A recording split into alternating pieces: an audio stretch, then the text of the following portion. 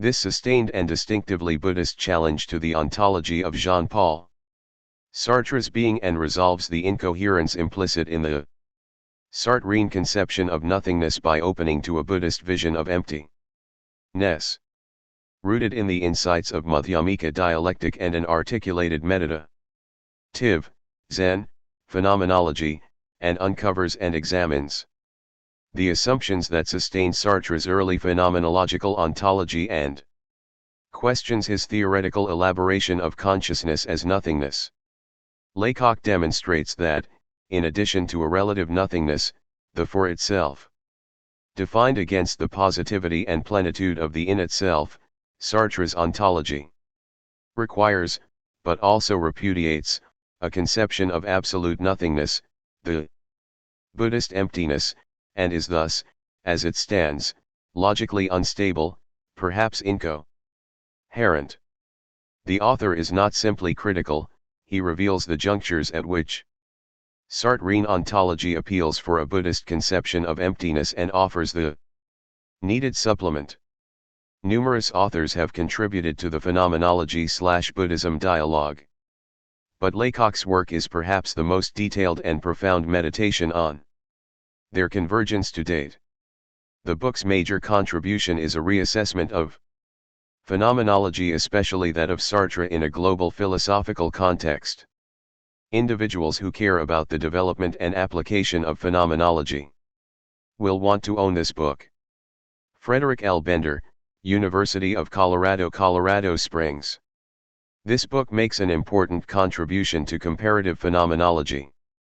J. N. Mohanty, co-editor of Phenomenology and Indian Philosophy. Stephen W. Laycock is Associate Professor of Philosophy at the University of Toledo and the author of Mind as Mirror and the Mirroring of Mind, Buddhist Reflections on Western Phenomenology, co-editor, with James G. Hart, of Essays in Phenomenological Theology, also published by SUNY Press, and author of Foundations for a Phenomenological Theology. The lotus, resplendent symbol of the awakened mind, exfoliates in enigma. Is it an explosion, a cosmic detonation, inging its energy out? Ward. Toward what? From what center? Do we rather see, not dynamism, but quiescent serenity, loveliness eternally distilled, a vision disturbed only by the gentle lapping of the waves? Or is it that THLM suddenly stopped, and the picture on the screen remained XED but alive? Seki. 1992, 201. Have we somehow surprised the detonation in a moment beyond time, disclosing its dynamism in a breathtaking continuum of the present? 201. What we see of the lotus, what appears, is presented as an enigmatically silent burst of color and light, quiet uproar, motionless explosion, occurring upon, within, as an expression or manifestation of, the supporting waters of the pond. It is as if the stillness and motionlessness of the pond, mating with the savage dynamism and biting beauty of the sun, gave birth to a being of few days, yet, in its presence, eternal. And it is as if the event of parturition, though never completed, were always complete, the salience of the lotus not repudiating its expressiveness. In its wild radiance, the lotus evinces the serenity of the pond. Nor is the pond free from enigma. Its quiescence is both a glass and a mirror. The ingenuous settling of stones at the bottom, the effortless grace of the savvy koi patrolling the pond, are seen through the waters. Yet and at the same time the overhanging leaves, the wisps of evanescent cloud, the idols of one's own visible presence, are cast upon the waters. The waters are indecisive, hesitating, ambiguous, transparent, reactive. Or does the pond play a double game? Does it, simultaneously or in succession, wear two very different masks? Or again, is it not rather indifferent to such mere Rement, leaving the masquerade to others. The pond keeps its secret. The answer remains undisclosed in its presentation. The blackbird, arrested in its height, lights upon the arched wooden bridge, Merleau-Ponty, peering without comment at the pond below, its mind quiet as water in the sewer. Within the water, there is neither here nor there. Or rather, here and there do not designate the coordinates of an absolute Cartesian grid. The waters of the pool are uncontainable, unlocalizable. And the lotus itself shares, though differently, this refusal of containment. The quiet exuberant lotus ings itself, centrifugally beyond all bounds. Its ecstasy, its savage habit of being perpetually beyond itself, is a negation, a warning. Do not presume that I will succumb to your snares. I am a being of pure freedom. Do not assume, with Sartre, that I am subject to violation by sight, that W hat is seen is possessed, that to see is to devour. Do not suppose that very investigation implies the idea of a nudity which one brings out into the open by clearing away the obstacles which cover it. 1971, 738. You cannot grasp me, seize me, lay hold of me. To know me is to be what I am, to throw yourself away. In Suzuki's words, to know the ower is to become the ower, to be the ower, to bloom as the ower, and to enjoy the sunlight as well as the rainfall. When this is done, the ower speaks to me and I know all its secrets, all its joys, all its sufferings, that is, all its life vibrating within itself. Cf. Soul and Car. 1970, 85. Or rather, it is no longer I, the snarling, red-fanged predator. Ripping away the veil of appearance, the Schleier descends from my quiver. Ing victim, who am thus informed. For the lotus speaks only to those who do not pursue, who, in Dogen's words, allow the myriad things to advance and experience themselves. With the unadorned simplicity of Gary Snyder's verse, the lotus communicates with those who are capable of authentic Gelassenheit, releasement, letting be, and, in Heidegger's sense, authentic greeting, which bespeaks mindfulness of the differential origin of manifestation. It holds in memory, Andenken, the enigma of the differing as that which already was, das Joachim. In contrast to conceptual grasping, the gesture of greeting releases that which presences to show itself in its essential whiling. Fati 1992, 51. Iragiri perceives that the Buddha's gaze ing upon the ower is not a distracted or predatory gaze, it is not the lapse of the speculative into the esh, it is the at once material and spiritual contemplation that provides an already sublimated energy to thought. 1991. 171. The enlightened regard is not incisive. It does not penetrate, it does not grasp. Though prajna, etymological kin to the Greek prognosis, suggests a knowing, jnana, gnosis, into, pro, the into does not designate a vector of intrusion. Knowing, like our encounter with the furtive denizens of the wild, occurs within a domain of beings who, without threat, are allowed to advance, as we remain silent, motionless, open, practically breathless. Buddha contemplates the ower without picking it. He gazes upon this other than him without removing it at its roots. Moreover, what he gazes upon is not just anything, it is a ower, which perhaps offers us the best object for meditation on the adequation of form to matter. 171. The lotus communicates in its wholeness, in its organic indissociability from the turbidues of the reality in which it is rooted, and as an prescience of all that is, only when we nd ourselves quiet and still among beings, inter esse, with an inter/est which is no idle curiosity, nor even the insistent passion to know, but an openness, a wonder, which as Burke 1990, discerns, is the originary question that the look addresses to the world, but, unlike the questions of cognition, does so without expectation or demand. 93. Indeed, the philosopher's manner of question is not that of cognition. Merleau-Ponty 1969, 101. We cannot wrest the esse crit, extract the secret. Yet, in words spoken on Merleau-Ponty's behalf, this openness, this wonder, the authentic vitality of the question, provides a re-active and intuitive access to being which philosophers of intuition and re-action quickly sought to close up by trying to prove that the answer was already contained in the question. For them the meaning of being was prior to the question, for it was contained a priori in the mind. Burke 88.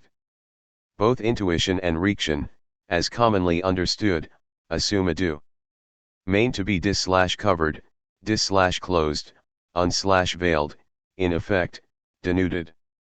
But the repudiation of disclosure, of a presence prior to presentation, a being, in Heidegger's idiom, prior to being, prior, in fact, to the demand for disclosure, in which the unknown object is given as immaculate, as virgin, comparable to a whiteness, or like a woman whom a passerby catches unaware at her bath. Sartre 1971, 738, is not the occasion for despair. Today we consider it a matter of decency not to wish to see everything naked, or to be present at everything. One should have more respect for the bashfulness with which nature has hidden behind riddles and multiple uncertainties. Perhaps nature is a woman who has reasons for not letting us see her reasons. Nietzsche 1974, 11-12. We shall not lapse into the nihilism of the question without an answer. The refusal of dis/closure does not mean that the ontological question has no answer. On the contrary, it means that we do not know a priori what answers are forthcoming. It means that if answers come, it will be only as a result of our having recognized the interrogative space, the abyss, within which alone being can freely and continually manifest itself. Burke 89. Though alien in spirit to those who would seek a verbal substitute for the world we see, Merleau-Ponty 1969, 4, the vision of Buddhism, no less than that of Merleau-Ponty, is no more hospitable to the nihilists, the negative metaphysicians who claim that what is essential cannot be said any longer. Golden and Jameson 1990, 399. But the lotus is not only ecstatic, not only beside itself, beyond self, empty of self, itself being exactly its refusal of self-coincidence, it is, in all of its glorious richness, in every brie of its detail, exactly such as it is. In its brilliant outburst it remains serene, still, untroubled. Not merely to think, but, most genuinely, to see is to convey oneself to a single phenomenon that one day stands still like a star in the world's sky. Heidegger 1971, 4. The lotus, this curiously frozen explosion, is an anchor in the heaving midst of the world's fluidity. Though it throws itself freely, without reserve, into the interrogative space of wonder, it is nonetheless a response to the wonder which it pervades. It is answer dissolving into question, question condensing into answer. In the splendid verse of Bunan, 1602-1676 CE, the moon's the same old moon, the hours exactly as they were. Yet I've become the thingness. Of all the things I see. Strike and Takesh 1963, 15. The emptiness of the lotus is in no way compromised by its suchness.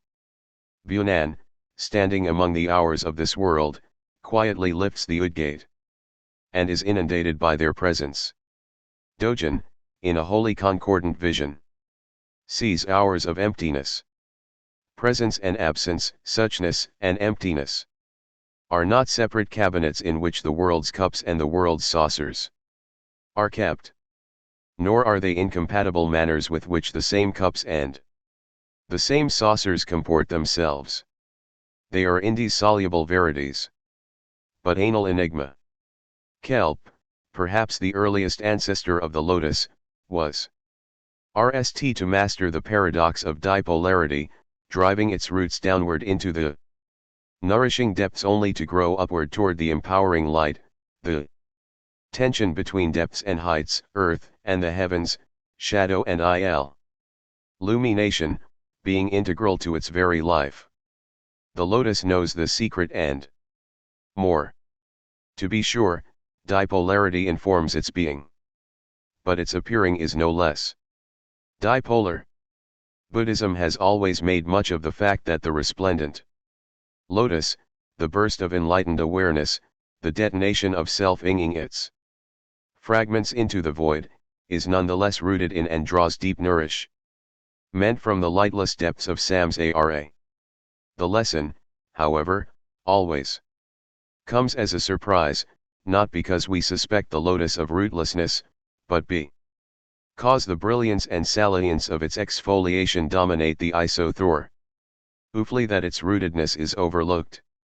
It may be that the ower of philosophy is the heliotrope or sun-ower, Rovati 1988, 127, but the sun-ower's visible stalk affords no astonishment at its rootedness. The contrast, however, between the radiant lotus blossom which breaks and presses the mirror-like, glass-like surface and the murky roots is maximal.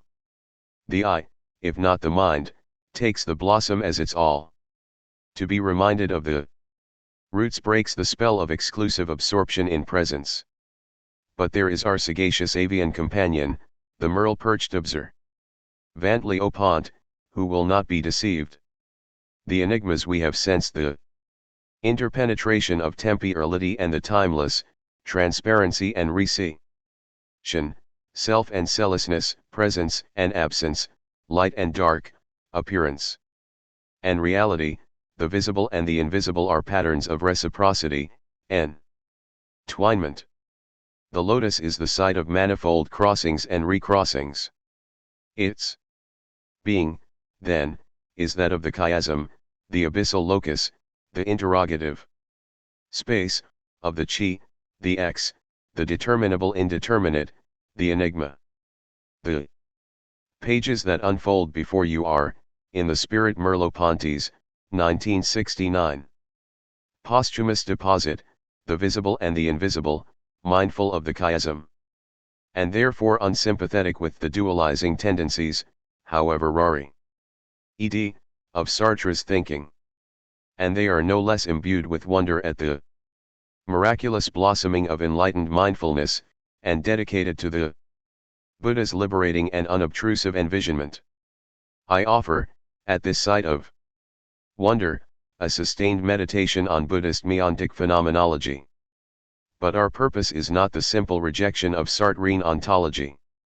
Sartre said of his relationship with Merleau-Ponty that alone, each of us was too easily persuaded of having understood the idea of phenomenology. Together, we were, for each other, the incarnation of its ambiguity, 1965. 159. Sartre and Merleau-Ponty form of themselves a chiasm, a framework of reciprocal encroachment, or in an idiom to be cultivated, a dyad of seemings, each, we shall assume, wholly compatible with the landscape of phenomenality, neither required by it. The strategy adopted here is rather a specification of that developed in mind as mirror, cf. Laycock 1994. Namely, the effort to keep logical alternativity, the incompatibility of the two seemings, alive while remaining mindful of their failure of adequation, untruth. Immanence thus receives into itself the wedge of inconsonance, and cracks open, rendering up the smooth identity of being and appearing and becoming thus transcendent. Paradoxically, then, the confrontation of Sartrean immanentism, consciousness is as it appears to itself to be, beside the Merleau-Pontian view that a sufficient reduction leads beyond the alleged transcendental immanence, that immanence explodes into the transcendence of interpenetration, the inanander of the spontaneities. 1969, 172, in full awareness of the lack of preferability between the two views, culminates in a preference for the Merleau-Pontian vision of omni-transcendence. The ontology of Sartre's great essay, his magnificent essay, his extraordinary venture, being and, rests upon his phenomenology like a book upon a shelf, like a bust upon a pedestal. It offers a reconstruction, a patterning, of phenomenological intuition which makes sense of these insights, which transforms isolated glimmers into systemic illumination. The possibility of reconjuring the pieces of the puzzle to form a different image argues only against the necessity, not the wisdom, of Sartre's vision. But we must, from the outset, declare a different sense of the bond uniting phenomenology and ontology. While we shall not pursue the Heideggerian path of conating the two, it will be clear that the pedestal rests upon the bust as much as the bust upon the pedestal. If ontology is the interrogative word of adoration in the ear of Sage the Abyss, Burke 1990, 83, then phenomenology is the paradoxical reply. Paradox no longer marks a deficiency, it becomes the evident sign, that which reveals the indissoluble relation between the question and the response, le paradox ne mark plus unscience, il deviant le signe evident, le revelateur de l'indissoluble relation entre la question et la réponse, Timmermans. 1990, 298. Ontology not question, but questioning precedes the ontic, the phenomenal presence, the thingness in Bunan's word, of the response invoked. Response presence, the ontic is called forth by ontology, and phenomenology interrogates this deposition. Ontology, if you will, is the earnest, ingenuous, unsuspecting wonderment of the earth's RST child at the dawn of being. But before the RST few curious beams break the horizon, there are the still and timeless hours of the night. As Baudelaire instructs us, night is nothing, there is nothing in it which can be felt, not. 6. Even Nally darkness, Baudelaire 1988, 124-5. The earth-child's capacity for boundless wonder is predicated upon another illimitable, the intimate recollection of eternal night and night, not of terror or despair, not of nihilistic abandon, but of a maternal embrace so deeply enveloping as to dissolve the glaring, angular projections of detail into the gloaming, and Nally into a nightfall of openness and unimpeded acceptance. Phenomenology, with its epoche, its suspension of assent, is the movement of suspicion, the awareness, of a mind acquainted with error, aware that the sun's effulgence can blind no less than heal the wounds of ignorance, and unwilling to substitute enthusiasm for truth. As here is no absolute error, Merleau-Ponty 1988, 38, there is also, on the conceptual plane, no unqualified absolution from error. Ontology marvels at presence. It communes directly, without reservation, with the splendid suchness, tathata, of the lotus. Phenomenology investigates the roots of This exhibition, the how, of appearing, leading us thus in the direction of emptiness, s uniata. Ontology and phenomenology, the lotus and the chi. ASM, interpenetrate, illustrating of themselves both chiasmatic reciprocity in an andersane, and lotus-like integrity and fullness. There is no interrogation without positive deposition, no suspicion without a moment of child. Like acceptance, no suspension without commitments to suspend. But, equally, there is no lotus without roots, no phenomenal display without conditions, no thus without a how. Sartre would end in this intercoupling of wondering acceptance and vigilant interrogation the very condition for self-deception. To believe is to know that one believes, and to know that one believes is no longer to believe. Thus to believe is not to believe any longer because that is only to be. Leave this in the unity of one and the same nonthetic self-consciousness. 1971, 114. Self-deception is grounded in the instability of a commitment. Permeated by the non-positional awareness of this commitment, an awareness which, inasmuch as openness is also a questioning, tinctures the commitment with a certain questionableness. If Sartre has, indeed, disclosed the infrastructure of self-deception, then the chiasmic embrace of ontology, receptiveness and phenomenological suspicion participates in bad faith. We shall have to see, however, whether unstable conviction is the recipe for self-deception, whether the interpenetration of wonder and wariness amounts to the inner disintegration of my being, 116, and, moreover, whether Sartre's assumption of unquestionable givenness which supports an overhanging ontology is not, in another sense, deceived.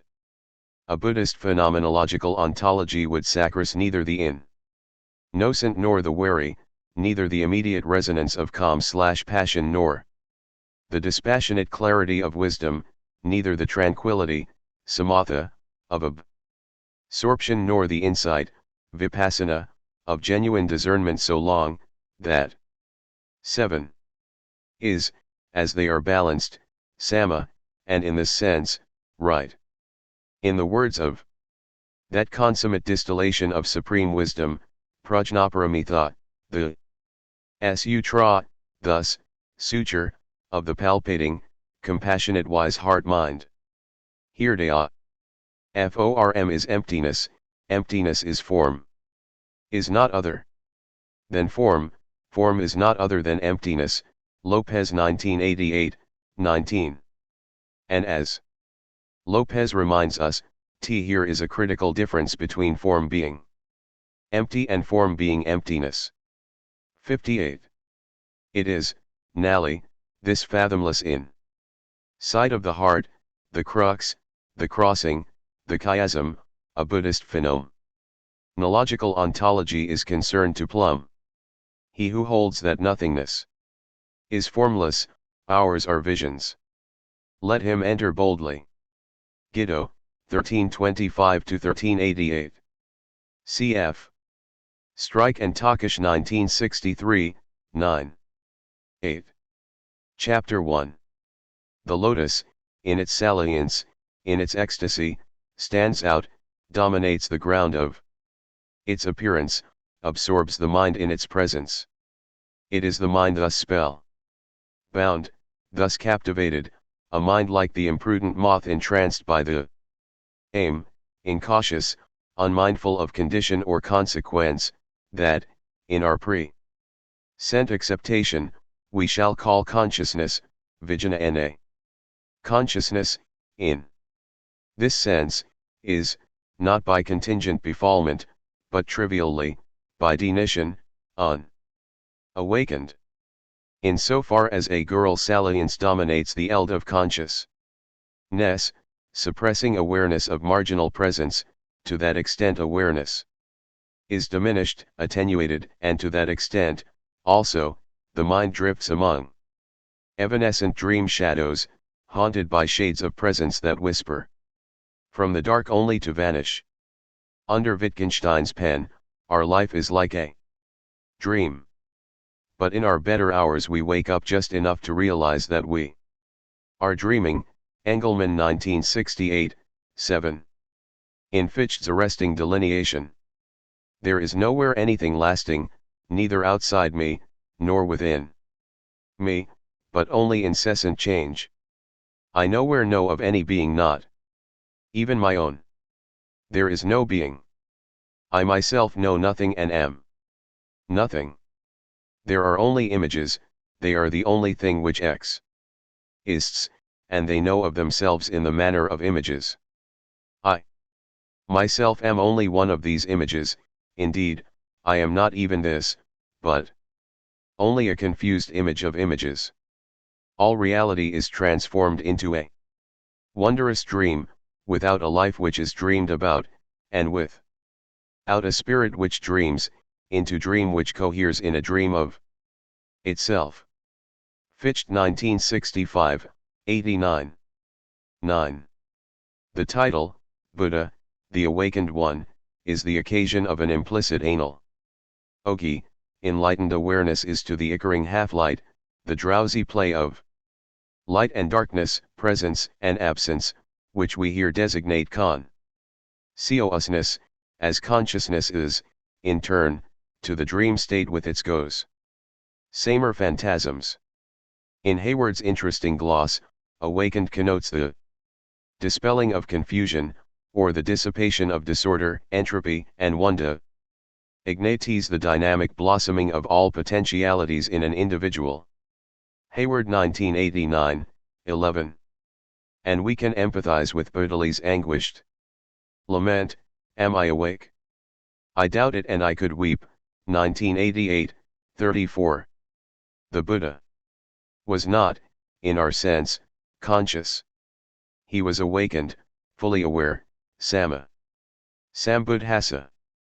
The marked disparagement of consciousness typical of Buddhist thought would seem perplexing without its implicit contrast with awareness.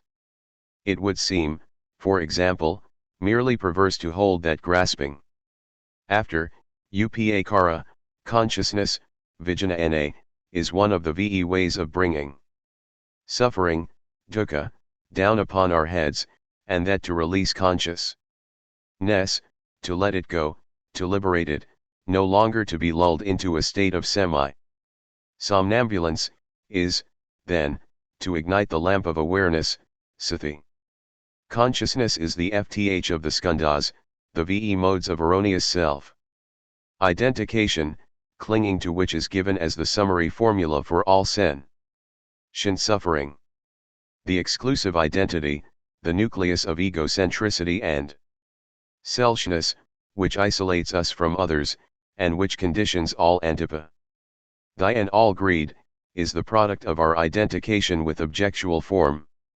Rupa, and with the four remaining skandhas having the intentional function of naming or designating, nama sensations, vedanas, thoughts, samjana, habitual dispositions, sanskara, and nali, consciousness. Vijnana.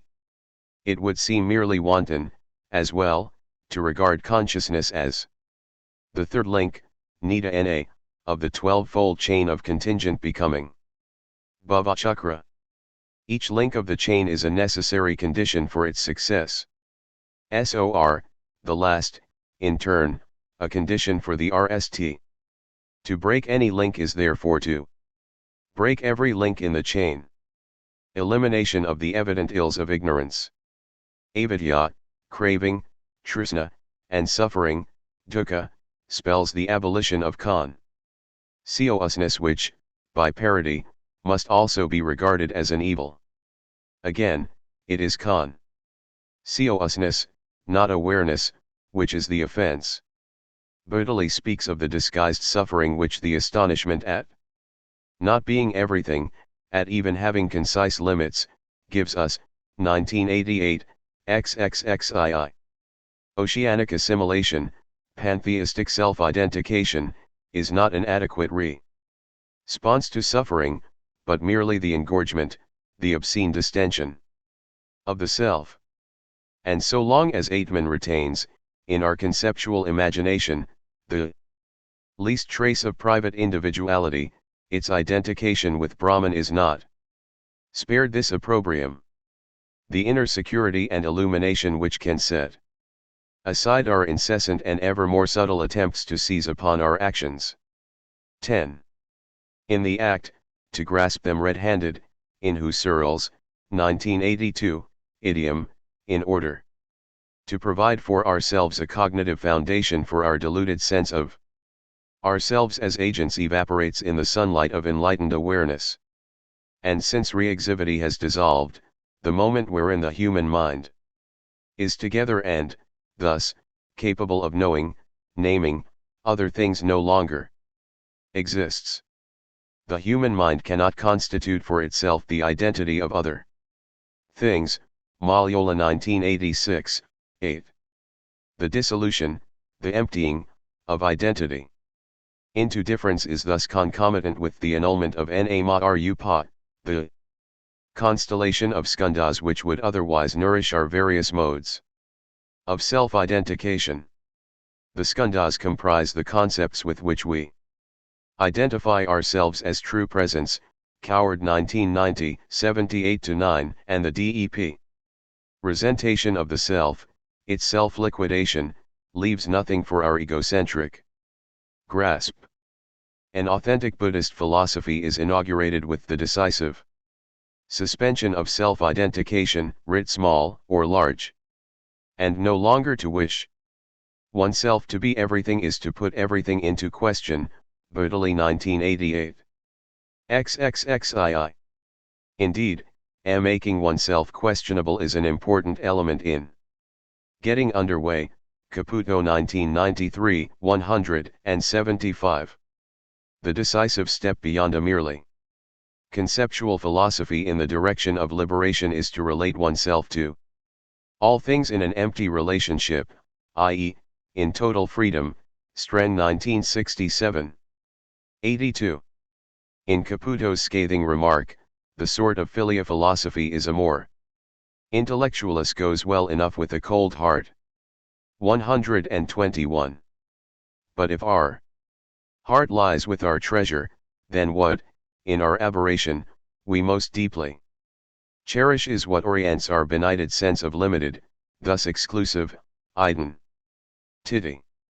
We identify with what we value. And if the skandhas comprise the various dimensions of our narrow and restricted value orientation, then to value consciousness is to value the mere phosphorescence of awareness, to submit to the spell of apparition. Sartre is nowhere more lucid than in his clipped identification of the being of the self, it is value, 1971, 92. Yet, spirituality impels the elimination of private standpoints and values. Murthy 1987, 259. Even the sharpest sword cannot cut itself, the edger tips cannot be touched by the same edger tips. Siddha does not know itself, cf. Murthy. 1987, 317-8. For the mind there is no mind. Or in Diogenes' words, since there is no mind in me, when I hear the sound of raindrops from the eve, the raindrop is myself, Kota 1987, 206. And Pace Husserl, 1982, the intentional act is not present in the act, and thus cannot enter into an attentive description of live perception. It may be that the universal category of all cognitional teleology is the wish to see, and even the wish to be seen. Trotignon 302. But the passion to exhibit oneself in self-presence is futile and blind. And the foreclosure of awareness inherent in the wish to see one thing as distinct from another is the dynamic of avidya, the blindness of all organismic striving, Parsons 1976, 7. As the ancient Stavros main. 11. Tained, consciousness is like a magic show because it deceives and cheats us, Murthy 1987, 224. And Mehta explains that magic is only the name of a category employed to indicate what a blind spot prevents one from seeing. 1987, 28. This blind spot, that which sees and cannot be seen. That which, in our anxiety, in our troubled attempts to found ourselves, actively to pull ourselves up by our own bootstraps, we seek to see, is, in a specific sense, ourself. Reaction offers at best a maze of speculative mere roars through which we are lured in the hope of seeing ourselves as we really are, at the source of the light by which we see ourselves. Llewellyn 1988. 203. Yet as Sartre discerns, the consciousness which says I think is precisely not the consciousness which thinks. 1972, 45. There is a rent in the fabric of our reactive self-awareness. Self as agent, the agency of seeing, is precisely not self as patient, self as seen. The self which knows is precisely not the self which is known. To be sure, a Cartesian does not see himself in the mirror, he sees, an outside. Merleau-Ponty 1964a, 170. Dues corroborates that there is nothing inherent in a reacted image which reveals to the onlooker that it is his or her own image, and the subject cannot appeal to any third term for knowledge of identity of the two poles, since this would involve an innate regress. 1988, 21. And to appropriate the image, to see it as an image of oneself, is, as Sartre insinuates, of questionable merit. Not all who would be are Narcissus. Many who lean over the water see only a vague human gur. Genet sees himself everywhere. 1964. 7. Was Genet, then, a mystic, who sees himself in everything and all things? In himself, Pulegandla 1985, 14. And was Sartre? Late in his life, Sartre was able to see himself, the self of consciousness, everywhere, and it. Everywhere. There is no in itself that could get away from the for itself. Nor a for itself that should not be provided with the in itself. Fretz 1980. 236. But the hemorrhage which severs the medium from the matter of consciousness, the vital no one, awareness, from the languid someone. A general patterning of events of consciousness, does not import an ontological disjunction. We have no experiential warrant for positing a substantial subject, even a subject afflicted with the annoying habit of vanishing in the face of its object. In Wittgenstein's insightful deposition, nothing in the visual eld allows you to infer that it is seen by an eye. 1974, 57. To say that the empirical ego is an impassive gestalt, an object, is not to prize a putative duality of egos apart. There are not two. Anonymous awareness may found, but does not participate in Cartesian categoriality. Paradoxically, discrimination becomes non-discrimination. Sartre approaches the Buddhist view in his conception of a detotalized totality, the unity of consciousness and its object, bonded by internal negation, in which consciousness is experientially absent. Still, the for itself functions as a category of Sartre's ontology. And awareness is transcategorial.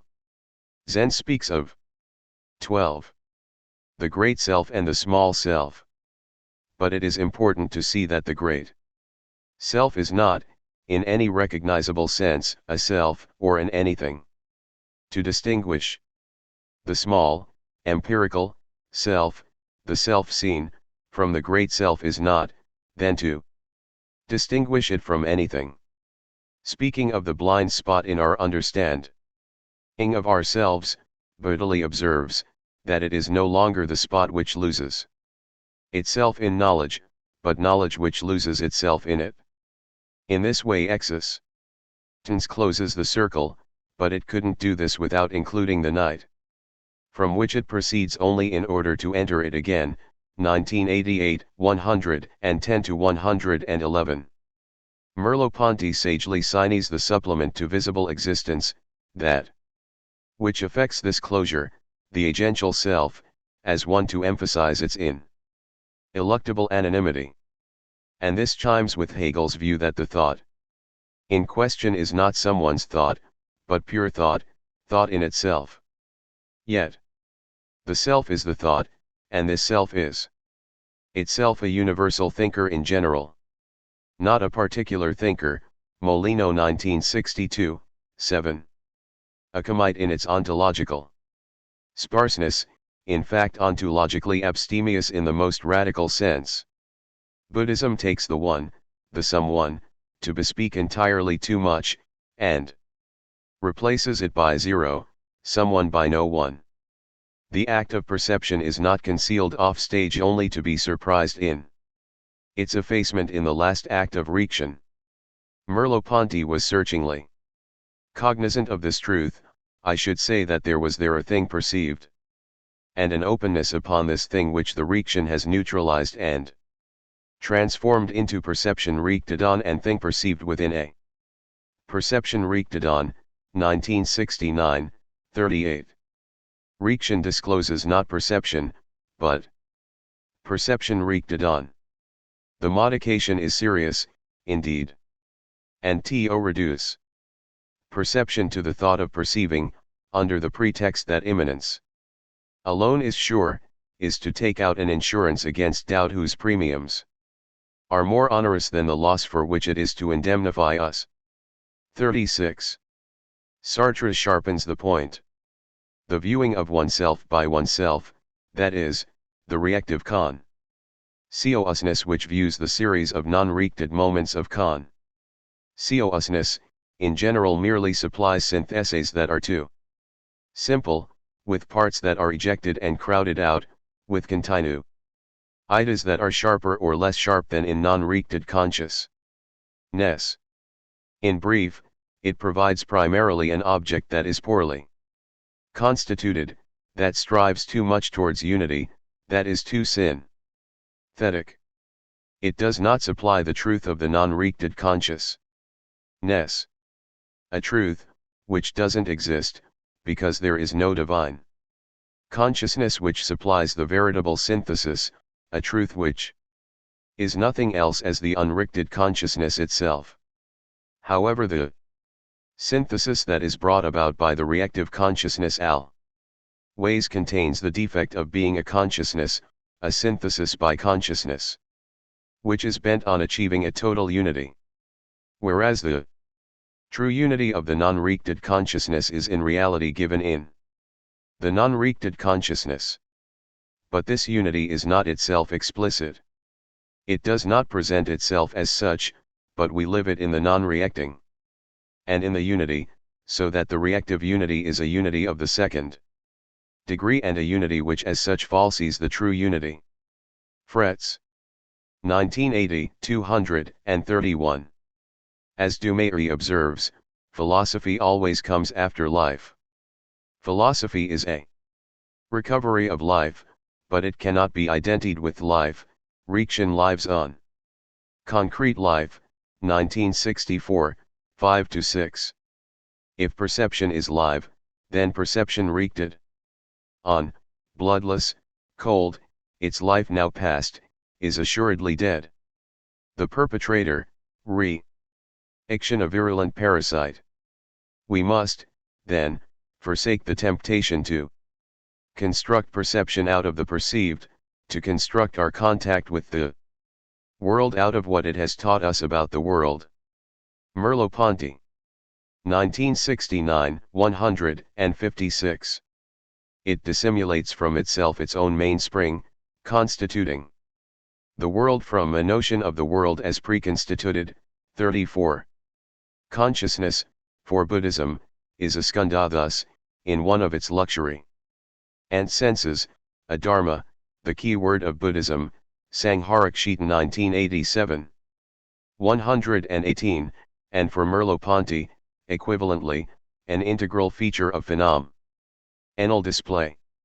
Merleau-Ponty advances an entirely noematic characterization of consciousness. Starkly, to be conscious equals to have a gur on a ground. One cannot go back any further. 1969, 191.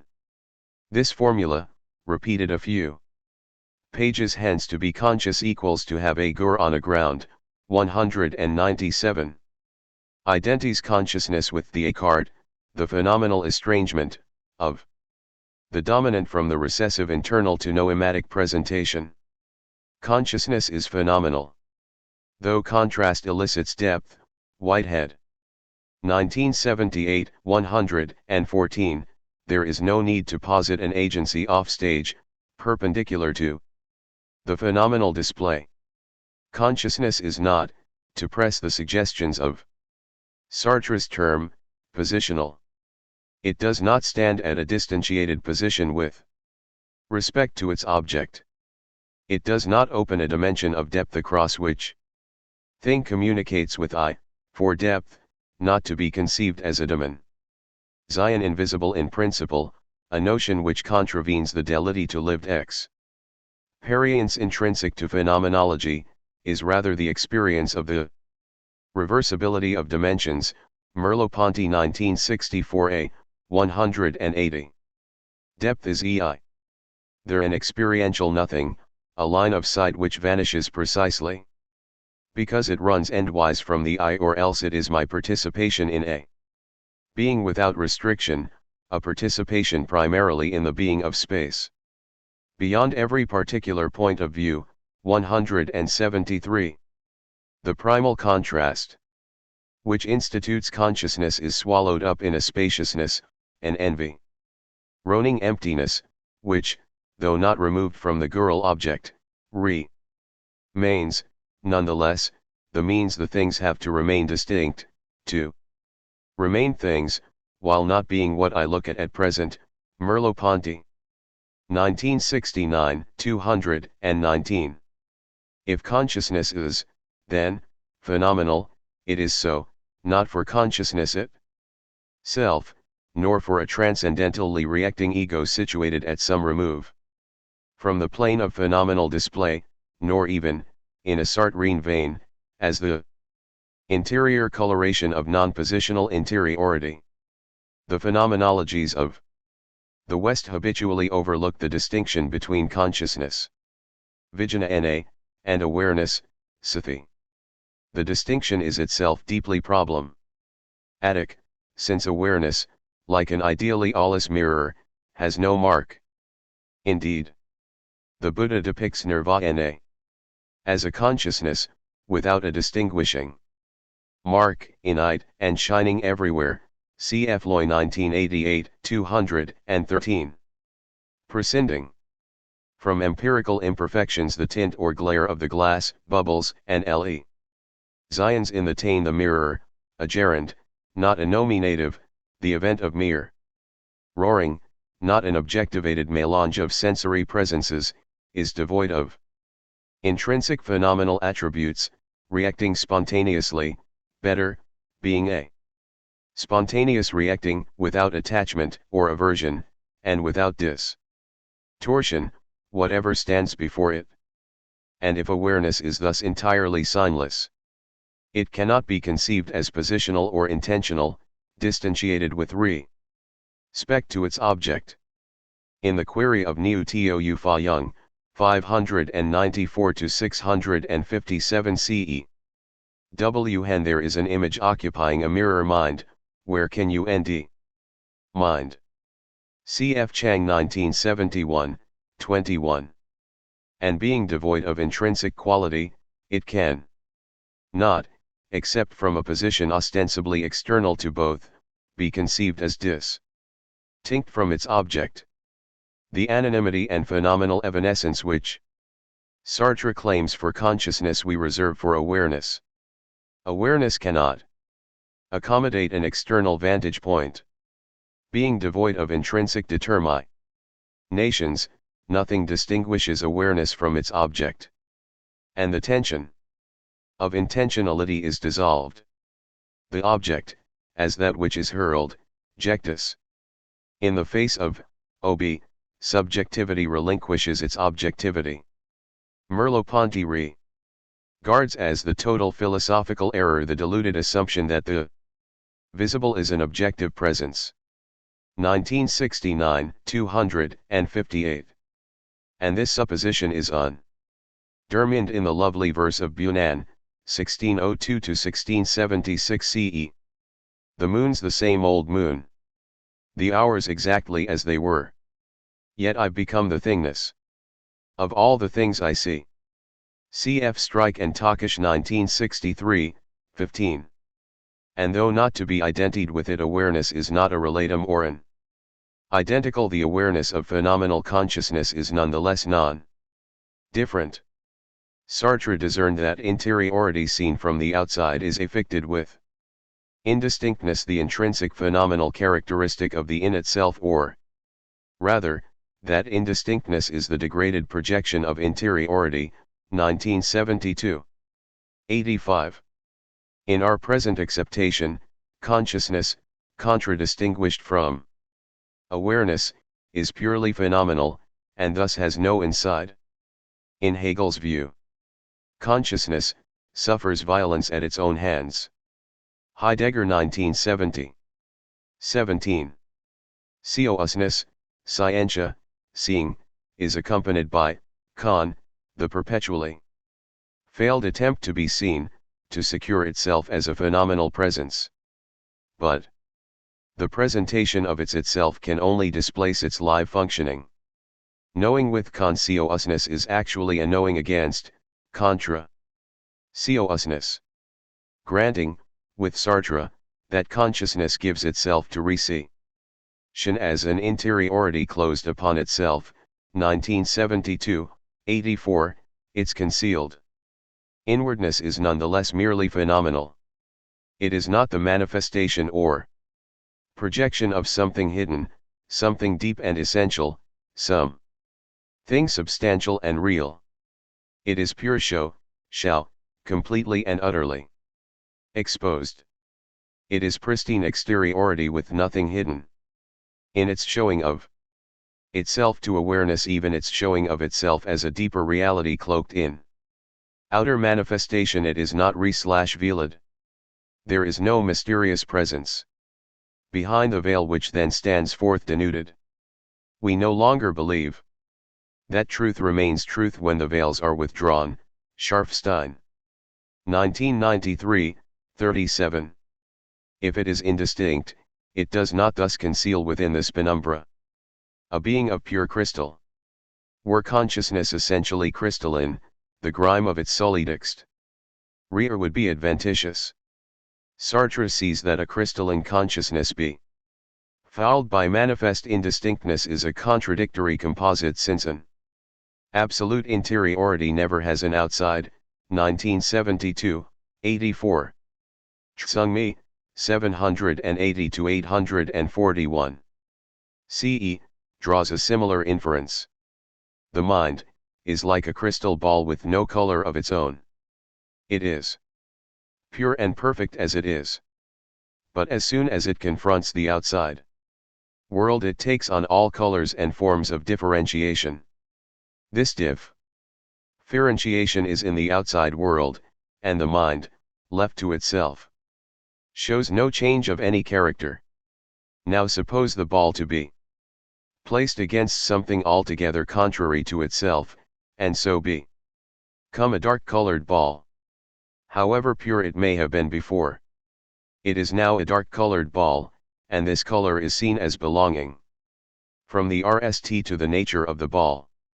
When shown thus to ignorant people, they will at once conclude that the ball is foul, and will not be easily convinced of its essential purity. Cf. Suzuki 1981, 17. My earlier work, Mind as Mirror and the Mirroring of Mind, Laycock 1994. Criticized the phenomenologies of the West for abandoning presupposing shinless insight and succumbing to a metaphysics of experience exactly by making the decision which Tsungmi demands. Do we have here qualitative pervasion or unsullied openness to quality? Is consciousness merely translu? 16. 17. Sent, retaining thus a certain phantom opacity available to reactive inspection, or is it the case, in words which bespeak the transparentist strand of Sartre's early thought, that ALL is clear and lucid in consciousness? 1972, 40, that consciousness is all lightness, all translucence, 42, and that the least hint of opacity would divide consciousness, would slide into every consciousness like an opaque blade would tear consciousness from itself, and would thus be the death of consciousness. 40. In recitation, is there something however raried, ectoplasmic to see, or is it rather the case that to see consciousness at all is precisely to see through it, the leveraged surmountings which we call reaction thus collapsing immediately into pre-reactive naivete? To decide the issue one way or the other is to surpass experience toward presupposition, to abandon phenomenology for metaphysics. And the distinction between experience and reason is not given in experience or reason itself. Puligandla 1985, 17. Logical rigor binds us to the recognition that qualitative pervasion is nominally indistinguishable from openness to quality. A crystal intrinsically befouled is indistinguishable from pure colorless crystal offering no emptiness to the darkness which it transmits. We cannot qua phenomenologists come to Tsungmi's decision. But then it was not as a phenomenologist, but as one who would whisper the interrogative word of adoration in the ear of the abyss, as one, that is, whose childlike wonder was granted the response of presencing, that Tsungmi himself came to this decision. Lines from Holderlin's Vom Abgrundemlich bespeak a similar commitment. My heart becomes undeceiving crystal by which the light is tested. Cf. Fati 1992, 60. Without abandoning my earlier insistence on phenomenological rectitude, I wish here to salute the sagacity of ontological abandon. Transparentism. The wisdom of Tsungmi's resolve, and of Holderlin's, is not that of wariness, a reticence to transgress the limits of the legitimately given, but is rather transformative. It is not that awareness offers itself to an external regard, that it can be properly thematized, characterized, and distinguished from the dark presence which would otherwise naively be absorbed into its very being, that Tsungmi's transparentism is of import. For, like Sartre's consciousness, it strictly has no outside. It is rather that this way lies liberation, this way lies detachment, viragia, this way lies releasement, gelassen. Height, which, in Levin's eloquent depiction, calls for a gaze which is relaxed, playful, gentle, caring, a gaze which moves freely, and with good feeling, a gaze which is alive with awareness, a gaze at peace with itself, not moved, at the deepest level of its motivation, by anxiety, phobia, defensiveness, and aggression, a gaze which resists falling into patterns of seeing that are rigid, dogmatic, prejudiced, and stereotyping, a gaze which moves into the world bringing with it peace and respect, because it is rooted in, and issues from, a place of integrity and deep self-respect. 1988, 238. As color pervades the crystal, so, in moments of captivation and clinging, the ghostly presence, the indistinctness, of consciousness pervades awareness. In our delusion, consciousness seems, not thematic, but environmental, present as an enveloping mist, spectral, diffuse. Its diffuseness is Given as a quality of awareness, we have, it seems, an indistinct awareness of the distinct, not a lucid awareness of the obscure. Immersed in Maya, it would seem, then, that this is the way the world is. The world's dough is cut into 1,000 cookies, cookie trees, cookie houses, cookie women and cookie men, each not only distinct but distinctive, demanding recognition as separate, isolated, exclusive, repudiating continuity with others in virtue of a mere gap, an interstice, a nothingness, the mere incision of our cookie cutter, ground consciousness. And it seems that this is the way we are, selective, grasping, attached, only diffusely aware. But this is only seeming. It is not that seeming argues in any way with being, for suffusion and openness are not only compatible, but phenomenologically indistinguishable. Both are authentic seemings. Tsungmi has not somehow plucked the reality from behind the appearance. He has learned to enjoy the freedom afforded by the seeming of openness, a seeming which expels consciousness from awareness, permitting both the owering forth of distinct phenomena, including consciousness, in all their distinctive detail, and the wariness which guards the postulation of existence, both suchness and emptiness, and, at a higher level, both ontological wonder and phenomenological interrogation. But this is not the end of our journey. For the mere isolation of the pure crystal of awareness easily degenerates into the cult of purity. Huineng, of Furring a Critique of Pure Purity, Caputo 1993, 65, admonished his discus. Please neither to cling to the notion of a mind, nor to cling to the notion of purity, for these are not our meditation. Suzuki 1981, 27. A more insidious snare is laid for those who, in even the most subtle way, objectify awareness. Purity has no form, but, nonetheless, some people try to postulate the form of purity and consider this to be ch in practice. People who hold this view obstruct their own original natures and end up by being bound to purity. Yampolsky 1967, 139-40.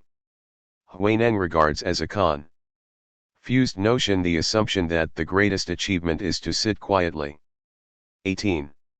With an emptied mind, where not a thought is to be conceived. Suzuki 1981, 26-7. And we have Nagarjuna's dialectical corroboration. We provisionally assert that impurity cannot exist without being mutually dependent on purity, and that, in turn, purity exists only as related to impurity. Therefore, purity per se is not possible. We provisionally assert that purity cannot exist without being mutually dependent on impurity, and that, in turn, impurity exists only as related to purity. Therefore, impurity per se does not exist. 1995, 11, in Auden 1970, 139. Thus, while liberation pursues the seeming of openness, the expulsion of consciousness and its phenomena from awareness bondage paradoxically pursues this very divergence. For distinction objectis the distinguished, liberation is not, then, as in the classical Samkhya theory, the simple isolation of purisa. Though Tihi mind is pure and perfect as it is, its ostensible segregation from quality is immediately equivalent to the abolition of its crystalline transparency, and thus its very being as pure crystal.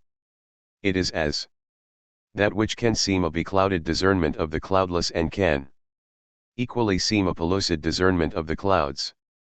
What Merleau-Ponty's abstract, if also perspicacious, delineation of consciousness as saliency, the emergence of gur upon ground, leaves tacit, or incompletely expressed, is the asymmetry, the vectoriality, of consciousness.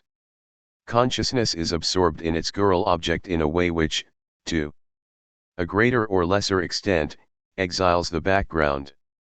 And to the precise degree of this exclusion, the gur cannot be seen as horizontally informed, as relevantly similar to other objects of the same type, or as an exemplification of the same form, structure, or quality. And in Wittgenstein's depiction, the ground also becomes mysterious. Perhaps what is inexpressible, what I and mysterious and am not able to express, is the background against which whatever I could express has meaning. 1980, 10a. Maya is inexpressible, because language has its basis in it. Pulegandla 1985, 90. Consciousness may be the acart by which the dominant is detached from the recessive, or rather, the event whereby this very discrimination is instituted, but in its enactment, it is the gur which dominates the scene, steals the show. Saliency effaces itself before the salient, prominence before the prominent. In Heidegger's startling formulation, consciousness is violence done against itself, 1970, 17. The acart has no self to offer. In its functioning, it itself has evaporated. But this does not prevent the attempt or mitigate its futility. Consciousness is the perpetual failure to grasp itself, to stand itself upon itself, to be unto itself its own pedestal, its own support, its own buttress, and illustrates that heteronomic difference.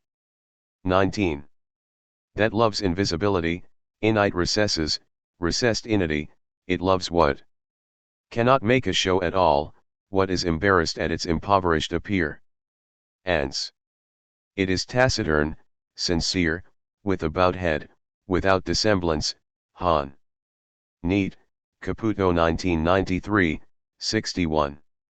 As argued in Mind as Mirror, Laycock 1994, the standpoint of engaged awareness is indifferent to the quasi-realist construal that, though inaccessible in the immediacy of the event, nonetheless, there are horizontal determinants of girl saliency, that, though evanescent, there nonetheless is an acart which wrenches gur from ground, and that, starkly, though awareness nowhere appears in the appearing of the world, it nonetheless exists.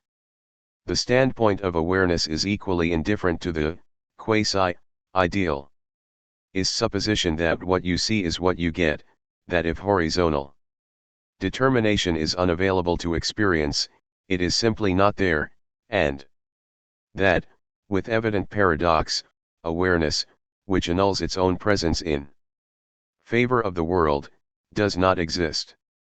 For Heidegger, Dasein, being on the scene, is exactly that being for which its own being is in question.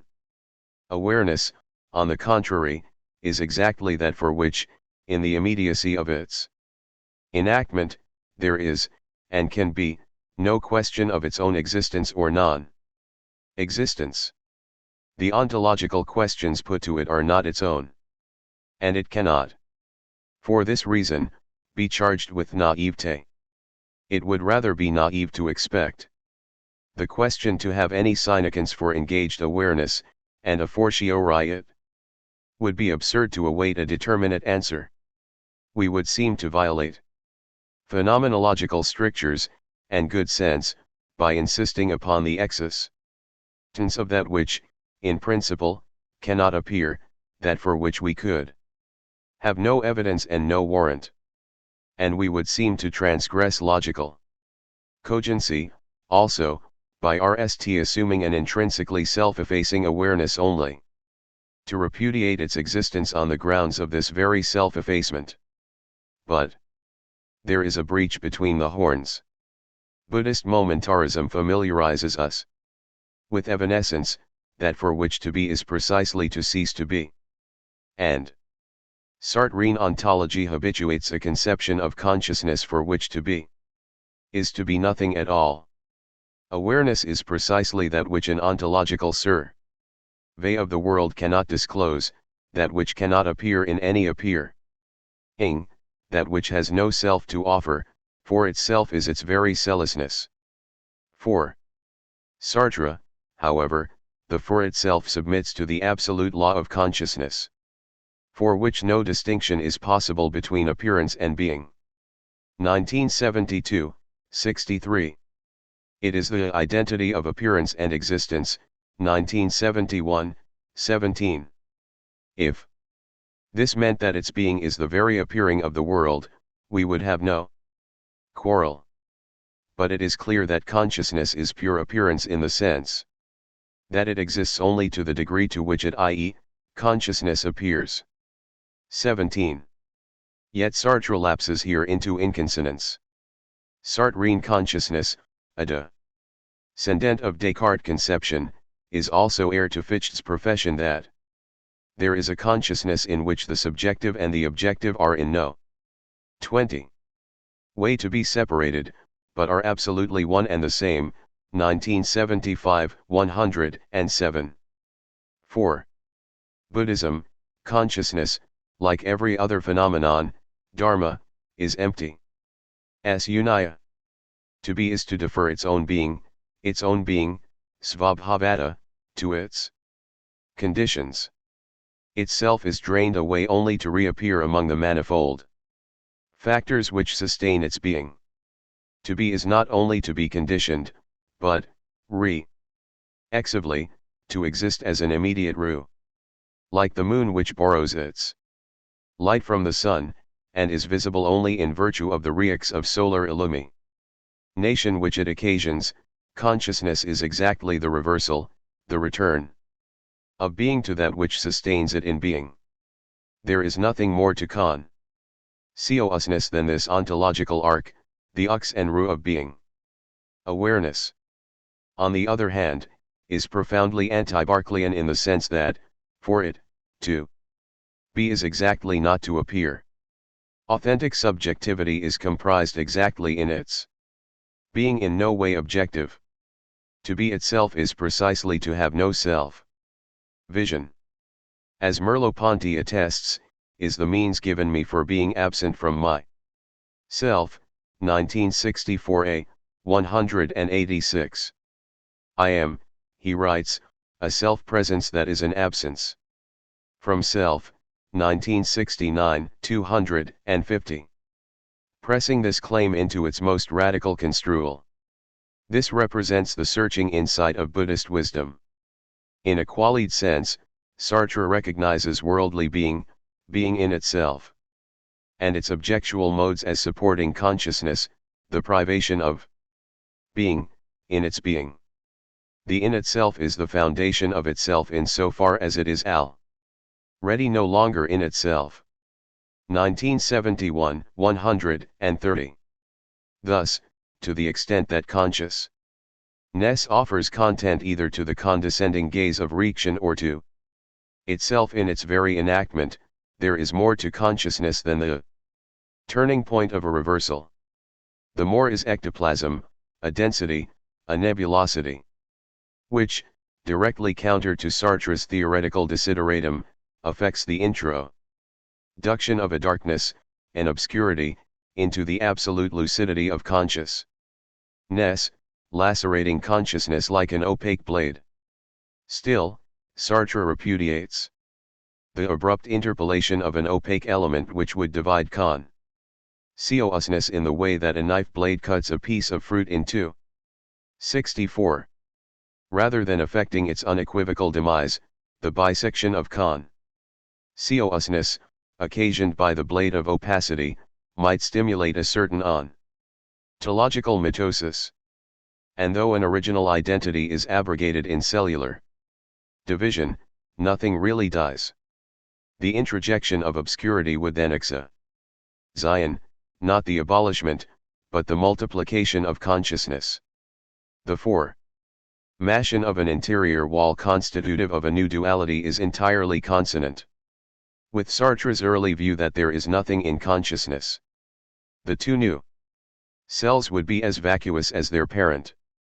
This, at least, remains a possible. Ity if the opaque element is imaged as a blade. If the opacity is pervasive. However, if it is conceived as positivity saturating negativity, density perm. Aiding vacuity, then consciousness a whole of being at the heart of being. 1971, 786, would be swamped and destroyed by the ectoplasmic haze, which imbues it. Or else, should the haze permit some diffuse and inhib. 21. It illumination, should consciousness be only semi-opaque, it would, of course, fail to be all lightness, and we would have no way to account for a limited translucence in Sartrean terms. The in itself and for itself do not mix, the latter contests the former. Speaking Foucaultian semiotes. W. Hen the relation between sign and signed lost its transparency, man appeared as the one in whom knowledge is made possible, Hilly 1988. 102. Quasi- improper opacity, vaporous presence, gossamer mate. Realization is a condition for the possibility of Sartrean ontology and also a condition of its impossibility. The disavowal of an intruding trenchant opacity which would render the apple of consciousness in twain appears in the context of Sartre's theory of temporality. Opacity does not separate prior from subsequent. 1971, 64. Significantly, what does is exactly nothing, 64. Offering an illustration from geometry, Sartre claims that what separates two curves at the very spot of their tangency is nothing, not even a distance. A nothingness here conceived as pure identity, 248. And Sartre's concur. Dant description of nothing as impassible, 296, suggests a curious density or solidity. Though Sartre's iconography suggests a ghostly fog of presence nuzzling in the open valley of consciousness, and thus the disjunction of consciousness and the fog of presence which is itself, it is clear that consciousness is not inhabited by a wraith-like spirituality but rather is its own ectoplasm. Consciousness is not haunted. It is a ghost. A.P. Pears. It displays itself. And this ethereal presence is the surplus, the pale tatter of selfhood, which consciousness clutches to itself after all else has been drained away into the experienced world. If consciousness is its own presence to itself, however, then Sartre has decided the undecidable. Mind as mirror, 1994, cultivates the discernment, in Klee's attestation, that I cannot be caught in immanence, cf. Merleau-Ponty 1964a, 188, that immanent experience soars into transcendence in virtue of two ever-ready construals, that the quality thus manifest appears through, and that it appears in, the purported immanence, that immanence is an inapprehensible opening upon apprehensible quality and that quality saturates immanence, dyes the fabric of its being. Both renderings are wholly concordant with experience, representing the modes of givenness whereby the dehiscence of immanence, its eruption into transcendence, is effected. Transcendence is the difference between seemings of the same. Both the transparentist and the translucentist views, the seeming of openness and the seeming of suffusion, stand perpetually ready to claim any item of immanence, thus conjointly in fusing the difference required by transcendence. Neither view is compelled by a faithful attentiveness to experience. To subscribe to one, then, in preference to the other, is to lapse into metaphysics and presupposition. The 22. Issue is rather undecidable. Undecidability recognizes the wavering between the disjuncta in any either/or and the lack of a clean break, decidera. Between them, Caputo 1993, 63. Sartre with his Modite Lucidite. Merleau-Ponty 1964 c. 33, is incisive, cutting, cetera, where there is nothing to cut, upholding a clear-cut position when nothing enforces a decision in favor of one view or another. For Sartre, W hat can properly be called subjectivity is consciousness. Of consciousness, 1971, 23, the parenthesized of designating, not the distantiation of intentional, Sartre's positional, consciousness, but the immediate, undistanced, non-positional awareness of the intentional act as a pre-objective, environmental presence felt at the moment of enactment.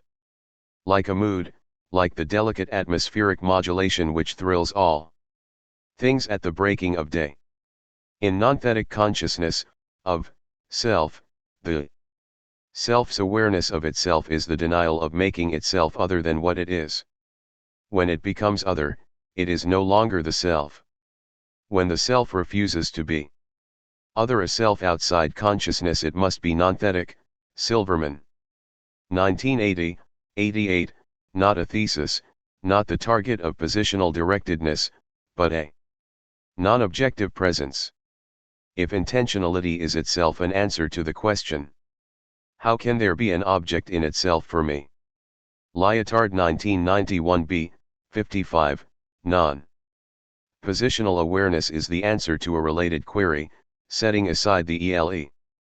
VAT survey provided by Reaction, which can only reclaim a phase of our conscious life already elapsed, and which, in principle, cannot reproduce the experience as it was originally lived.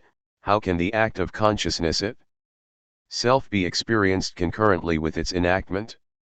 Though there are hints of a transparentist strand in Sartre's early writing, consciousness as pure vacancy, utterly evacuated of intrinsic determination or qualitative color. The vacillation between a conception of consciousness as a window unopened to the world and consciousness as a distinctively tinted pane of glass seems to have stabilized around the latter conception by the writing of Being and, 1971. A barely sensible incandescence has infused Sartrean consciousness. This is not the indistinctness of interiority seen from the outside in Reaction, but the qualitative pervasion which ensures, for Sartre, that in its immediate, its most intimate, presence to itself, there is something, if only a diffuse and non-objected presence, to discern. To be sure, ALL reacting consciousness is in itself unricted.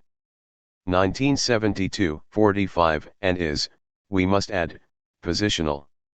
In Reaction, Sartre tells us, we are in the presence of a synthesis of two consciousnesses, one of which is consciousness of the other. 44. Reaction institutes a phantom dyad, the terms of which reacting and reacted consciousness support their two nothingnesses on each other, conjointly annihilating themselves. 1971, 241. But reciprocal annihilation is oddly insufficient to annihilate. For the patina of consciousness, the indistinctness of its outside, the 23. surface it displays to Reaction, is indispensable. It is necessary that the reacting reek something in order that the ensemble should not dissolve into nothing. 241. Transparentism, to the contrary, would happily witness the dissolution. Reactively, to see consciousness at all is to see through it. Reaction is indiscernible from pre-reactive disclosure. But for Sartre, the pale hush of interior self-presence is not the epidermis, but the lifeblood of that nothingness which is consciousness. Transparentism deprives consciousness of both skin and tissue, surface and interior substance. But non-positional awareness preserves the ectoplasmic mist of presence which, while no isolable thing, denies a more radical sense of nothingness to subjectivity. Cartesian self-lucidity imports the immediate objectification of subjectivity to itself. The subject is both subject and object. For the transparentist, it is neither. And whatever holds, objectively, for consciousness, whatever determinate, structural truth informs it, is immediately known. To be conscious, then, is to be consciousness of one's being conscious. And Sartre is prepared to grant whatever insight this rationalist deposition might harbor. After all, it would seem dissonant to announce I am conscious of the table before me and in the same breath rescind this report with the disclaimer, but I am not conscious of being conscious of this table. Still, what one can be in a position to say is not a reliable guide to truth. I can never be in a position to say I am now mute, I am now unconscious, I am now asleep, I am now dead. But pragmatically paradoxical pronouncements such as these may well end their foolement in muteness, unconsciousness, sleep and death. And though such things could never be truly said, they may nonetheless be true. Truth overspills the sayable and undermines the Cartesian and Sartrean assumption that whatever is true of me is also representable by me to myself. The Sartrean position that the imagination is the locus of possibility, Flynn 1980, 106, falters in the face of unimaginable possibilities. I may well die, but I cannot imagine my own death, my not being around to imagine anything at all. Imagination cannot, in all cases, be the engine of the possible. Descartes did not, of course, have the conceptual resources to discriminate the self-objectification of subjectivity typical of reaction from the self. Presence operative in non-reactive modes cognition which occupy themselves with the furniture of the world. And the formula for self-lucidity to know is to know one's knowing falls straight away into aporia. For applied without restriction, Cartesian self-lucidity would generate a runaway regress of knowings of knowings of knowings, without end. And we would be compelled to affirm the necessity of an innate regress, idea, etc. Which Sartre considers absurd, 1971, 12. Otherwise, should the series simply terminate at a primal event of knowing a non-self conscious reaction, the totality of the phenomenon falls into the unknown. 24. 12. It is ectoplasm which delivers Sartre from the horns of the dilemma. For him, to be conscious is to be a non-positional consciousness of our positional consciousness of the world. Sartre claims that if my consciousness were not consciousness of being consciousness of the table, it would then be consciousness of that table without consciousness of being so. In other words, it would be a consciousness ignorant of itself, and unconscious. Which is absurd. 11. But one wonders just where the absurdity lies. We could not succeed in knowing the RST thing were this to attend the compulsion of an incompletable succession of knowings, each a necessary condition for the iteration that follows. To be impaled on this horn of the dilemma would be fatal. But it is not clear just what brief can be brought to bear against a consciousness ignorant of itself. Positional consciousness devotes itself to the foreground, to the ecstatic burst of saliency which captivates its tension, its tension in presence. Positional consciousness discloses the existent, that which stands out, which dominates, and with the free consent of subjectivity, renders subjectivity captive in its tension. To prominence, positional consciousness is actively passive, cooperating in its own enthrallment. Non-positional consciousness is a diffuse awareness of the recessive. If positional consciousness is spellbound by exfoliating saliency, non-positional consciousness is an atmospheric sensitivity to the ground from which the blossom springs. Non-positional consciousness is background awareness. To say, then, that subjectivity is non-positional consciousness, of consciousness, that, for consciousness, being and non-positional self-presence are identical, is to convey Sartre's ectoplasm to the background. The act itself stands back. Its object stands forth. But the self of self-presence, though deprived of objectivity, nonetheless announces itself in the indiscriminate haze which haunts the background. Loy speaks disparagingly of Husserl's attempt to analyze that horizon phenomenologically, which would amount to bringing that background into the foreground, a feat no less extraordinary than levitating by pulling on one's shoelaces, 1988-86. And the parody suggests itself immediately.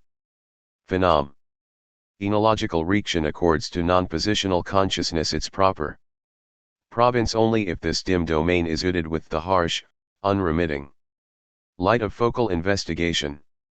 And this, in turn, is possible only by a transformation of background into foreground. To be warranted phenomenologically, ectoplasmic self-presence would have to be distilled from the background and objected. And contrary to Sartre's intention, this would leave an unconscious consciousness. To say that consciousness is unconscious, however, is to deprive it, not of its world, but of itself. Consciousness expresses the fact that there is a world. Unconsciousness expresses the fact that there being a world does not itself appear in the world. Transparentism affirms the paradox that to grasp the unconscious is, at the 25 same time, to fail to grasp it, Dews 1988-84. The very being of consciousness is a deferring of presence. And Merleau-Ponty speaks congruently of the unconscious as an original of the elsewhere, a selbst that is an other, 1969, 254. It is not, then, a positive that is elsewhere, but rather, a true negative, 254. Consciousness is nothing but the presence of its object. It has no self, no self-presence.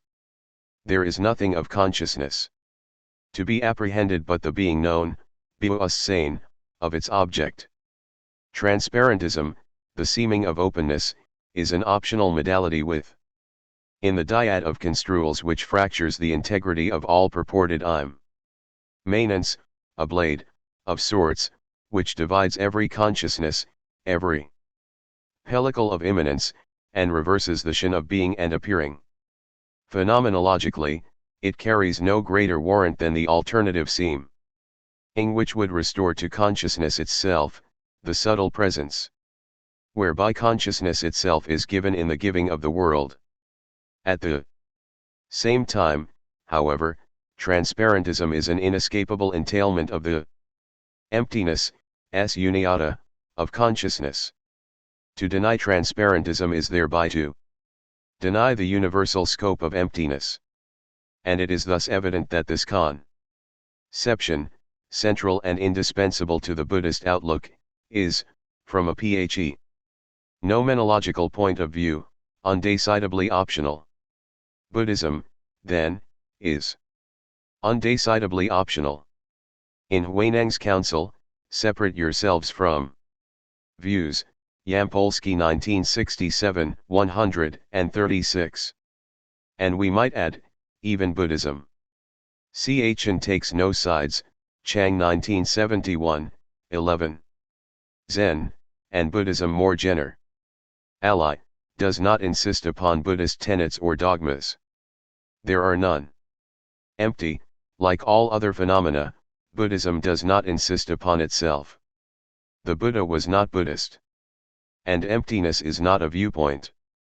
Streng 1967, 90, but a detonation, the explosion of viewpoints.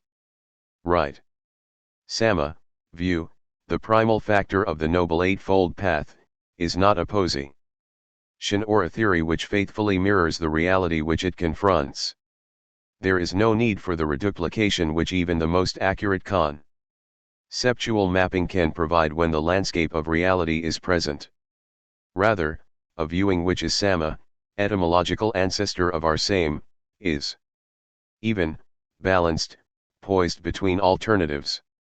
Right viewing is free from the instability which would pitch one sidewards into one theoretical commitment or another. In this instance, Buddhism aligns itself with Rorty's criticism of edifying philosophy in decrying the very notion of having a view, 1979, 371. Thus, in the teaching of Wangpo, Tihi Fundamen, Tal Dharma of the Dharma is that there are no dharmas, yet that this dharma of no dharma is in itself a dharma, and now that the no dharma dharma has been transmitted, how can the dharma of the dharma be a dharma? Blofeld 1958, 64-5. Sprung remarks that the middle way, the way of equilibrium, is the end of Socratizing, 1978 136. In fact, to the extent that Socratic wisdom represents an authentic introspective knowing of on 26. Knowing, to the extent that the expression of this wisdom is more than ironic posturing, and to the extent that the Socratic elenchus is not merely an apagogic device, in Auden 1979, the negation of one view presuming the affirmation of its negate, Socratizing may, with some qualification, be regarded as a continuation in spirit of the middle way. In the declaration of Fa Yen Wen I, 885-958 CE, Not knowing most closely approaches the truth, Chang, 239. Aside from the scant handful of teachings which exceed the common convictions of his day, Paras/Daza, Socrates left us little but questions. And Buddhism teaches that perfect wisdom does not assert a teaching. The only answer one can receive from wisdom, prajna, is silence. Stren 1967, 89, a conception entirely removed from that of Rorty, for whom wisdom consists in the ability to sustain a conversation. 377-8. Primeval wisdom is not, for Buddhism, merely the counter image of primeval stupidity, Gadamer 1984, 243, but is the non-discriminative intuition which plumbs innately deeper than the distinction between wisdom and stupidity. The volubility exhibited in Socrates' love of disputation, no less than the immensity of the corpus of Buddhist scriptures, may simply illustrate the freedom from the alternatives of words or silence, Chang, 90, of which the Zen tradition speaks. But if the seeming of openness is a pure phenomenological option, or better, if the tension between transparentism and translucentism is phenomenologically irresolvable, it nonetheless conspires with its alternative to establish an ontology of emptiness. An ostensible item of immanence, an event of consciousness, as our prime example, can always be seen as pellucid, vacuous, a pure revelation of the world which exhausts itself in the world. It reveals its self-presence would thus be extruded from consciousness, and would belong, with all else, to the world. Consciousness would thus become awareness, sathi.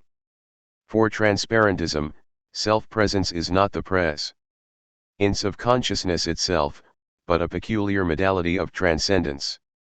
At the same time, and with no lapse of faithfulness to experience, self-presence can be seen as immanent to consciousness. Neither seeming represents the way things are. Neither appearance coincides with the reality. Neither is phenomenologically true. The truth rather lies in the absence of truth, the unrestricted failure of fusion which perpetually disjoins the being and the appearing of consciousness. P. Sartre, and Husserl, consciousness can not be immanent. It cannot simply be as it appears, for it appears, always, in two entirely incompatible ways. And the consequent transcendence of consciousness is displayed in its perpetual remission of self-presence to the world which conditions it. Phenomenology does not witness the rupture of immanence, for nothing on the part of experience compels transparentism, as opposed to translucentism. Phenomenology rather assumes the transcendence of consciousness as a quasi-transcendental condition of the faithful. 27. Ness of its investigation. The avowal of one seeming in preference to the other is a fall from phenomenological grace, an unbalanced plunge into metaphysics. And it is our stereoscopic ability to see indifferently, undecidedly from both points of view, and to do so without attachment, without the assumption that one or the other is true, that the truth of their common default of truth is attested. In this way, then, a rigorous and conscientious phenomenology, a phenomenology which refuses to posit more than is given, entails an ontology of universal transcendence, an ontology of emptiness. To be sure, the two seemings are not enframed by a relativism of respect.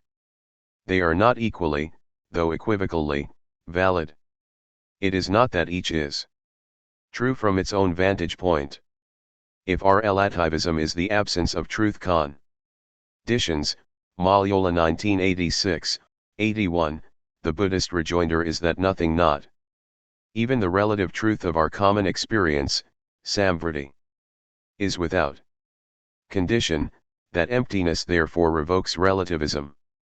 Buddhism takes to heart Davidson's dismissal of the duality of conceptual scheme and its content. Buddhist anti-substantialism denies an underlying invariant which, according to this third dogma of empiricism, would substand the profusion of constructions which we place on it. Dogmatism, scepticism, and relativism are equally invested in the scheme/content distinction, differing primarily in their distinctive apportionment of truth and falsity, and in their views of the warrantability of this allocation, to the multiplicity of schemes. There is a trivial sense in which the abolition of scheme/content dualism would, as Davidson believes, re-establish unmediated touch with the familiar objects whose antics make our sentences and opinions true or false. 1973-74, 20. In Danto's explication of Nietzschean perspectivism, there is no way the world really is in contrast with our modes of interpreting it. There are only rival interpretations. And accordingly no world in itself apart from some interpretation, we can not even speak of these interpretations as distorting reality, for there is nothing that counts as a reality, for there is nothing that counts as a veridical interpretation relative to which a given interpretation could distort, or every interpretation is a distortion, except that there is nothing for it to be a distortion of. 1965, 76-7. Nothing is true or false independent of a given construal. Veridicality is intrinsic to the conceptual framework. And we must inquire, with Uchiyama Rashi, T. where is the absolute reality that departs completely from our point of view as a yardstick? 1988, 191. Or in the words of Montaigne, to judge the appearances that we receive of objects, we should 28. Need a judicatory instrument. To verify this instrument we need a demonstration, an instrument. Thus we are in a circle. 1965, 454. As Pulagandla comments, neither the physical nor the mental comes to us with labels such as real, illusory, or unreal. 1985, 41. We have unmediated touch with the denizens of our world and their antics because there is no gap between scheme and content, no room for mediation, nothing to be mediated separable from our categorical scheme. It is, then, the indissoluble unit comprised of schematized content, objects as given, as conceptually in formed, not a separable order of familiar objects, an independent inhalt awaiting off a sung, a disjoinable hiltic stratum attending morphic trans mutation which is the measure of verity. An thing exists unless I give it a form, Lispector 1988, 6. And it is misleading to import the idiom of the third dogma in speaking of objects which make our opinions true or false. The suggestion, if not the implication, of this language is that there exists a domain of independent entities to which our constructions either conform or fail to conform, and that conformity, correspondence, aid quatio intellectus et res, is truth. But this assumes that, detached from our conceptual scheme, the object has a form. And we would have no way of knowing this, no yardstick, independent of a conceptual scheme.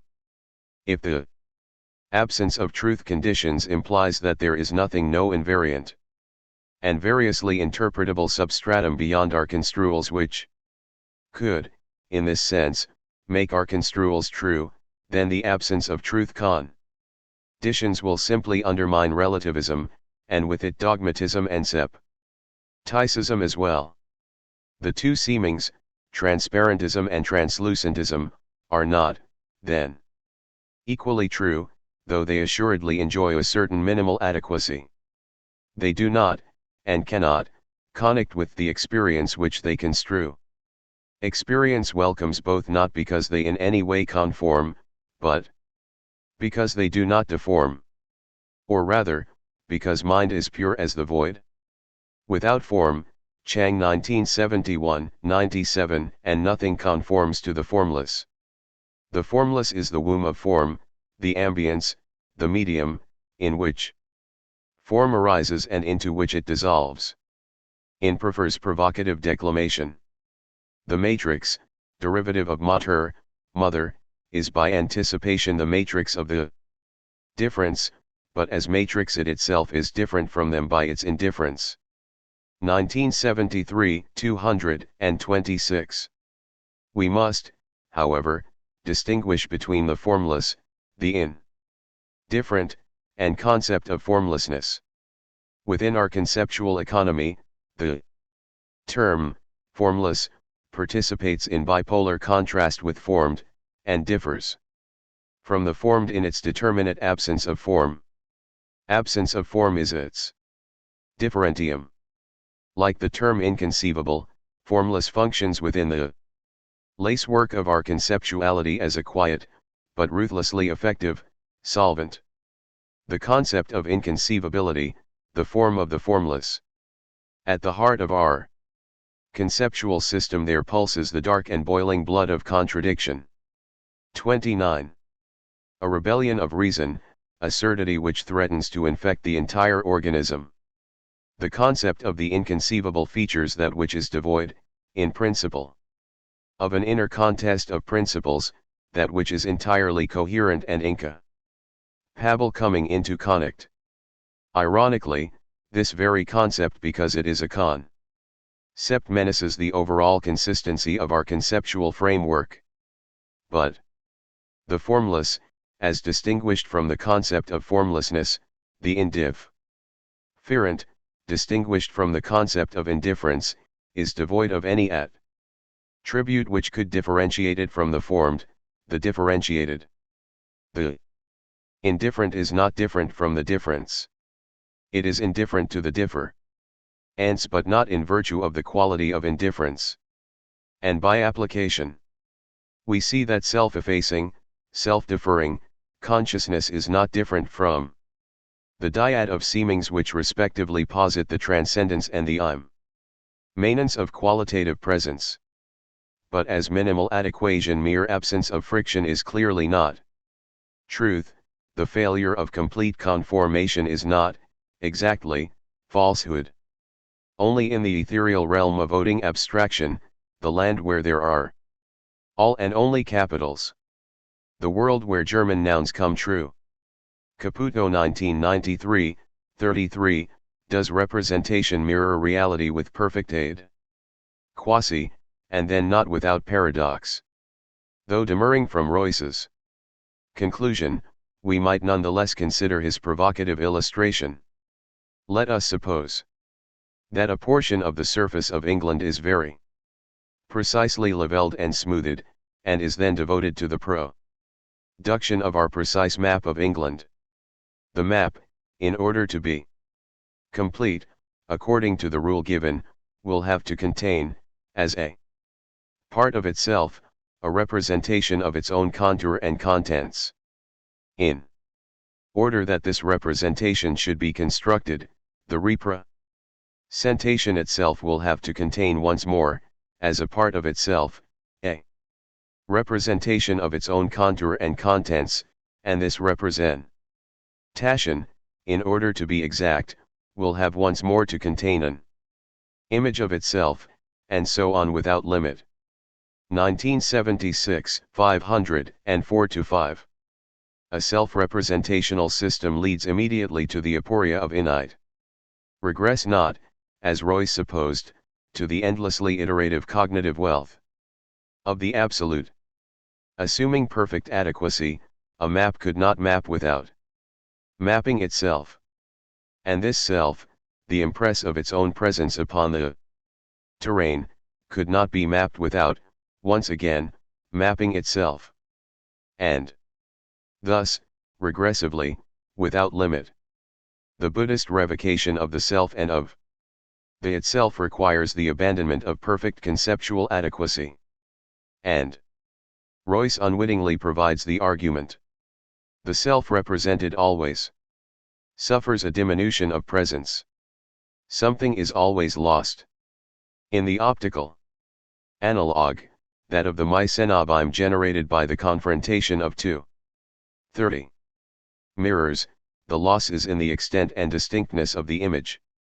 The bottom-less iteration of images within images converges to a vanishing point.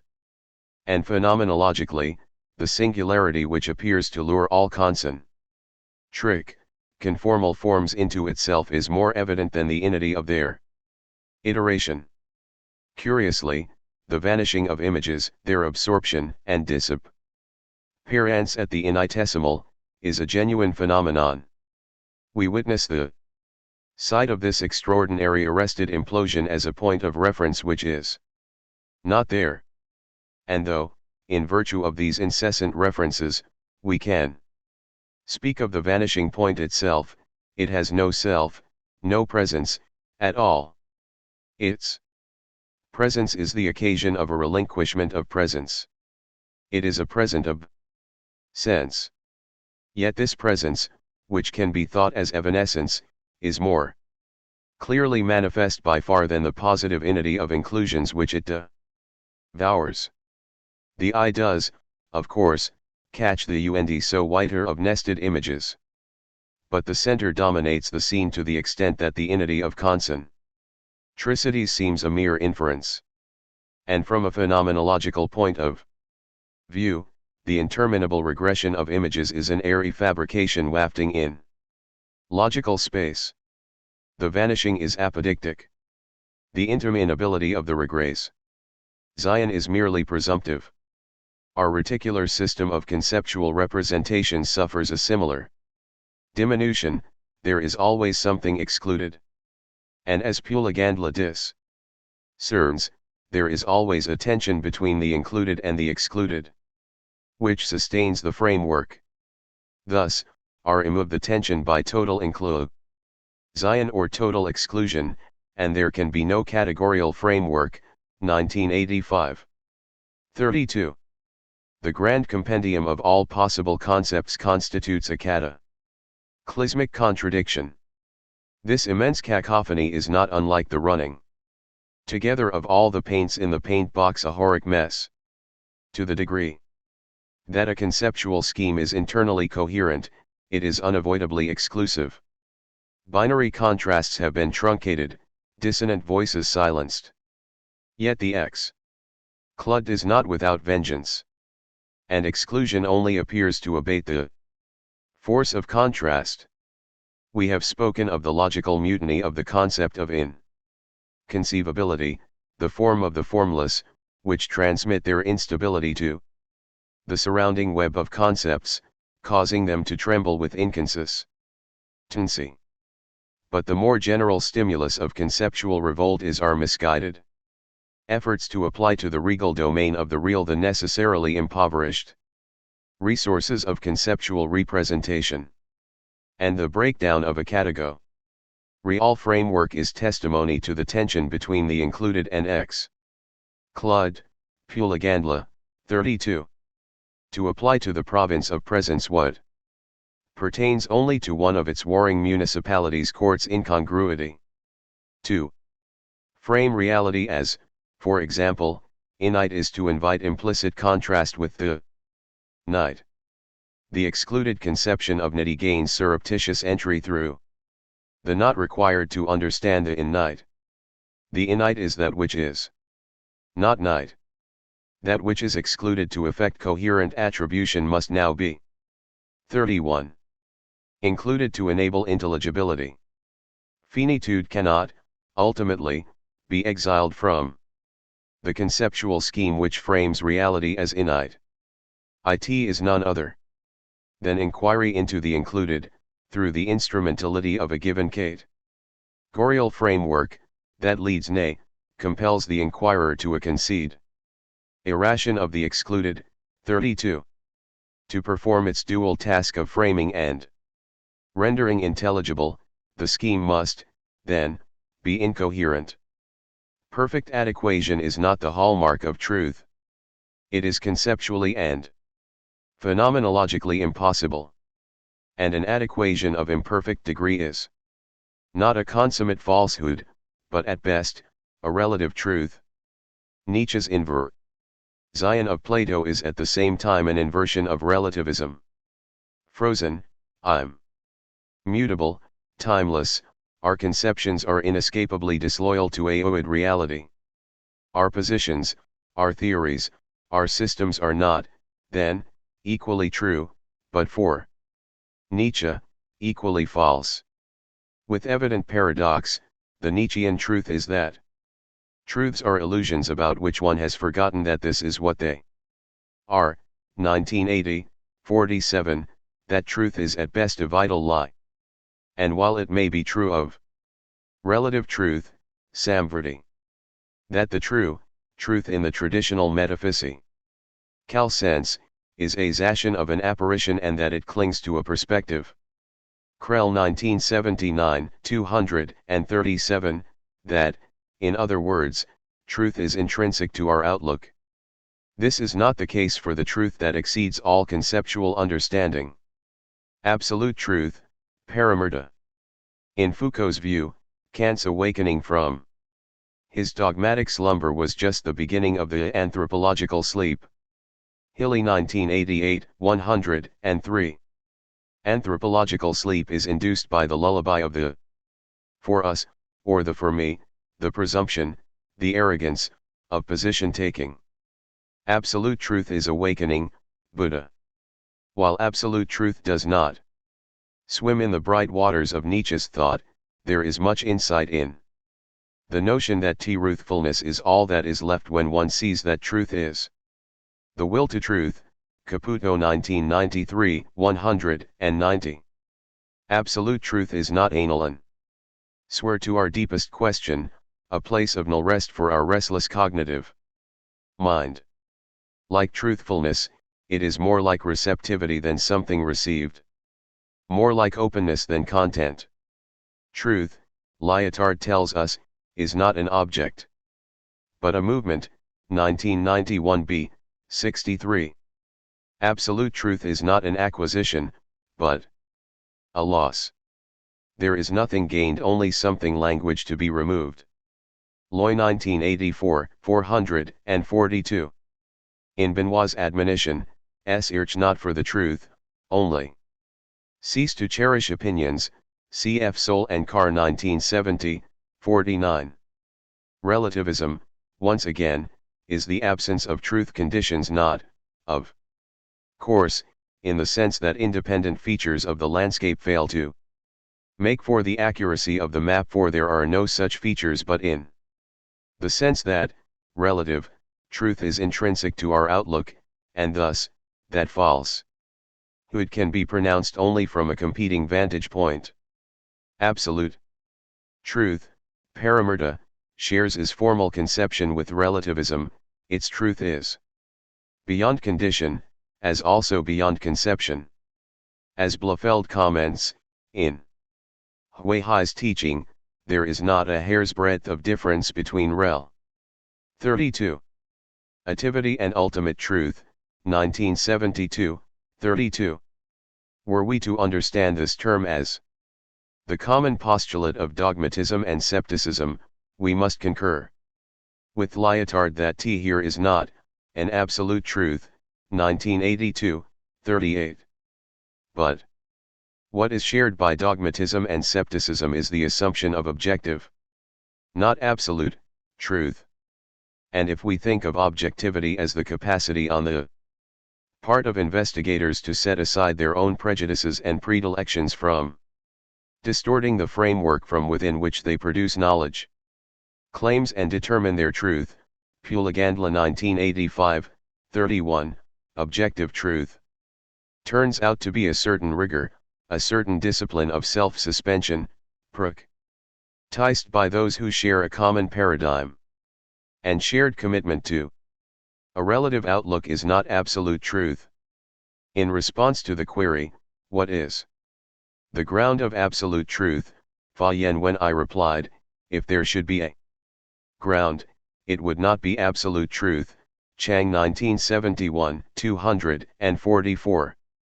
Absolute truth is groundless, unconditioned.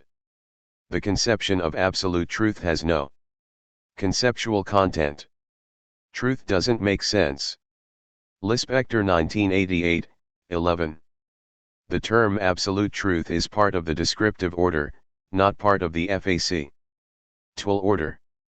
Like all other expressions, it is empty, but it has a peculiar relation within the system of designations.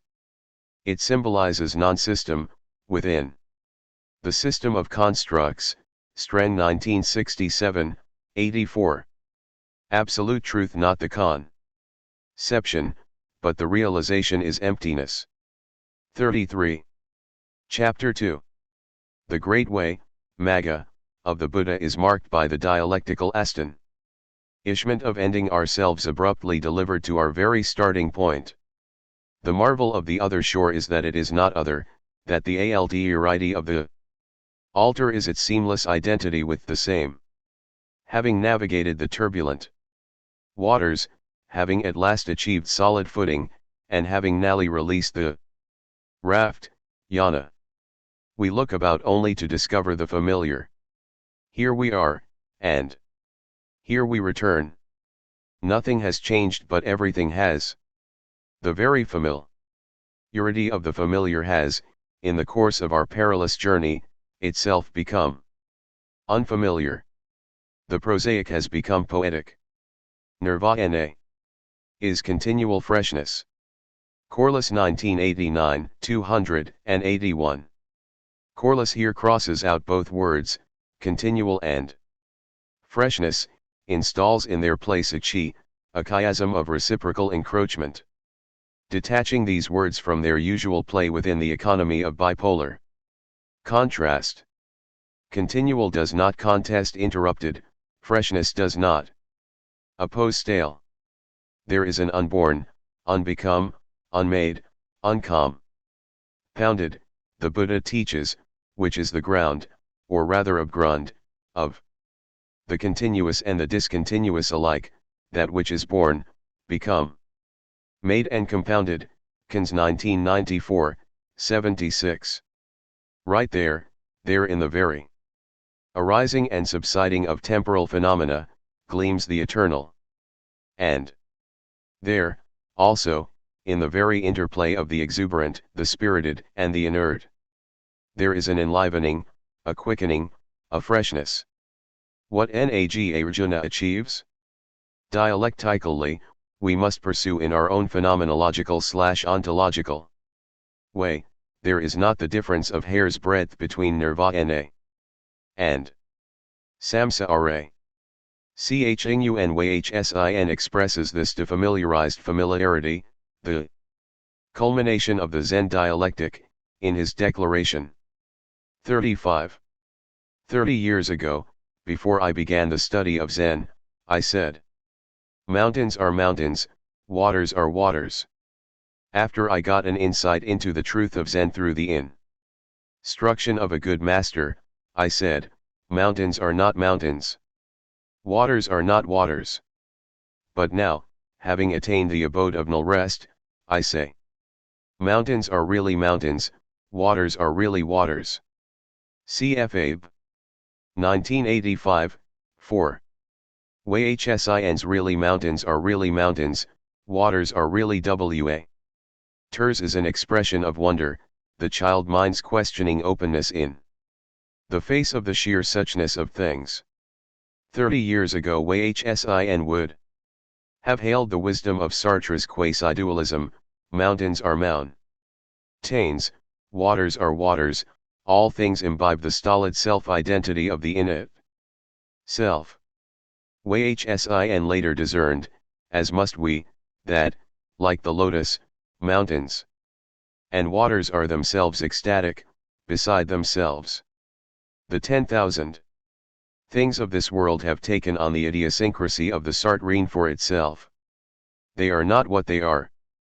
Whsin bears witness to the interminable deferral of existence, the existence of each thing resides in its conditions, and the existence of those conditions is, in turn, deferred to their conditions. The chain has no null link. And there is, nally, nothing no/thing which exists. This is not the nothingness of the Stavaras which is like a termite.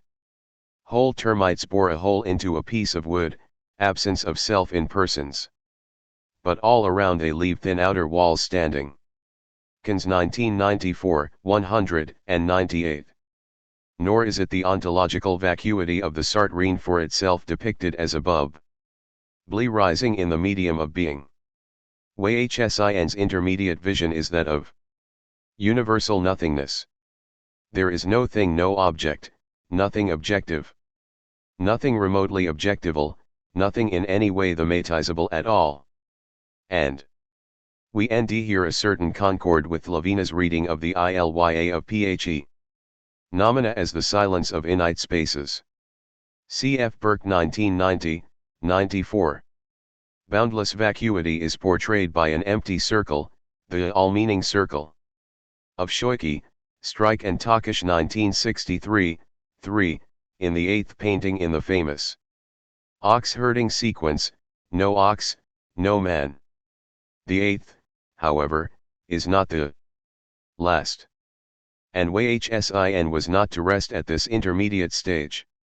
Subsequently, all things reappear in their wondrous suchness, and the 10 ox-herding paintings culminate in town with helping hands.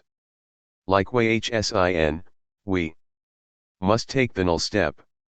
Boundless emptiness is itself empty. It is like a mere roar which sharply remits illumination to its source. We cannot approach emptiness without being abruptly repelled, thrown headlong back to the world of discriminate form. And this deep negativity is elicited in the teaching of Shenhui. 36. 37. A bright mirror is set up on a high stand, its illumination reaches the 10,000 things, and they are all wreaked in it. The masters are wont to consider this phenomenon most wonderful. But as far as my school is concerned, it is not to be considered wonderful. Why? As to this bright mirror, its illumination reaches the 10,000 things, and these 10,000 things are not reeked in it. This is what I would declare to be most wonderful. Suzuki.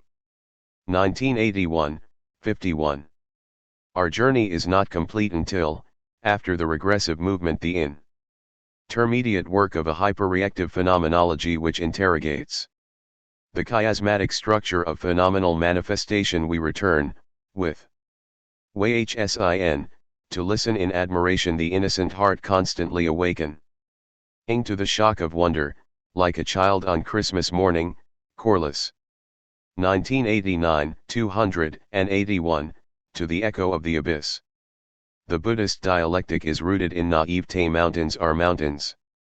Waters are waters, the credulity of an unsuspecting registration of manifest reality, a childlike acceptance of the manifest with no awareness of the as, which leaves the work of construal completely off stage.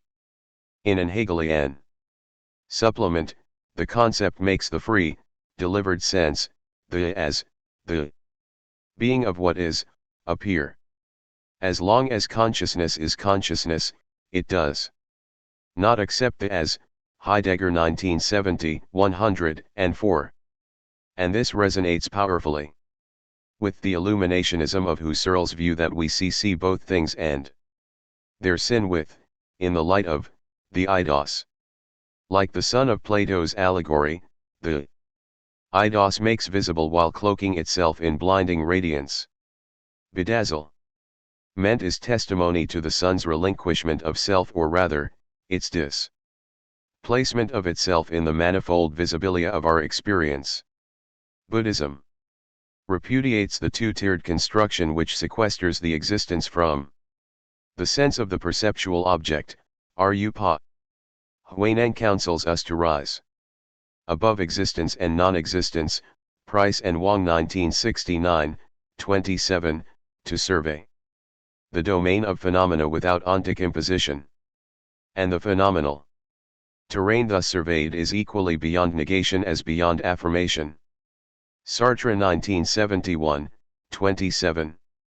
Gunter reminds us that the Buddhists revolutionized the whole of Indian thought in that they did not speak of things in terms of substance, whether physical or mental, but of meanings. 1989-40. And if meaning Chinese, not an abstraction lifted from the textured surface of concrete experience, but rather, that very experience itself prior to the intrusion of existential judgment, then we welcome the word, and concur also with Brand that what is being in its meaning. 1955-1967, 203. Meaning, the as of experience, gives voice to the mute impassivities of naivete. Indeed, in the expansive sense which awakening has acquired within the Mahayana, we can even say that the Buddha is meaning. Gunter 1989, 282, n11. But again, consciousness insensitive to its own hermeneutic contribution to experience is woefully naive. In Wagner's portrayal, naivete has no suspicions concerning what takes place within the unfathomable. It speaks without suspicion of the world, of man, and of his consciousness. It lives without suspicion in the world. This naivete would come to an end if it should be asked, what does it mean to say that there is a world, that we are within it, that we have our familiar capabilities? 1970-217-8. The suspicion induced by our awakening to the problematicity of the there is not a wariness regarding some potential evil couched behind the veil of phenomena. It may be that only great pain is the ultimate liberator of the spirit, being the teacher of the great suspicion. Merleau-Ponty 1988, 10. But the manifestation of reality conceals nothing sinister or menacing. Nor do we suspect reality of subterfuge. Reality is not a fraud. Though we discover that nothing is what it is, nothing impassively coincides with its Regulated modes of self-giving, the primal impetus of suspicion is not the misgiving that reality might be other than it appears to be. Indeed, true radicalism will not be just this distrust, but also a distrust of distrust. 15. Rather, the cessation of naivete arises with the RST inkling of alternative possibility, though in fact the world appears this way, it could appear otherwise, and its appearing as it does in this guise instead of that is a matter of contingency. Thus is awakened the suspicion that the way in which it presents itself is, not duplicitous, but simply conditioned. And with vigilance regarding the conditioned nature, thus emptiness, s uniata, of all manifest phenomena, a vigilance which, at each successive iteration of conditionality releases ipseity into the unfathomable, is born an authentic Buddhist phenomenology. Philosophy, Solomon claims, is not a particular body of knowledge, it is the vigilance which does not let us forget the source of all knowledge. 1972, 4. To be sure, philosophy is vigilance, attentiveness. And the alertness which this entails is, not an expectation of peril, but an openness to the vicissitudes of conditioned experience. But a distinctively Buddhist philosophy reminds us, on the contrary, that knowledge has no source, no fundamentum inconcussum, that every purported fundament is, in principle, concussible, that there are no cognitive atoms, nothing intelligible or evident in se, that evidence, however compelling, is not self-evidence. Buddhist phenomenology begins, then, with the contingent, not with the absurd. The absurd is the contingent without contingency, the disintegration of the world into independent fragments, each on its own, each existing by its own power, a mad anarchy of ontological sovereignty. The null word, the word which silences all other words, the word of harsh and 38. Irresistible authority, is that each just is. The absurd is the ontologically capricious. And arbitrariness, as Adorno discerns, is the complement of compulsion. 1983, 23. The being of the absurd is in no way elucidated by context or horizon. It is detached from its horizon, aloof, invulnerable, a pure inexplicable, unintelligible givenness. Its alienated implosion upon our intelligence gives no hint of functional dependence upon its perceptual environment. Its efficacy is ab intra. If it changes, the mainspring of its transformation is within. If it pleases or happies or satisfies, if it presents itself as a value, it does so out of its own presumed inner resources. If it exhibits itself, its manifestation is an idol emanating from a certain rear pressure. It is kenotic. The absurd has, then, an inside, an interiority. Entirely secluded from other fragments of reality, an inside on the verge of turning itself inside out, discharging, exploding, overowing, emptying itself. In Caputo's eloquent description, the absurd exemplar of heteromorphic difference gathers itself into uncontainable fullness, becomes overrich and brimming over, and then erupts. The forces break apart, break open, multiplying themselves in kind of joyful self-destruction and dissipation, in a work of propagacy and dissemination. 56. The volcanism of heteromorphic difference prevents closure and occlusion. 56. Its uncontainable plenitude. 56. Discloses the incapacity for totalization. 57. The wondering, childlike gaze of ontology occupies itself with the volcano, phenomenology concerns itself with the eruption.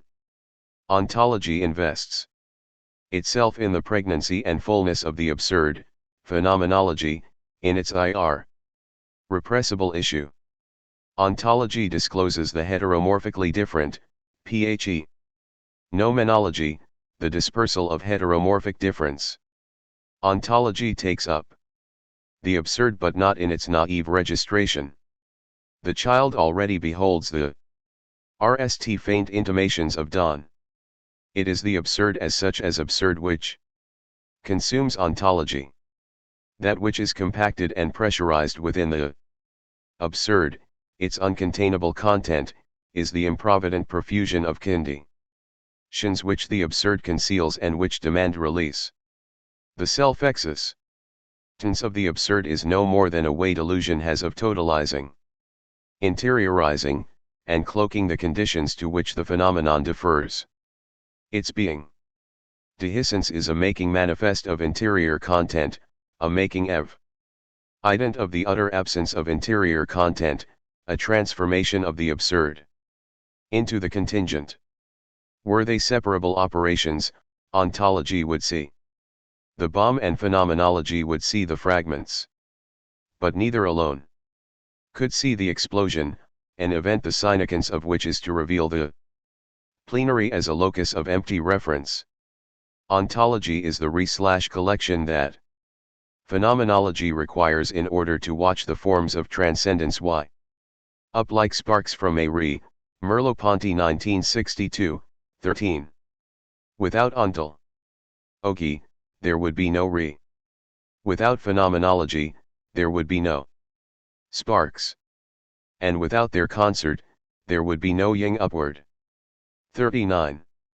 Interiority, the assumption of a dimension of inwardness, the lightless cave of the unmanifest, is convertible with absurdity. The naive registration that the mountain is a mountain by no means imports the thematization or problematization that is.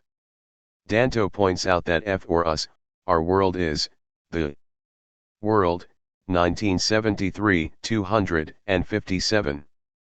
From the standpoint of a naive privacy uninformed by the self-displacement engendered by the sense of one's own view as a view, the distance between ourselves and the world which the concept of truth requires is automatically closed, because we do not think of the representation of the world, to which truth properly applies, but to what is represented, namely the world, 258. For naive consciousness, the mountain is absurd, discriminated from its horizontal environment, endowed with ipsi ity. It is there without question, needing no explanation, having no relevance to the imposition of Buddhism, a contextualism without holism, joins with Caputo in abjuring an ultimate meta-event that organizes all other events, that puts them to rest, that arrests their play, that sweeps over them all and gathers them to itself in anal because and gives them all a rest, 1993 222. But the ontological contextualism of Buddhist thought will not, without qualification, follow Caputo's inference that therefore, he because sinks into events, sinks off in what happens, faces away like an echo in space, leaving only the events, 223. The strident voice of absurdity does not pronounce the last word. We can agree that the because sinks into events. But this is because events are nothing over and beyond the wake of conditions to which they owe their being, not because the world is pulverized into inexplicable granules. There is inexplicability. Yes. But it pertains to the successive pulses of world's ongoing life, to open-ended holes, not closed totalities, of conditions, to wakes of conditions, which trail diachronically into the beginningless past, not to the isolated points of their convergence. This does not entail a totalizing illusion induced by the idea of an ideal observer, an outsider taking the view from nowhere. 94. Each world whole exceeds without boundary the calm/pre Hension of any situated gaze. For each view from somewhere NDS itself. Engulfed in a context of conditions which, because it has no outside, we can only call boundless or in/night. Merleau-Ponty notes that the absolute positing of a single object is the death of consciousness, since it congeals the whole of existence, as a crystal placed in a solution suddenly crystallizes it, 1962, 71. Or with Adorno's somewhat different emphasis, philosophical thinking crystallizes in the particular, 1973, 138.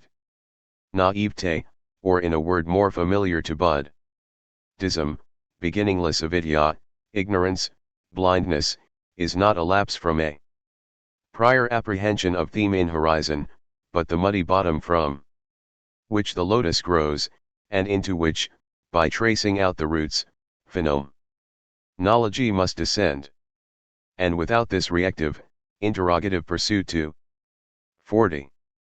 The depths, life would probably dissipate itself in ignorance of itself or in chaos. Merleau-Ponty 1964b, 19. Horizontal blindness is the ground of awakening. And while the darkness of night is absorption into the outside. Bodley 1988, 17, we must recognize in the soil's turbidity, not the privation, but the interiorization of light. Every particle of absurdity wraps the resplendence of limitless horizontal illumination within a veneer of themity. Zability. The horizon no longer emits light of itself, Heidegger 1977. 107. That which is boundlessly environmental becomes a discriminated object of our apprehension. Extracting Sartre's description from a very different context, it is as if interiority closed upon itself and proffered us only its outside, as if one had to circle about it in order to understand it. 1972, 84.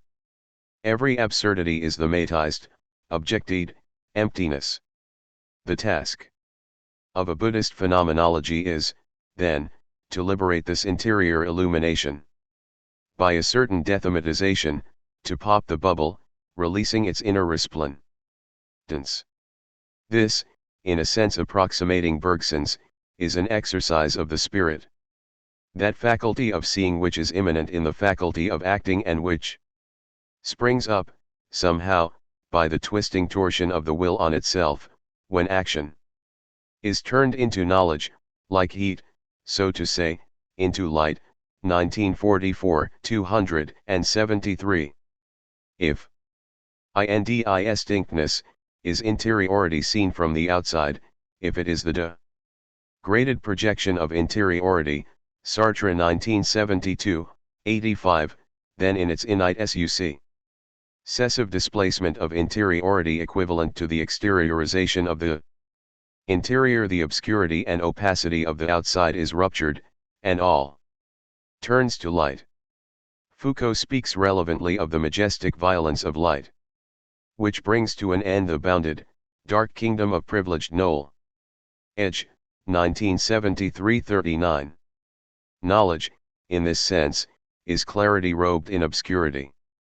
Buddhist insight, prajna, penetrates the nebulous patina of experience, not with the violence of rapture, not to violate the modesty of a particular truth immured behind the murky appearance, but precisely to demonstrate that nothing, no thing, no being, no reality huddles behind the veil. It is true, as Merleau-Ponty affirms, that there is no shine without an Erscheinung. 1969, 41. But in this converse case, there is Erscheinung without shine. In the intuitive demonstration, showing, Erscheinung, which strips away the phenomenal veneer, there is no thing to shine, no thing with a look or appearance. There is appearing without the appearance of something. And this is the truth of Loy's deposition that given the nature of the eyes, all we can ever see is light, 1988, 75. Indeed, the Erschienen of the Erschienend. The birth of truth is not the movement to another Seinda, Merleau-Ponty. 1988, 309. But the pronouncement of absurdity upon disengaged fragments of reality already exceeds the capacity of avidya, and involves a decisive force. Sense, a rooted, but upwardly dynamic, transcendence of the ground. For a consciousness immersed in ignorance, mountains may simply be mountains. 41. Tains. But the countenance of the world does not require our voice. Blindness is at the same time muteness. For to give voice to the absurd, to herald the absurdity of an unfathomable interior enshrouded in limiting and nidary indistinctness, of the svabhava, is already, in some measure, to extricate oneself from sheer imperception. It may be true, as Bresson comments, that the phenomenological description is at the limit unrealizable, and interior experience ineffable. Bresson 1958, 156, cf. Merleau-Ponty. 1969, 252. But as Caputo comments, ineffability is a high-powered discursive resource, the product of a language that has been rend and ned until it is sharp enough and nuanced enough to announce all this. Ineffability. Unsayability is a modification of what is sayable, by the time one has said that something is ineffable, or that one cannot say a thing. One has already been speaking for some time and one has already said too much. 75. To encounter the absurd in silence is blindness. To entertain the absurd as absurd is the beginning of vision. The philosophical articulation whereby the mountain is brought to light as mountain, in its facticity and there-ness, its obscurity and its resistance to x/planation, is what we might call deictic, de/monstrative, phenomenology. What are thus to deictic phenomenology, what are displayed in their absurdity, are the rattling seeds within a desiccated gourd, seemingly sovereign discriminata, detached from the living vine. The eld of investigation served by a deictic phenomenology is contoured by our capacity to discriminate this from that. Deictic phenomenology thus addresses the absurd as such.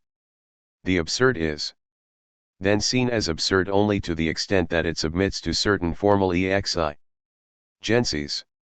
Qua absurd, it is contingent upon its concealment of an explosive inner plenitude. Thus, the absurd is decisively surpassed with the RST movement of phenomenology. There is, ultimately, no phenomenology of the absurd. To see the absurd as absurd, authentically to see what presents it self to us in our naivete as self-existent, is thereby to see that the absurd is a vacuous category instantiated by no thing, no this and no that, at all. The absurd is the unbegotten sightlessness from which Buddhism calls us to awaken. It is no accident that the in/sight, prajna, which liberates is outwardly directed. Bodhi does not consist in the knowledge of, or union with, an absolute, but in an understanding of, and a penetration into, the real nature of phenomena. Sangharakshita 1987, 108. What primordially enthralls the benighted mind is the delusory presentation of permanence, unqualified value and ipseity. Conversely, the mark of a distinctively Buddhist phenomenology is its elucidation of the impermanence, anitya, unsatisfactoriness, dukkha, and insubstantiality or cellousness, anatman, of all dharmas, a word which can be cast as broadly as thing, but refers more specifically to the thing as an object of discrimination, thus a thing for 42. 43. Us a phenomenon mental components as I perceive them and physical components as I perceive them, Corliss 1989, 123.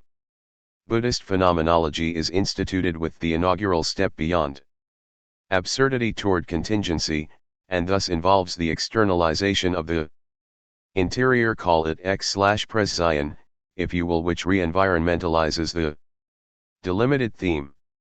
The meditative practice of concentration, as enacted in the cultivation, bhavana, of inner peace, samatha, has precisely this effect. As concentration deepens, the theme expands, absorbs ever more of the eld of consciousness, pervades more broadly the spaciousness of mind.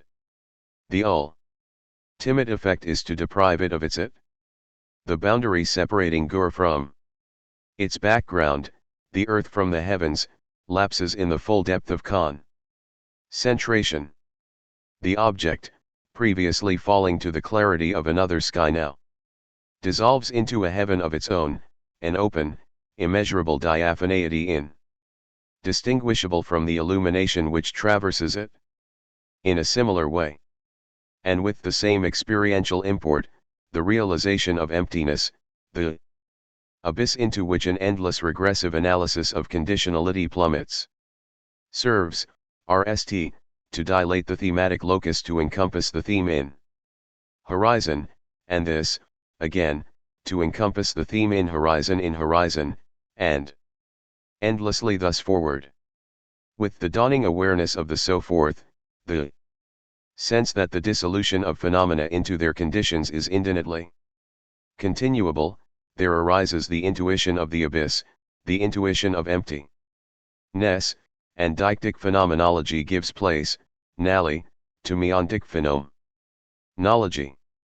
While deictic phenomenology investigates the discriminata of our experience, the this and that's which populate the domain of conventional reality, samvrti, with an eye to their evanescence, their deficiency of value and their insubstantiality, anitya, dukkha, anatman, meontic phenomenology orders its exploration with reference to the privation of own being, svabhava, which affects all phenomena. The privation of permanence, intrinsic value and self all assume a privation of ipseity. There can be no phenomenology of the absurd. And neither can there be a phenomenology of emptiness. For in emptiness there is nothing, no thing to see, nothing to investigate, no structure to articulate, no murky depths to elucidate. Is not an object, certainly not an object of investigation. But if the phenomenology of presence bears witness to the sparks ying upward, the phenomenology of absolute absence observes the endlessly progressive diminution of their inner into the limpid atmosphere of emptiness, and culminates in a clarity galvanized with the incendiary energy of presence. Naivete is voiceless. It stands helplessly before experience without comment, without construal, without as or as such. But the introjection of voice is not inevitably a source of illumination. Conceptuality can darken as well as brighten. Diogen knew that delusion attends our advance toward the manifold objects of experience, that the imposition of concept eclipses real ity, while the advance of the myriad things toward us brings light. The advance of things towards us requires our openness, our sensitivity, to their own appeal to our language. To be sure, W. Hatzen objects to is not intellection or conceptual knowledge as such, but clinging to intellection, or to conceptual isation within the clinging pattern, Chang 1971, 159. And this applies reexively to delusion itself. To the complaint, "I myself utterly deluded," Hui Hai rejoins, "Having never been illumined, how can you say that you are now deluded?" Blofeld 1972, 90. Having been illumined, we are not deluded, and devoid of illumination, we have no experiential contrast on which to base the claim of delusion. The object before us cries out for expression. We give it voice. In Merleau-Ponty's description, we make it say what in its silence it means to say. 1969, 39. Thus, language realizes, by breaking the silence, what the silence wished and did not obey. Taine, 176. It is the expression of what is before expression, 167. Indeed, the philosopher speaks, but this is a weakness in him, and an inexplicable weakness. He should keep silent, coincide in silence, and rejoin in being a philosophy that is there ready-made. But yet, everything comes to pass as though he wished to put into words a certain silence he hearkens to within himself. His entire work is this absurd effort. He wrote in order to state his contact with being, he did not state it, and could not state it, since it is silence. Then he recommences. 125. Thought is the suspension of the voice in language, Agamben 1991, 107. And in this sense, language becomes the very voice of the things, the waves, and the forests, Merleau-Ponty 1969, 155. This is not to say that there is some word that is the word of just this thing, that just melts away. In favor of the thing itself, the word this thing would speak if it could, the thing that would just rise up into presence and be its own word, Caputo. 1993, 77-8. For the doctrine of the proper name, the proper word, of one word one thing, induces the nominalism which a Buddhist contextualism must eschew. In the originary response of logos, the avenue of manifestation, Fati 1992, 8, to phenomena the neuter present participle of phanesthai, to appear, and passive of phanian, to show, there is illumination. Since the word, logos, brings something into the radiant appearance of its phenomenal color, iro, by carrying it unto the vast emptiness of ku. Logos is the saying together of iro and ku. Fati 1992, 10. Concepts are not applied to reality. Rather, things are seen in their light. And to this extent, our concepts have a provisional, not a exed, employment. Our role as 44 phenomenologists is to grope in the obscurity, on behalf of the object, for the conceptual switch which will dispel the darkness, a trope which disintegrates in the dialectic ingenuity of Nag Arjuna. There is no darkness in light or in its abode. What does light illumine when, indeed, it destroys darkness? 6, 9. How could darkness be destroyed by a presently shining light? For, indeed, the presently shining light has not as yet extended over to darkness. 6, 10. If darkness is destroyed by light which is not extended, then light, in such a state, will destroy the whole world of darkness. 7, 11. If light illuminates both itself and other entities, then undoubtedly, darkness will also darken itself and other entities as well. 6, 12, in Auden 1970, 66. It is when our provisional engagement with concepts becomes pre-6 Cyanal, when our concepts have congealed into system, when our conceptual scheme is laid against reality as a template, that the clouds gather over the face of experience. A template, of course, is not an unqualified duration of obscurity. Certain colors and patterns of reality are permitted to the fore, and certain others are cloaked. The subject/object schema is, in this sense, a template that effaces the subject in the face of objective display. The G.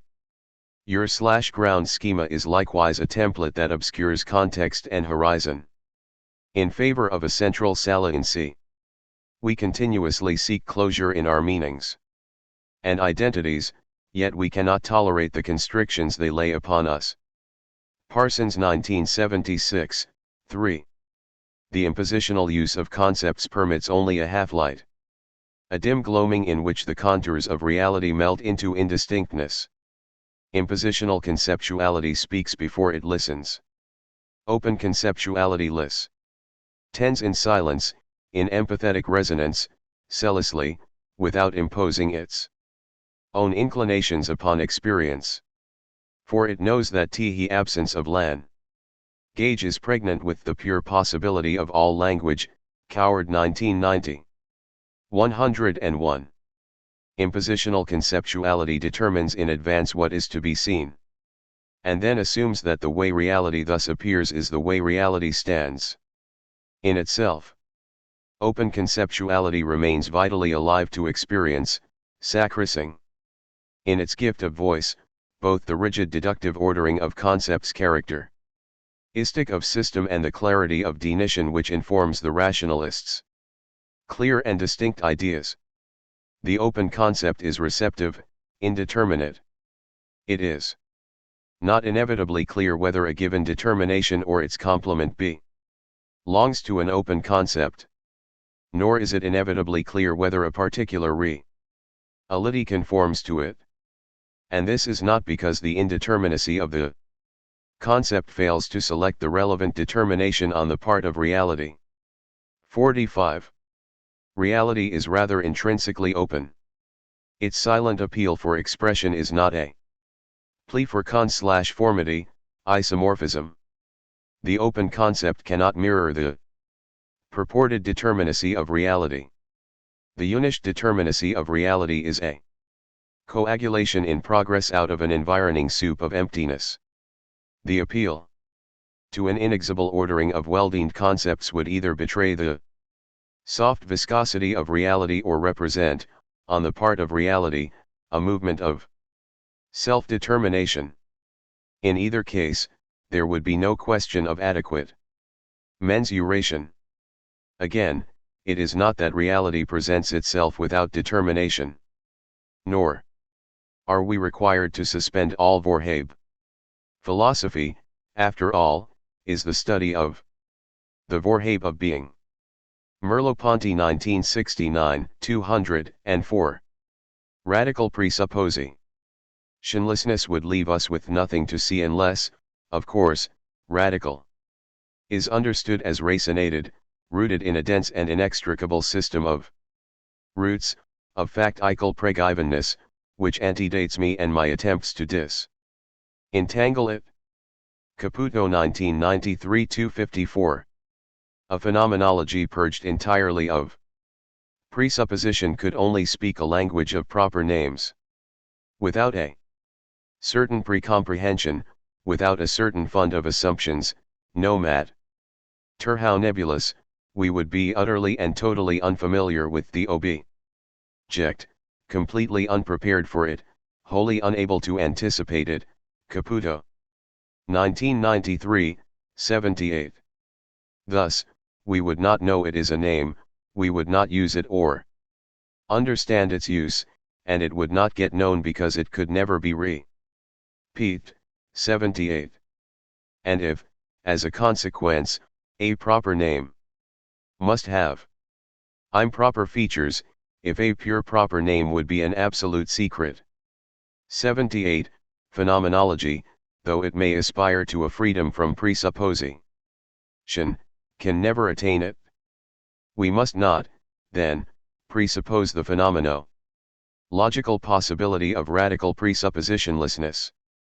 And in our empathetic attentiveness to experience we also must not neglect the positive constitutive role of presupposition. Thus Lyotard's description of phenomenology as a combat of language with itself in its effort to attain the originary. Dews 1988, 43. That which advances toward us and reading our voice is inseparable from the prearticulate fabric of meaning in which it is implicated. The phenomenon is a wave in a sea of meaning. And our attunement to its silence is an appeal for the expression of this concertation. Silence, as we hear From Agamben, comprehends the abyss as incomprehensible, 1991, 63. And we learn from Merleau-Ponty that philosophy is the reconversion of lens and speech into one another. 1969, 129. Phenomena are no more reclusive bundles of significance than cloistered and irrelative atoms of presence. Open conceptuality does not impose structure upon the reality which it serves, but it is attentive to the intricate tissue of meaning which supports and composes the phenomenon. It is, then, this textured context, as concertedly expressed in the phenomenal text, that is thus given voice. A Buddhist phenomenology does not rip out shreds of tissue, does not, in the 46 originary sense, abstract, holding up the useless morsels before its gaze. It rather heals the rift, mends the lacerations, binds up the wounded corpus of significance, and, in the spirit of Nagarjuna, demonstrates the inseparability of meanings from the living body of meaning which moves the phenomenologist to speak.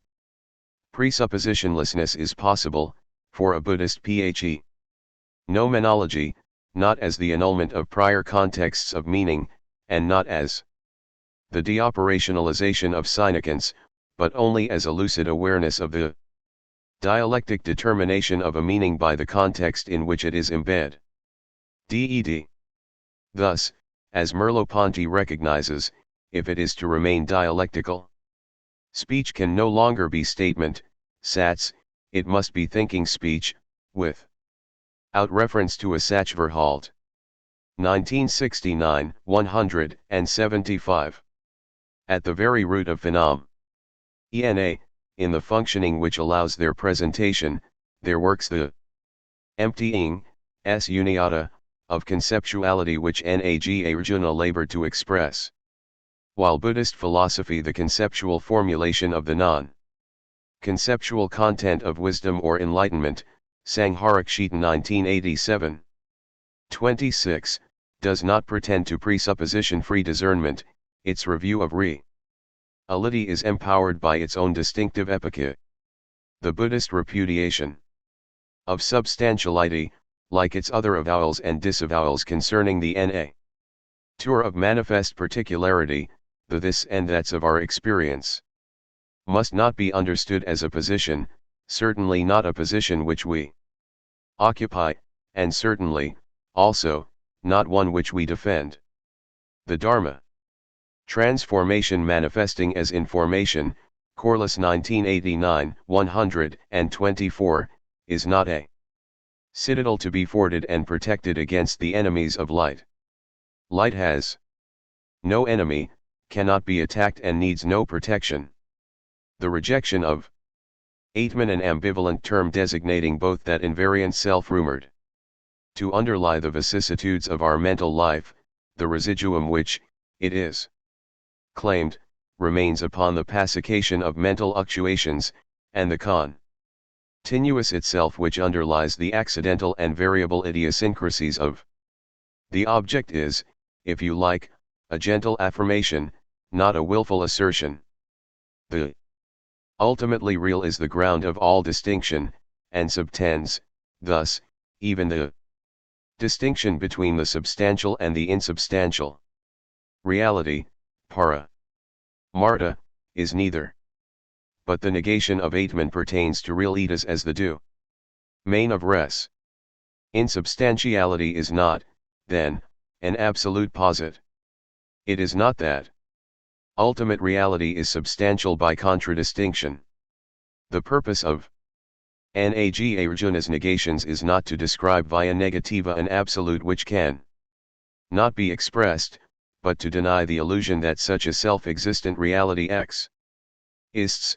Stren 1967, 146. And Bhattacharya perceives that the varieties of negation indicate certain distinctive temperaments or attitudes towards truth, certain familiar modes of handling a given content, 1958, 210. The Proclivity expressed in Arjuna negation is an unqualified openness. Absolute receptivity, pure affirmation which does not affirm anything in it. Self, Caputo 1993, 45.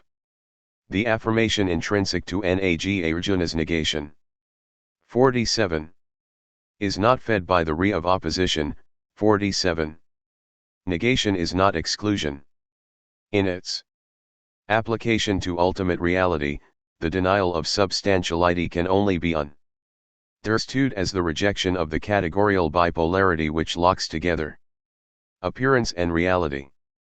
In its application to samsara, however, to the realm of res, the deposition concerns all discriminata. The Husserlian epoche is not, as often supposed, the conment of philosophical attention to the apparent in contradistinction to the real. Nor is it the exclusive suspension of our belief in the real. A duality is a unity of two. And it is impossible to bracket one half of the oppositional duality of appearance and reality. The questionability of reality draws appearance into itself. And what is, then, bracketed is not the noumenal as distinct from the phenomenal, but the very distinction/connection between them. In Foucault's phrase, what is bracketed is human reality as a strange empirico transcendental doublet, cf. Hilly 1988, 102-3. Or rather, what is bracketed? It is the naive unquestionability of our variegated experience which features within itself both the real and the apparent. Buddhist insight joins the Husserlian at exactly this juncture. In Hui Hai's words, the right Dharma is neither wrong nor right, Blofeld 1972, 118. Right view. Samaditha. Singular, not plural, involves a refraining from views. And has much in common with the method of withholding assent brought from India by Pyrrho of Elis at the time of Alexander the Great. Not unlike the Buddhist aspiration, though differently nuanced, the sceptic's end is quietude in respect of matters of opinion and moderate feeling in respect of things unavoidable, Sextus 1933, 19. And somewhat like the Kata-skoti. The four-cornered negation, practiced by Arjuna though, again, not without divergence. Puranists' researches do not end in discovery. Nor yet do they conclude that discovery is impossible. For they do not terminate at all, the researches continue and the researcher NDS himself in a condition of epoche, Barnes 1983, 5. Arjuna refutes each of the four corners, or forms of predication that a thing is not, both is and is not. And neither is nor is not, where the ellipse is LLED by one's favorite adjective. Sextus found himself involved in contradictions of equal weight. And being unable to decide between them suspended judgment. 19. If, as Merleau-Ponty proposes, philosophy is ineluctably autocritical, then it is also essential to it to forget this as soon as it becomes what we call a philosophy, 1969, 92. Position taking, the sponsorship, not of philosophy, but of a philosophy, is a relapse, an instability, revocation of epoche. Thus, at bottom, Puranism shares the illusions of the naive man. 6. These illusions are simply held in a state of suspension. And inasmuch as the commitment to quiescence is itself a position, Puranism becomes the naivete that rends itself asunder in the night. 6.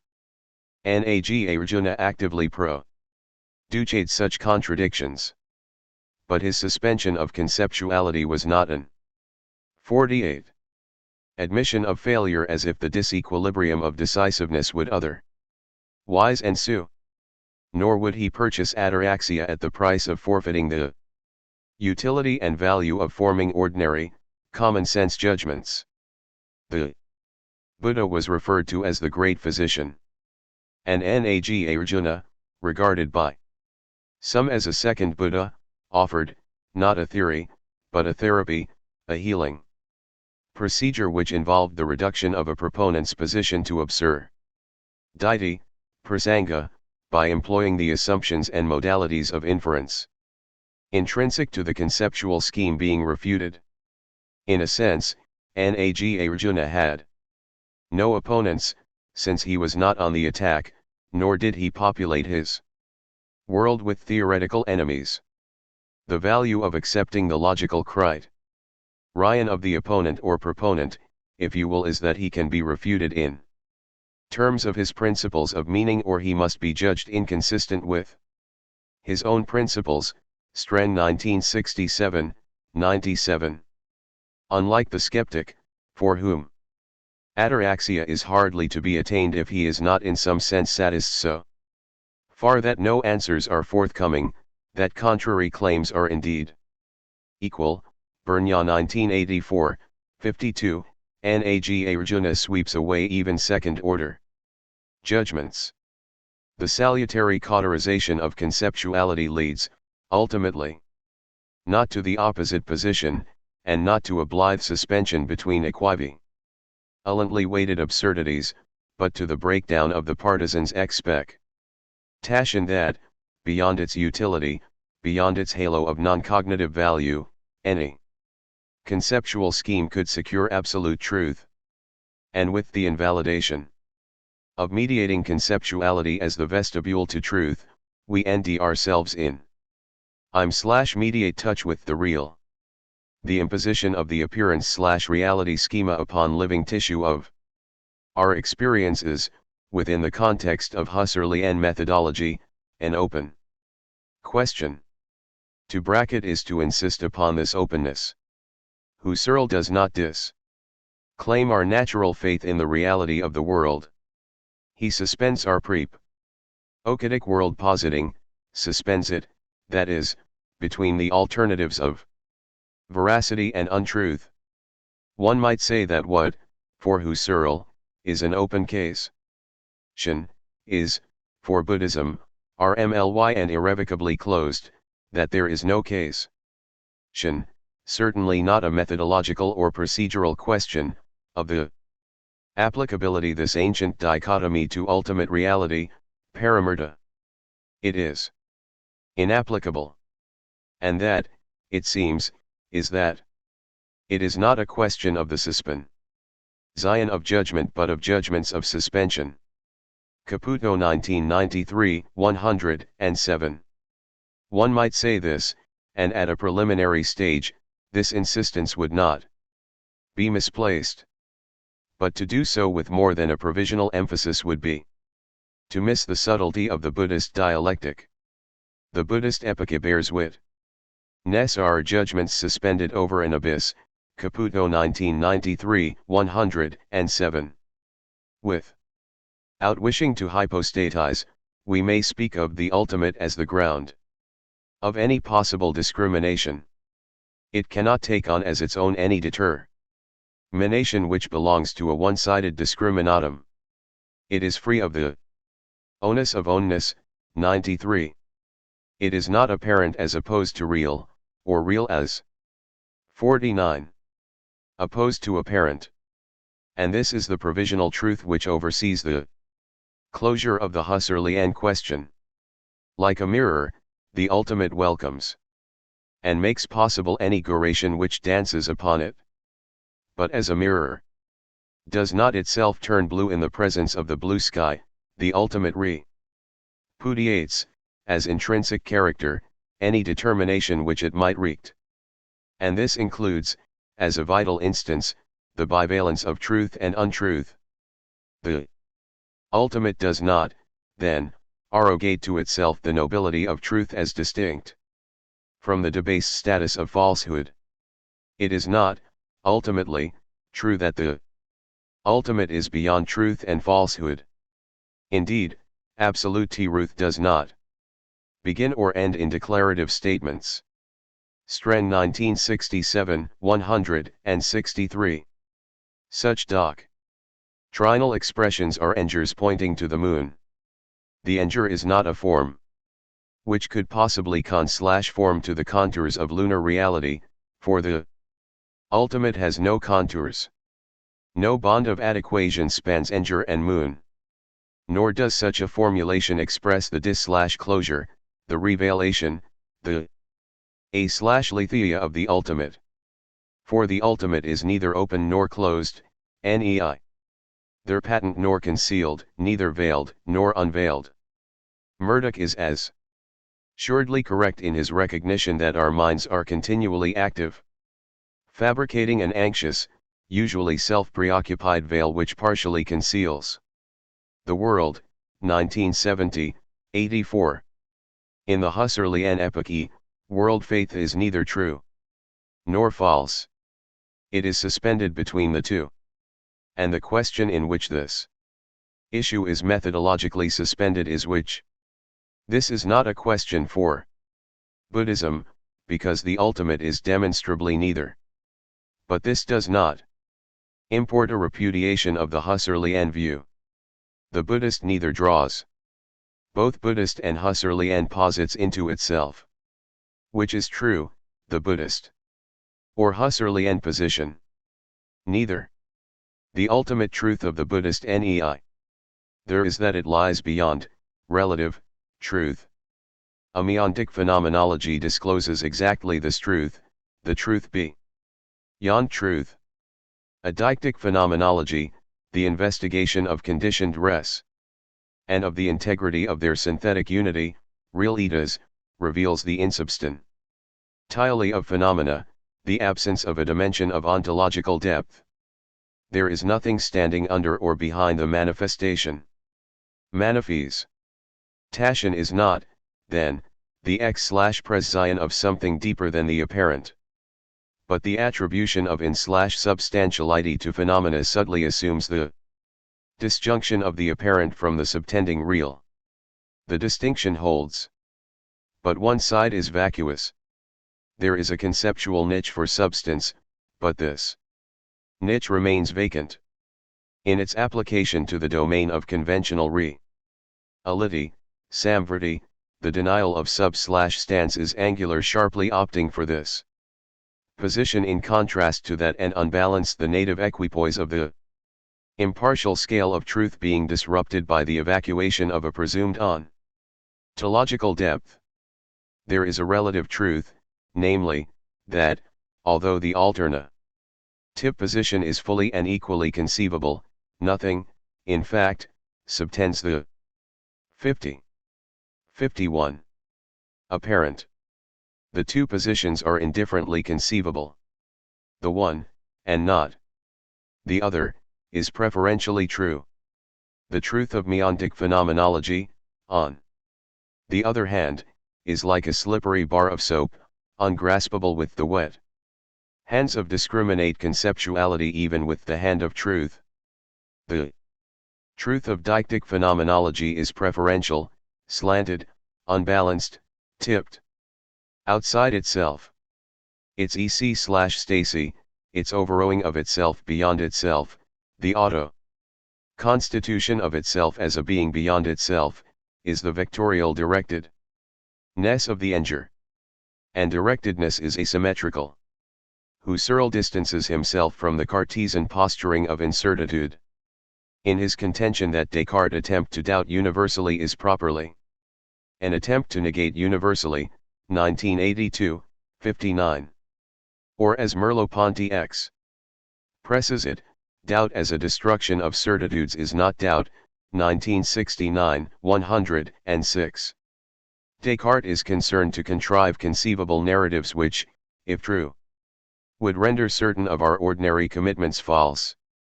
While the dynamic of Cartesian doubt is an urgency in the direction of possible falsehood, the doubt of Husserl's Cartesian path to the reduction is rather an authentic vacillation before the alternatives of truth and falsehood.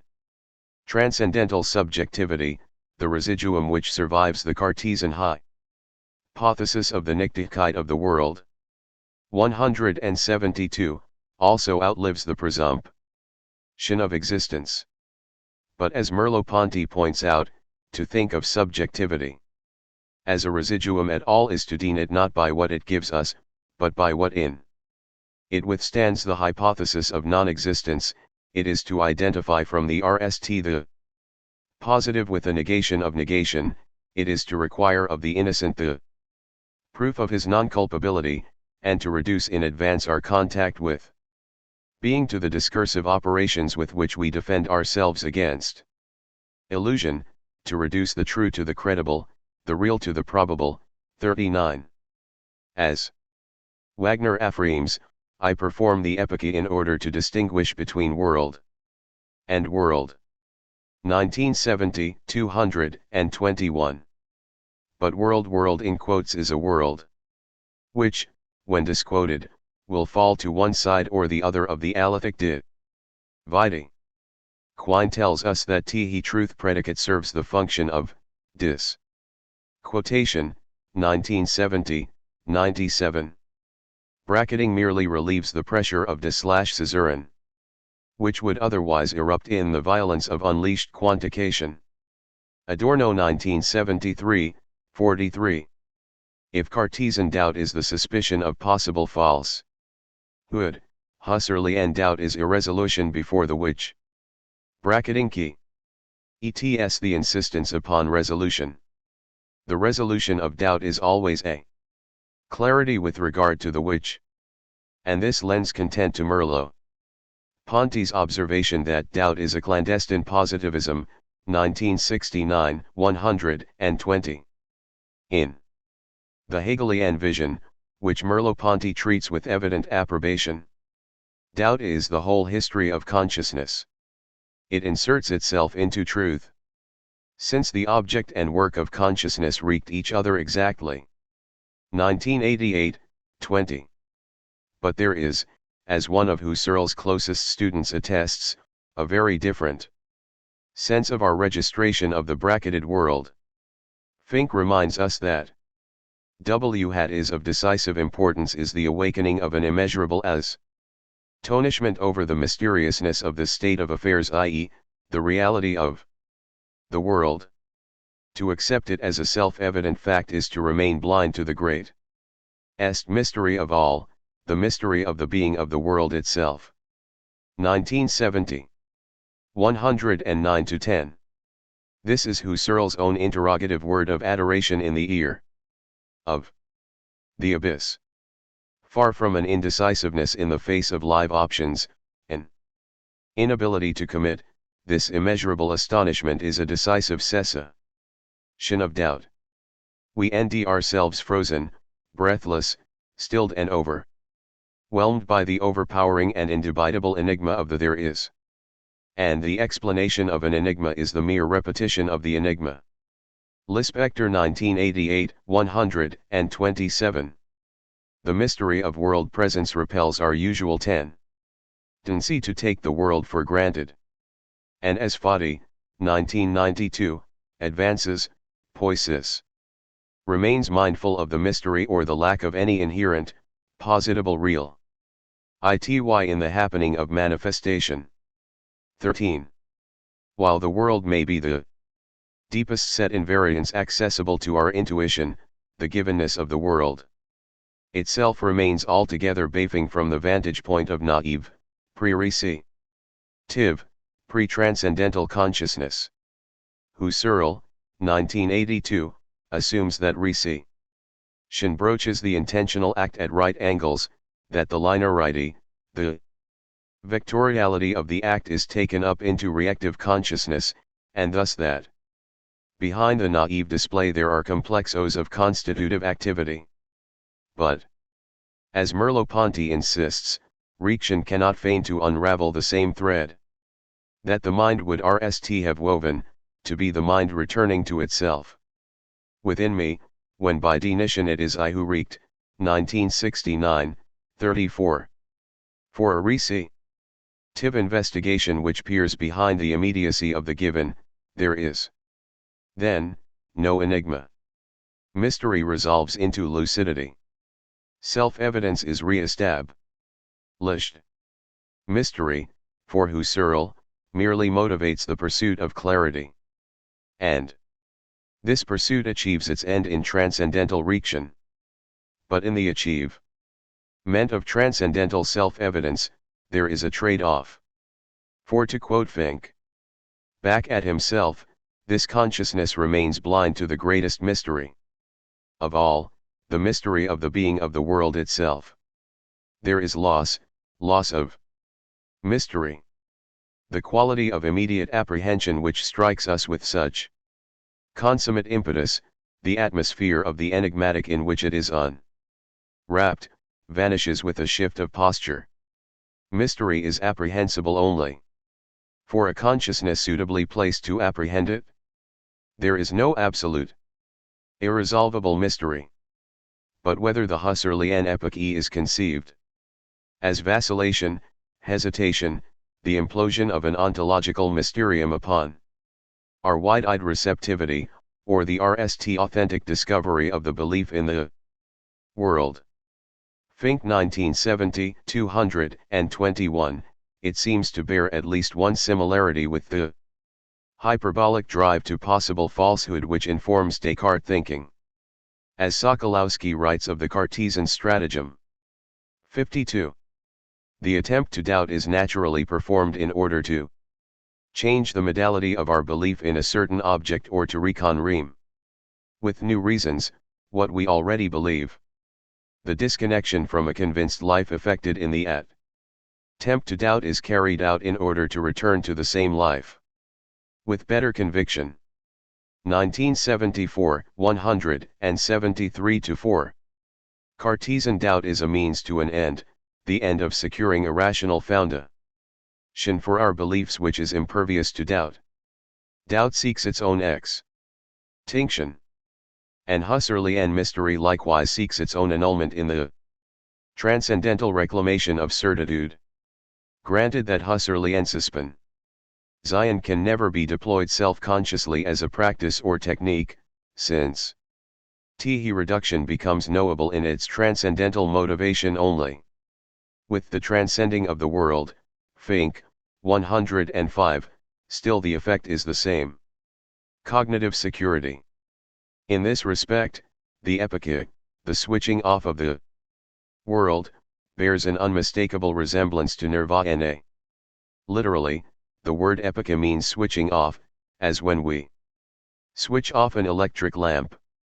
The lamp is still there, but now as one of the objects in the room, not as that which illuminates everything else. This is what the phenomenologist does when he switches off the world, or, more precisely, the common sense assumption that the world explains experience.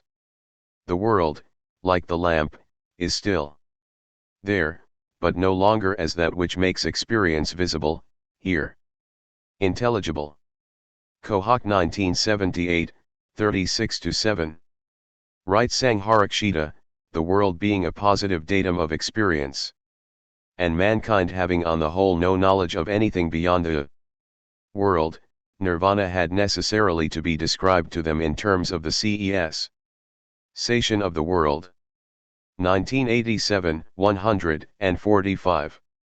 Fink's wonderful portrayal of the epoche as the most extreme striving for a theoretical self-surmounting of man, 126, simply marks a shift to another self, the grim transcendental ego that surveys the constitutive dimension of experience, and for whom there can, in principle, be no mystery.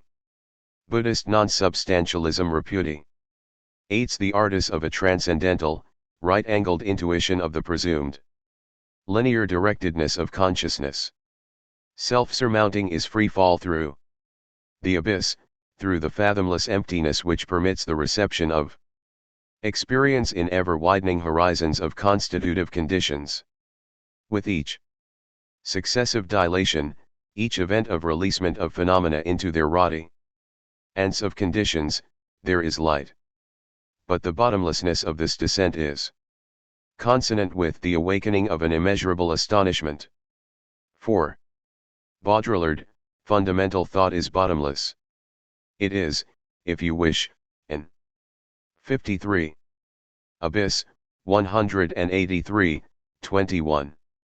And emptiness does not induce an insensitivity to the reducible mysteriousness of things. There is no self-evidence, because there is no self to be evident. Witnesses the perpetual dissolution of self and itself into non-self. And though this very dissolution elucidates and brightens, there remains deep mystery in the interminable expansibility of illumination. Nathanson claims that, in Sartre's ontology, the Husserlian method is put aside as inadequate, that no epoche or reduction has been performed. And thus that whatever its merits or insights, Sartre's ontology is not a phenomenological analysis, 1951, 70. And Solomon concurs that Sartre explicitly rejects the reduction in all its forms, 1972, 20. Sartre was, of course, very deeply influenced by Husserlian phenomenology. He writes that Husserl had gripped me, I saw everything through the perspectives of his philosophy. 1984, 183. His early novel, La Nausée, traces the experience of living through the reduction, Bush 1980, 21. L'Imaginaire was written under his Husserl's inspiration, Sartre 184. And La Transcendance de l'Ego was written against Husserl, but just insofar as a disciple can write against his master, 184. Certainly, by the composition of L'Être et l'Enient, Sartre had begun to wrench himself away from the authority of his master. In a letter to Beauvoir, he cons that I no longer think with an eye to certain strictures, the left, Husserl, etc., 1993, 14. And it is not surprising, then, that certain of Husserl's methodological strategies receive comparatively little attention in being or that they have been deeply transformed in the process of appropriation. The epoche, for example, is no longer an intellectual method, an erudite procedure. It is an anxiety, 1972, 103. And the significance of Sartre's appropriation of the phenomenological reduction emerges as the possibility to disconnect our reactive life from its natural impulse, namely the psychological impulse toward absolute being, Silverman and Elliston 1980. 3. The Sartrean reduction institutes a profound hemorrhage in the absolute being of consciousness. The reduction is rupture, rent, cleavage. It is the nothingness whereby consciousness is torn from itself, the occasion of our freedom from our natural impulses, from ourselves. Findlay affirms and cogently that, to the question of how mind can be ecstatic or self-transcendent, it does not seem a sufficient answer at a sufficiently deep level of reaction to say that such ecstasy, such self-transcendence, is the very mark of the mental, 1970, 244. And neither is the mystery of consciousness the paradox, in Sokolowski's words, that real ity, something which is transcendent to consciousness, is accessible to consciousness in its very transcendence, Sokolowski 1964, 135, dissipated in the least by appealing to intentionality. There is, perhaps, an unintended dimension to Bernasconi's priceless quip that intentionality can be traced. 54. Back to Insomnia, 1988, 242. And a second, rather tired, but more pertinent joke is at Aristotle's expense, that their soporic quality does not explain the fact that our lectures put freshmen to sleep. Ecstasy, self-transcendence, intentionality can be no more than a means of vocalizing a vital enigma, though clarifying the concepts deployed in phenomenology. Cal description, Husserl's eidetic reduction in no way explains the comport meant of consciousness or resolves the deeply problematic issues of how consciousness lives in its object by dying to itself. At best, eidetic intuition displays, and splays, the determinations analytically derived from a host concept. But deduction is impoverishment. The laments of Sinecans, spun from a given conceptual skein, can be no richer in content than the original. And, of course, to deduce is not to elucidate, Levin 1970, 11. It may be useful to observe, with Gurwitch, that in the eidetic reduction, the real existent is divested of its actuality, of its existential character. Every real existent can be regarded as an actualized possibility. Under the eidetic reduction, the fact of its actualization is considered as immaterial, and hence, is disregarded. What is encountered as a matter of fact, is irrealized, i.e., considered as to its imaginableness and not as to its actuality. It is transformed into a pure possibility among other possibilities. From the status of a real existent, it is transferred to that of an example or exemplar. 1966, 383. Still, if what we seek is the essence of consciousness, a realization is out of the question. To the precise extent that consciousness achieves self-transcendence, its purported presence evaporates before the object. See consciousness has a punctum secum, Merleau-Ponty 1969, 247. The eye cannot see itself. The mirror cannot react itself.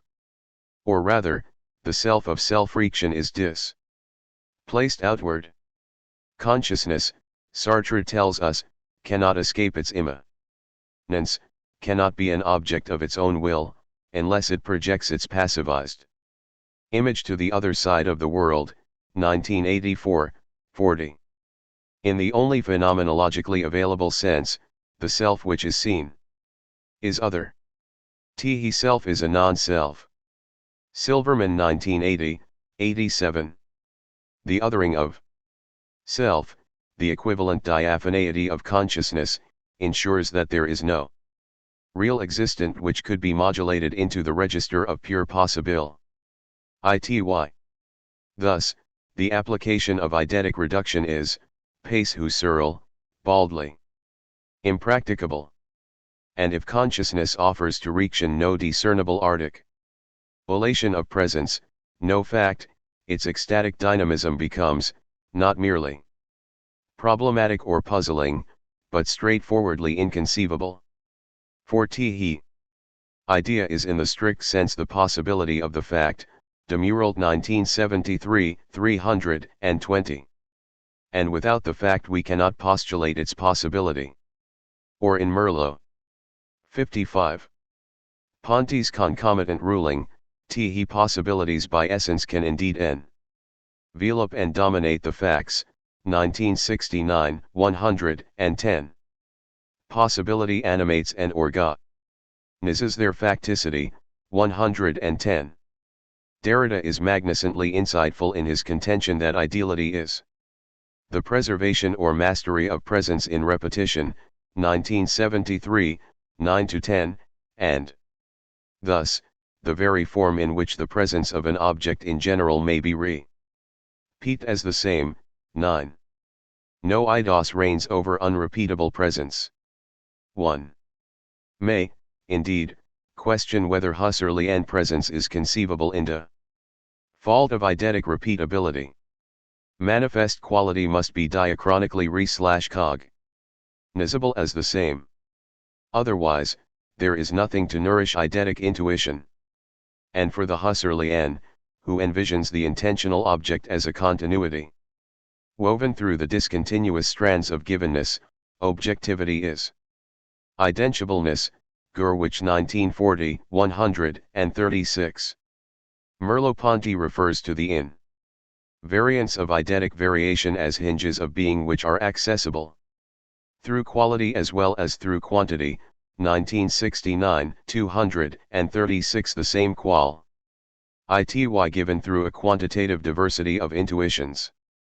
And indeed, the solidity, the essentiality of the essence is exactly measured by the power we have to vary the thing. 111. Buddhist insight is thus incompatible with a phenomenological essentialism, and sponsors that awareness of the essencelessness of things, which is another way of expressing nirvana itself. Misra 1971, 174-5. Thus, as Keynes puts it, nirvana is unthinkable, or inconceivable, if only because there is nothing general about it. Keynes. 1962, 57. And in Strang's statement, statements about nirvana or meta physical statements were not meant to be unassailable semantic pillars on which to construct a system of necessary propositions. 1967, 157. The realization of impermanence permits, at best, only the similarity, not the identity of diachronic exhibitions of quality. Given the momentariness of our experience, possibility provides no way in which successively presented determinations could be immediately compared. For similarity as sums a dimension of comparison, a respect or prospect in which two determinations can be said to be one. And either this is available to us in the moment, in which case, as moments succeed one another, we have a multiplicity of such respects incapable of being brought under the purview of a single intuition, or else there is a single trans-temporal vantage point from which the vanishing moments of presence can be surveyed and their qualitative identity registered. It is, however, of no use to assume an immovable reviewing stand opening out upon the animated parade of phenomena. A Nung stands, aloof from the world, from which the temporal can be safely and impassively regarded. For if consciousness is the revelation of its object, if its being is wholly bound up with the appearing of our evanescent world, then either the dynamism of our experience would upset the atom pearl equilibrium of the frozen standpoint or the timelessness of the stand. 56. Ing now would effect a radical cryogenesis of our outlook. Nirvana is realizing the true, empty structure of becoming, which then becomes really justly more, but metaphysically less than being or becoming. Strang. 1967, 81. What Barthes proclaims with respect to the arrested image of oneself in a photograph, the specter of the self othered and immobilized, we script for the spectator. The solitude outlook encases a microversion of death. The spectator has become de-eth in person. And much as de-eth is the eidos of that photograph, 1981, 14-5, the unliberated Zah of an essentialized self can be visioned only in the black light of the life. Less. For to live is to be released from stability, to die to the immutable self. And to end one's life in dynamic pruence toward the other. And this is no insignificant deliverance of Buddhist wisdom, for which illuminating and acknowledging life and death is the ultimate concern. Kota 1987. 202. Sartre is right that the existent does not possess its essence as a present quality. It is even the negation of essence. Thus the green never is green. 1971, 267. It escapes XED determination by cascading into the possible. Its essence comes from the ground of the future, we would say. The possible as a meaning which is never given and which forever haunts it. 267. But there is self-transcendence only in the sense of an illuminating transposition of our sense of self. It is not that the authentic life-blood of the phenomenon is rendered up to the greedy fangs of its carnivorous conditions, but rather that what, in our originary delusion, we once regarded as a Self-existent entity harboring its own fund of intrinsic and monadic predicates turns out, on closer inspection, to have no intrinsic self or self-existence, and that the only self which it rightfully possesses is its other. And if, as Adorno teaches, the concept of entity pure and simple is the mere shadow of the false concept of being, 1973, 138, we must forswear both the shade and the tree. Or in Caputo's brusque theory of Seinsvergessenheit, forget being. 1993, 69. Moreover, emptiness imports that the being of a phenomenon dissolves into its temporal wake, and that this wake is extended and thus differs with each passing moment. Nothing, then, remains the same. And there can thus be no acts of repetition. In Baudrillard's analysis of the famous Warhol painting, the multiple replicas of Marilyn's face are there to show at the same time the death of the original and the end of representation, 1983, 136. Repetition requires a RST, either in the order of exemplifications or in the order of the ideal. And Buddhism will countenance neither. Even the Buddha could see no beginning of samsara. Or in Bourdieu's sonorous proclamation, I and the beginning is the illugio. 1983, 1. And we can and no warrant for regarding ideality as an exemplar. In Nietzsche's startling pronouncement, all ideals are dangerous, because they debase and brand the actual, all are 57. Poisons, but indispensable as temporary cures, 1967, 130. Buddhism does not deny inity. Itself is the possibility of innate disintegration. But we cannot accept Derrida's proposal that absolute ideality is the correlate of a possibility of infinite repetition, 1973, 52.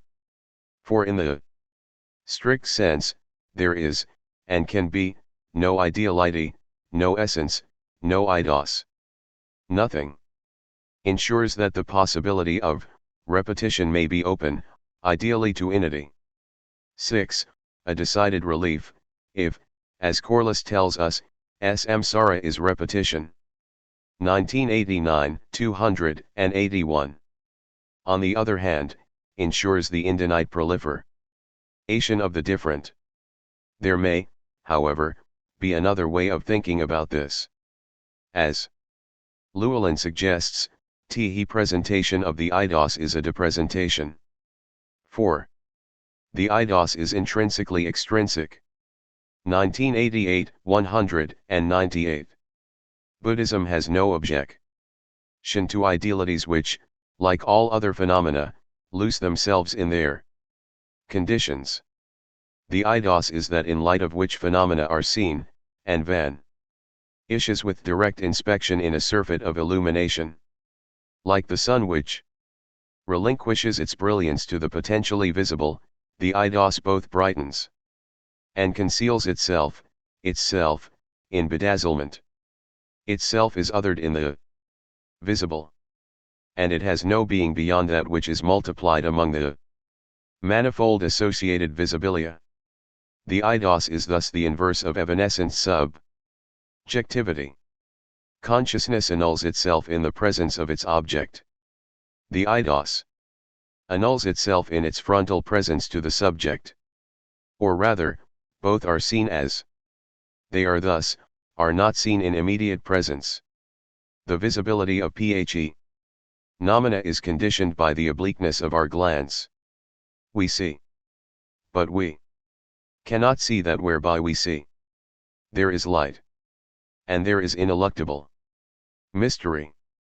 While the eidos, as intrinsically extrinsic, denies its own immediate presence in a blinding superuity of presence, and thus offers nothing, or nothing but nothing, to the curious, investigatory gaze of phenomenology. The sense, French, sens, its direction, or grain, its bearing or proclivity, is present within experience as its visible gestalt. Merleau-Ponty likens the ideational lattice work of experience, the duration which exhibits its vectorial dynamic, to the veins which form and support the material tissue of the leaf, as the nervure bears the leaf from within, from the depths of its esh. The ideas are the texture of experience, its style, rst mute, then ut. Tiered. Like every style, they are elaborated within the thickness of being and could not be detached from it, to be spread out on display under the gaze. 1969, 119. Thus, the philosopher could not possibly have access to the universal by reaction alone. Merleau-Ponty 1974, 104. The ideas, Adorno tells us, live in the cavities between what things claim to be and what they are. 1973, 150. Things do not have an essence as one might have a dog on a leash. Essence is not a detachable possession. And we must not, in this way, abjure the essencelessness of things which Misra appropriately conates with emptiness. Cf. Misra 1971, 174-5. But the Gestalt rendering of essence permits a clear sense in which Buddhism is the study of mind, its essence, nature, and functioning. Hayward. 1989, 9. Puligandla elucidates. Mind is no more and no less than mental activities. For this reason, mind is best construed as a eld of energy, it is sheer dynamism, a nexus of activities and potential for activities, mental activities. To be aware of mind is to be aware of one's thoughts and the activity of thinking. Mind is not a container of thoughts. Rather, thought and thinking are mind. Mind is an energy eld, the actuations in which are phenomenologically cognized as thinking and thoughts. 1985, 75. Mind can only betoken the pervasive pattern, the style, which forms the oid phenomena of our mental life. Subject to the same ins, Sartre exhibits throughout his philosophical writings, and right from the very beginning, the formative pressure of a gestalt analysis of the structuration of experience. In the transcendence of the ego, for example, he represents the empirical self as a gestalt of elements in contrast to the position which he imagines Husserl to hold, namely that the ego is an ideal pole different to its states. 1972, 74. In Sartre's reading, Husserl's theory of the ego is informed by a certain reading of Aristotle. What is logically RST? Are unilateral relations by which each quality belongs, directly or indirectly, to this X, like a predicate to a subject. 73. Aristotelian substantialism was, in significant respects, formative for Husserl's outlook. But curiously, the example that of the unitary melody which Sartre offers in refutation of the presumed Husserlian position is lifted directly from Husserl's musings on our experience of lived temporality. If we take a melody, it is useless to presuppose an X which would serve as a support for the different notes. The unity here comes from the absolute indissolubility of the elements which can not be conceived as separated, save by abstraction. The subject of the predicate here will be the concrete totality, and the predicate will be a quality abstractly separated from the totality, a quality which has its full meaning only if one connects it again to the total. ITY. 1972, 73-4. The Sartrean ego is, then, a melody, an interpenetrative multiplicity. 1972, 86, of states, acts and qualities. It is the innate totality of states and actions which is never reducible to an action or to a state. 74. And far. 59. from being indifferent to its elements, is rather compromised, 74, by them. We actually do see and not merely interpret or construct the rows of chairs in a classroom. And in fact, it is typically the row, and not its elements, the chairs, which comes rst to our notice. The contribution of the elements comes to our attention when they are recongrued, when, for example, the same chairs are arranged in a circle instead of a row, or when chairs are added to or deleted from the composition. Though it remains a whole that does not reduce itself to the sum of the parts, 1969. 204, the Gestalt, as a diacritical, oppositional, relative system whose pivot is the etwas, the thing, the world, and not the idea, 206, is helplessly dependent upon its constituents. A square of chairs becomes a triangle by the simple removal of an element, and a pentagon by the addition of one. The square, the row, the circle, are, in exactly the Buddhist sense, empty, fully and vividly present, yet having no being detachable from their elements. The triangle exists in the three chairs. There is no question here of a fallacy of simple location, a la Whitehead. For the congruation X is only among the congrued elements, as Merleau-Ponty makes plain. In so far as the content can be readily subsumed under the form and can appear as the content of that form, it is because the form is accessible only through the content, 1962, 102. Sartre marvels at the advances of modern, we might prefer the anachronism postmodern, thought, 1971, 3. If, as Lyotard suggests, post-modernism represents an incredulity toward meta-narratives, 1996, 482. Phenomenology is at least willing to bracket our credulous condens in the meta-narrative, general thesis, of the world's existence until a counter part is installed in the domain of phenomenological evidence. This aside, however, Sartre sees in phenomenology the hope for a resolution of a number of classical dualisms, including as a poignant instance, the disjunction of being from appearance, and then, as another, of appearance from essence, cf. 1971, 3-5. The inference is inescapable, being and essence cannot be disjoined. Thus, in Sartre's delineation, the inseparability of Gestalt and elements is potentiated to the point of interfusion, the concrete flesh and blood existence must be the essence, and the essence must itself be produced as a total concretion, that is, it must have the full richness of the concrete without however allowing us to discover in it anything other than itself in its total purity. Or, if you prefer, the form must be to itself and to tally its own matter.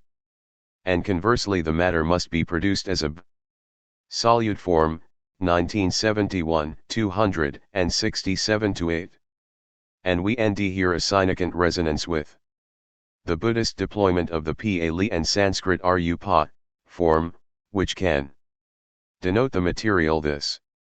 A form, then, is not, as the substance was for Aristotle, a morsel of formed matter, a designated quantity of corporeal, for later science, corpuscular, stuff with a form. Nor is it simply that matter 60 is pregnant with its form, Merleau-Ponty 1964b, 12, as if, in the Aristotelian scheme, form were potential within matter. The material object is its form. For Diogen, the object exhausts its potentiality, without reserve. In being exactly what it is, it does not conceal within its metaphysical depths a fund of potentiality in virtue of which it could become something else. There is no continuity underlying the supplantation of one form by another. Neither Sartre nor Merleau-Ponty would wish to abandon the canonical notion of form. Nor, of course, would Buddhism. But form becomes concrete in the Gestalt and materialized in Sartrean interfusion. Merleau-Ponty pointedly claims that the phenomenon, the very subject matter of phenomenological investigation, is a Gestalt, and follows this with the arresting claim that, far from an impassive formal object, the Gestalt is itself curative knowledge, 1988, 18. And in a similar vein, Lyotard can say that the Gestalt is not in itself, that is, it does not exist independently of the subject who ts his relation to the world inside it. Lyotard 1991b, 85. For Lyotard, as for Merleau-Ponty, the primal formation, that within which all others occur, is that whereby the scissiparity of subject and object presents itself as a unity. In Kant's representation, this Gestalt is the most fundamental and primordial compenetration of subject and world, 1963, 65. This mutual implication is the primordial connection, within which all other connections exist, 68. Sartre would append that this totality is detotalized, that there is no vantage point from which it can be intuitively recovered. As he says, no consciousness, not even gods, can see the underside, that is, apprehend the totality as such. No point of view on the totality is conceivable, the totality has no outside, 1971, 400. And in this light, the claim that consciousness and its world form a totality at all is an extraordinary admission. 4. Sartre posits, as an unequivocal ontic-certitude, the existence of totalities, which, in principle, can enjoy no phenomenological warrant. Though, speaking with the latitude of a general metaphysical concern, Severino could be prompted to concur, appearing is not the innate appearing of being, the epiphany in which the completed totality is disclosed and in which, therefore, no further revelation can occur. As night appearing, eternal truth is contradiction, 1988, 182. The existence of an innate completed total ity is unquestioned. Only the possibility of its night appearing is disclaimed. And it is difficult to see what advantage might be offered by an authoritarian leap of metaphysical speculation which, in principle, cannot be warranted by our experience. Totality appears, not as detotalized, but as impossible. But consistency would then expect a concomitant declaration that the subject/object totality is consequently impossible. Instead, it is x alt to global proportions, the form of all forms, the RST and most encompassing Gestalt within which all other formations are inscribed. 61. Aligning himself with Levinas, Bernasconi assumes that philosophy is always to one side, independent and critical. It is to be understood as a rupture of our participation in totality, 1988, 235. For Merleau-Ponty, such a rupture would forfeit our natal bond with the world, 1969, 32. Philosophy is not a rupture with the world, nor a coinciding with it, but it is not the alternation of rupture and coincidence either, 99. For a philos ophy of reaction, a product of the reactive cramp. 57. Thus, react is not to coincide with the ux. It is to disengage from the things, perceptions, world, and perception of the world. 45-6. The philos ophy of reaction which Levinas exemplifies is not wrong in considering the false as a mutilated or partial truth. Its error is rather to act as if the par tile were only a de facto absence of the totality, which does not need to be accounted for. 42. But our reactive probes into the dim undercurrent of experience do need to account for, or at least warily, with awareness, sus. Pect, the disturbance which they themselves occasion. We must not only see as if that were enough to the extent possible, we must also see clearly the transformation of the scene wrought by the seeing. We must, in Merleau-Ponty's coinage, enact not a detached and impartial reactive observation, but a hyperreaction which descends into the tissue of experience with a lucid appreciation of its own work of disruption. And this entails the commitment not to allow ourselves to introduce into our description concepts issued from reaction, whether psychological or transcendental. They are more often than not only correlatives or counterparts of the objective world. 157. Or in an Hegelian response to Kant, the instrument modi is the thing. The milieu alters its image. The means runs counter to the end. Heidegger 1978. Among the impositions to be dropped at the portal of phenomenology, as a condition for its work to begin, are the notions of matter and form, cf 158. We cannot assume, from the outset, that experience has a form, or is a form.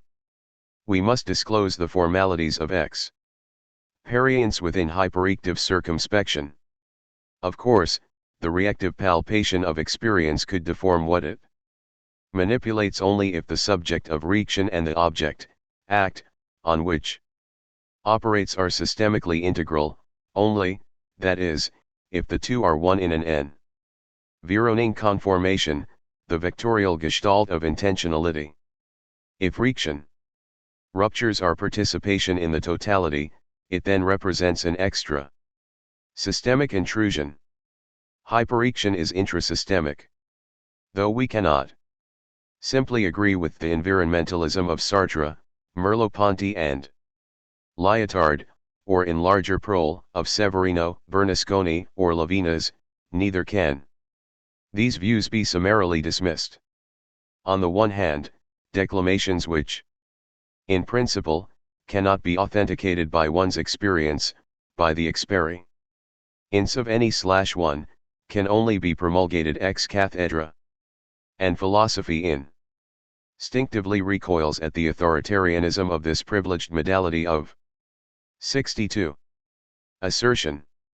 Merely to reject this authoritarianism, however, remands us, on the other hand, to a new authority, that of a certain privileged presence, an experiential evidence which enforces assent. And this is incompatible in spirit with a hyperreaction which lightly descends into experience by means of a cobweb ladder incapable of supporting the weight of such ponderous authority. Rather than scattering the elements of primal conjuration in a gale of assertion, hyperreaction whispers, almost inaudibly, the suspicion that its presence may distort presence. And yes, even this whisper, which approaches silence as nearly as possible with voice, cannot fail to send tremors throughout the lacework of experience. Bodily reminds us that the word silence is still a sound. 1988, 13. And our own vocal ruminations are far from the silence about silence of which Heidegger speaks. 1993, 424. The secret of silence is undecidability. But this is not a vacillation or oscillation between competing disjuncta. There is no wavering. There is the noiseless ringing of stillness. 420, a serene awareness that, for all our experience certes, it is exactly as if a situated subjectivity were hopelessly enmeshed within fabric of the observed and, at the same time, exactly as if the scene were to shift spontaneously in correlation with certain appreciable indices normally, if also naively, associated with the position of the subject. Environmentalism and transcendentalism are equally adept at saving the appearances. If, in the Buddhist deposition, the effect is nothing over and above the presence of the totality of its causes, see Efkins. 1962, 148-9, it is also the case that the cause is nothing over and above the totality of its effects. The door to the invisible must be visible, Dommel 1974. 42. The invisible current of electrons which we call electricity simply is the incandescence of the lament, the whirring of the electric motor, the heat-ing of the coil, the movement of the dial. And if electricity empties itself into its manifestations, so, presumably, must subjectivity. If subjectivity in no way affects the structuration of our experience, if it makes no difference, it is either non-existent or transcendental. Huineng declares that intrinsically our transcendental nature is void and not a single dharma, thing, can be attained, Price and Wang 1969, 26. And much like Vedanta with its divarication of manas, mind, the phenomenal object of rikshan, from vijnana, pure consciousness, Buddhism discriminates a benighted vijnana, phenomenal consciousness, the locus of delusion, from sathi, pure awareness. Consciousness disturbs its object. Awareness does not. If thought, or, in Severino's phrase, night appearing, prohibits the silent registration of totality, we must, at the same time, posit a larger unity in which the totality available to awareness is distinguished from the domain of detotalized totalities accessible in their partiality to limited subjectivities. A totality of totality and partiality.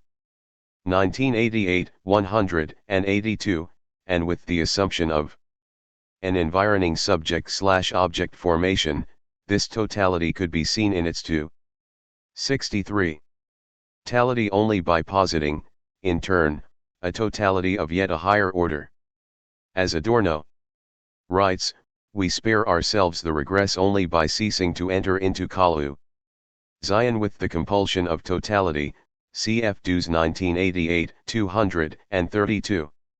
Either experience is not d/ned, d/termined, has no boundary or outline, no outside, in virtue of which it could offer itself up to our gaze as a delimited whole, or awareness of experience does not assume a subject/object totality. Distinguishing totality from wholeness, we must concur with Levin that an normal perception, the ontical perception of anyone and everyone, is inveterately grasping, as the very word itself should remind us.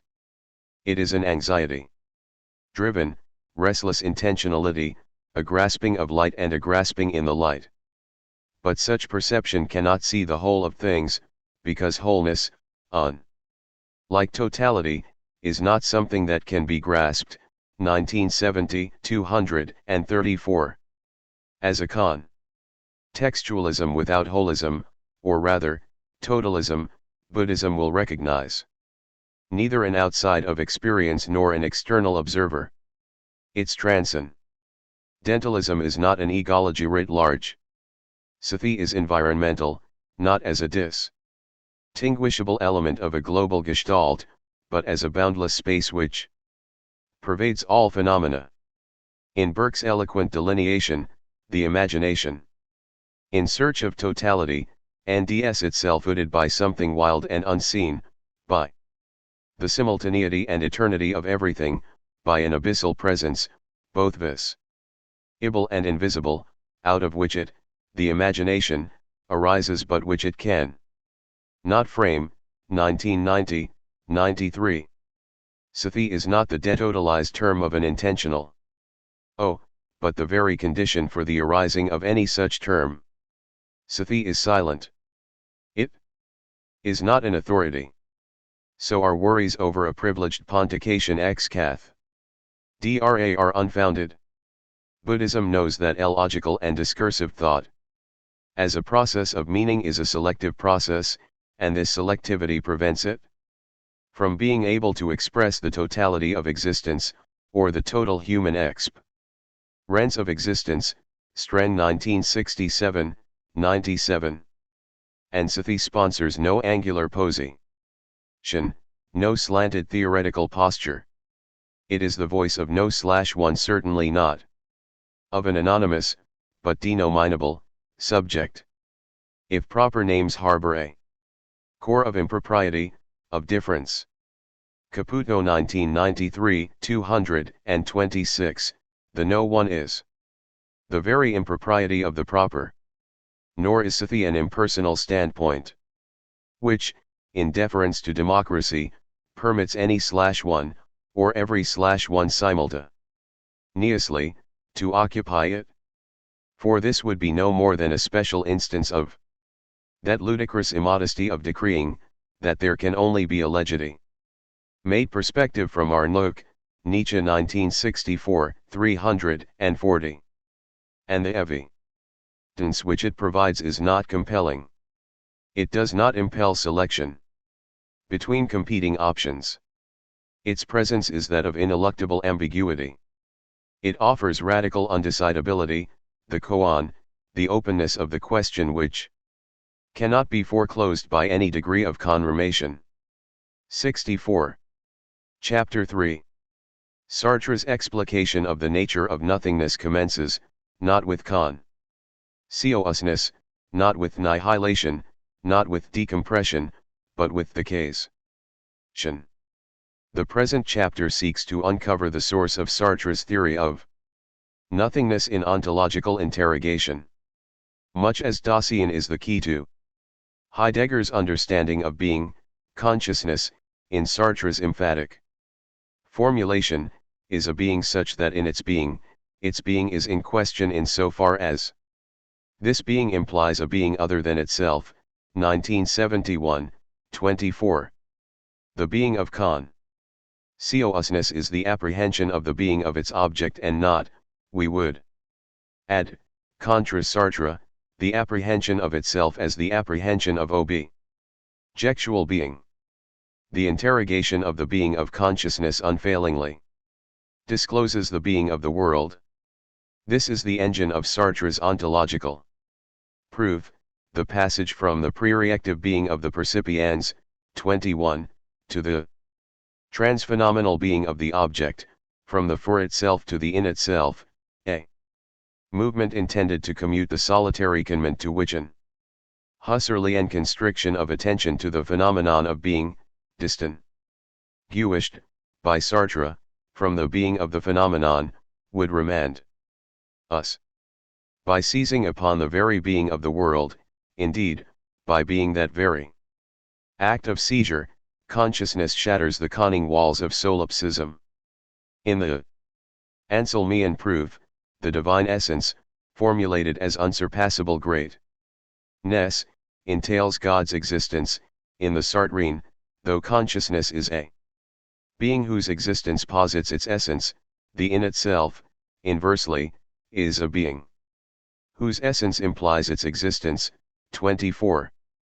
Thus in its intentional reference to worldly being, its penetration beyond appearance, beyond the essential structuration of appearance, to anal absorption in the very being of the world, the for itself must produce itself as a revealed revelation of a being which is not it and which gives itself as already existing when consciousness reveals it.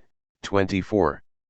It is self-identity in the rich sense of self-fusion, the utter 65. Abolition of any internal differentiation, which implies, or rather, as sums, the existence of the in itself. Being in itself is the condition for intentional objectivity. If he appearance refers to the total series of appearances, 4, then the appearance of an object is differentiated upon the ground of the indifferent unity of the in itself. And he essence is radically severed from the individual appearance which manifests it, since it is that which must be able to be manifested by an innate series of individual manifestations. 6. Were essence, in this sense, a coherent notion at all, we could legitimately posit the cube itself, with 6 equal faces, as being only for an unsituated gaze, for an operation or inspection of the mind seating itself at the center of the cube, for a eld of being. Merleau-Ponty 1969, 202. Consciousness is a being in question, thus questionable. And its own being is subject to question to the exact extent that it reveals the in itself. Being is, 1971, 29, is a fundamental postulation, an axiom, perhaps a definition, of Sartre's systematic ontology, a distant echo of Anselm's derivation of deic being. And the in itself is deemed in terms of identity. Being in itself is not the abstract unity of the sequence of appearances which present the object, it is the unity of this inexhaustible manifold. The distinctness and multiplicity of this extravagance of proles dissolves into the primal oneness of objectual being. And transposing Husserl's distinction, being in itself becomes immanent and being for itself becomes transcendent. Or almost. To be sure, the coincidence of presence to and self-presence, Husserl's principle of principles, is displaced in Sartre's ontology, though not overcome. The in itself is glued to itself, it inheres in itself without the least distance, and is thus an immanence which cannot realize itself. 27. But the transcendence of the for itself, 1984, 180, is ill at ease beside the absolute law of consciousness, for which the being of consciousness and its appearing to itself are lawlessly fused.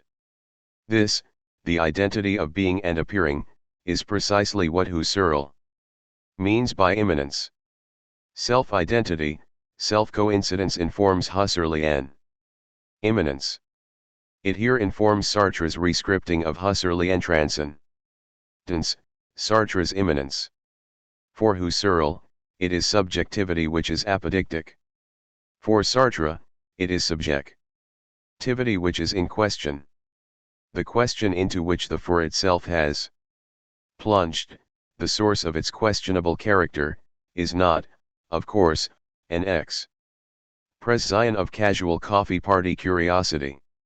It is not an interrogative appeal either to one's colleagues or to the gods. Nor is it the ponderous Saintsfridge Heidegger's weighty question, what is the meaning of being? Expressed without the usual technical regimen, this is Sartre's question, is there any conduct which can reveal to me the relation of man with the world? 1971. 35. Transcribing into his more usual idiom, is there any activity of consciousness whereby the for itself reveals to itself its own relationship with? 66. The in itself? The question is unanswerable, since the conduct of the for itself is unavailable in its enactment. And its retrieval in Reaction provides. Assuming the notion is at all coherent, only the outside of consciousness. Not consciousness as lived. For Sartre, the in itself could fail to exist only if we were capable of conceiving the non-existence of absolute plenitude. We will witness the dissolution of fullness into emptiness, the most effective demonstration of its conceivability, showing that the in itself is not only contingent, but entirely dubitable. But for Sartre, the in itself exists of temic necessity. Its existence is beyond question. The for itself is questionable, in so far as it implies a being which is unquestionable.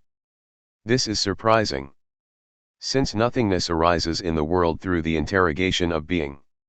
It is vital to discriminate the insipid, featureless plane of being in itself from the ravaged, cratered, craggy terrain of annihilated being, being which has begun to decompress, to display its jagged detail, the irregular determinateness of its quality, its structure, its relatedness, to our notice, being, that is, which has become salient. If pre-annihilated being is, indeed, beyond case as also beyond conception, it cannot be the subject of the for itself's interrogation. It is implied by the questioning activity of the for itself, not as object, but as ground. Sartre seems often to connate the two. But we must pause to question the questionability of the for itself as a questioning of being. The dyad of seemings, transparentism and translucentism, each an answer to the question of whether manifest quality, presence, including self-presence, is transcendent or immanent, is informed by reciprocal exclusion and radical undecidability.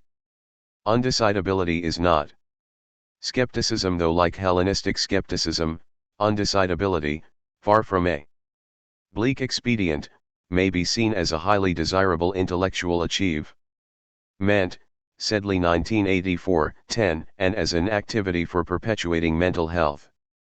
Hilly 1988, 11. It is not that we cannot know which construal is valid. Rather, there is simply nothing to know. There is no answer to the question. Which is true? Both seem to be true. Neither has any more purchase upon consciousness than the other. And the two are incompatible. Consciousness cannot resolve the issue. For both are wholly compatible with consciousness. Yet consciousness could subject itself to question, its being could be in question, only if, with Sartre, we assume translucentism. If, as we have seen, consciousness is hopelessly and irresolvably ambiguous, then its very questionability is hopelessly and irresolvably questionable.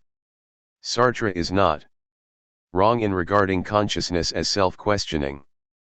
For the transparentism with which his position connects is not contrastingly right. He is rather wrong in assuming that the questionability of the for itself is unquestionable. Of course, had he recognized the questionability of questionability, he would not have posited, as unquestionable, the self-questioning of consciousness. And conversely, his willingness to put forward this depot. 67. Scission assumes an overlooking of second-order questionability. For the assertion of self-questioning is possible only in virtue of an implicit rejection of the deep ambiguity of consciousness. Assuming ambiguity, then although translucentism is not wrong, and also not right, the assertion of it is wrong. And admitting from the outset that transparentism is not right, and also not wrong, we must, for parallel reasons, recognize that the assertion of it is wrong. Consciousness, then, is that for which it is never proper to posit the transcendence or the immanence of the presence which it reveals, that for which there can be no answer to the question of whether transparentism or translucentism is the morting construal, and therefore, that for which this issue is always beyond question. Paradoxically, perhaps, the undecidable ambiguity of consciousness, which ensures that it is always improper to answer the question of the questionability of consciousness, leads to an affirmation of its unquestionability. Consciousness cannot be as it appears. For the incompatibility of its seemings would then sunder it in two. It is not as it appears, however it appears. Thus, it itself does not appear. It is, nally, transparent, not translucent. We cannot confess the impropriety of the two seemings without being immediately restored to the seeming of transparentism. Transparentism is like a boomerang. We relinquish it, and its negate, only to end it coming back to us. It would betray experience not to relinquish it. But paradoxically, we have exactly what we discard. As we know, is ruthless and thorough. It sweeps away every last crumb of ipseity, demanding the exhaustive relinquishment of the esse to the manifold of sustaining conditions. And consciousness is not spared. See, consciousness is born supported by a being which is not itself, Sartre. 1971, 23. Being empty, it is sheer, unimpeded openness to the world, pure manifestation, and conceals nothing of itself in this manifestation which could be reclaimed by reaction or by an environmental, non-positional awareness of the act of consciousness in its enactment. There is, then, nothing of itself to question. It can have no questions for itself, since for itself it has no self. It is not simply that the appearing of an object presumes its objectual being. There would be genuine passage in this case from appearing to being, and thus, an authentic ontological proof. It is rather that, as a circuit, an ontological arc, the ux of borrowed being and the ru of being returned to the lender consciousness has no being beyond the being of the objects which sustain it. Not itself subject to question, all interrogation must therefore concern itself with the world. It is the in itself which is questionable. By returning a negative response to our questioning, ontological interrogation exposes the veins of negation in the granite of being. But this runs afoul of Sartre's description of the being subjected to interrogation. The in 68. Nitary unity, or unitary inity, of pre-nihilated being precludes conception. Being in itself, pre-nihilated being, cannot respond with negation or with affirmation to our queries, since it is devoid of articulate determination. It is wanting in the salt of saliency, prosaic, without ecstasy. Nothing stands out, so nothing casts a shadow. If the postulate, being in itself is 1971, 29, provides a systemic pillar of Sartre's ontology, a framing conception comparable to an axiom, then despite his contention that being can neither be derived from the possible nor reduced to the necessary, 29. The being of being in itself exhibits the sort of necessity which is imposed by the system. Its truth is practically denitional. And the systemic tautology of this claim is destabilized in the presence of Sartre's insistence that being in itself is contingent. The assertion that being is cannot be false. Or, rather, the presumption of its truth is so central to Sartre's thinking that its denial would ring holistic changes in his systematic ontology. The non-necessity of being hardly accords with the necessity that being is. And the complaint that we have failed to distinguish de re from de dictu necessity is of no avail. It may, of course, be necessary, de dictu, that being be without it. Being at the same time a necessity, de re, of any particular being that it be. But necessity de re is wholly inapplicable to pre-nihilated being. It is only subsequent to nihilation that our world is populated with res. Lingus asks of the intentionality thesis the contention that all consciousness is consciousness of something, 1991, 11, is this apodictic insight, like the laws of natural science, undecidedly a law or a definition. 91.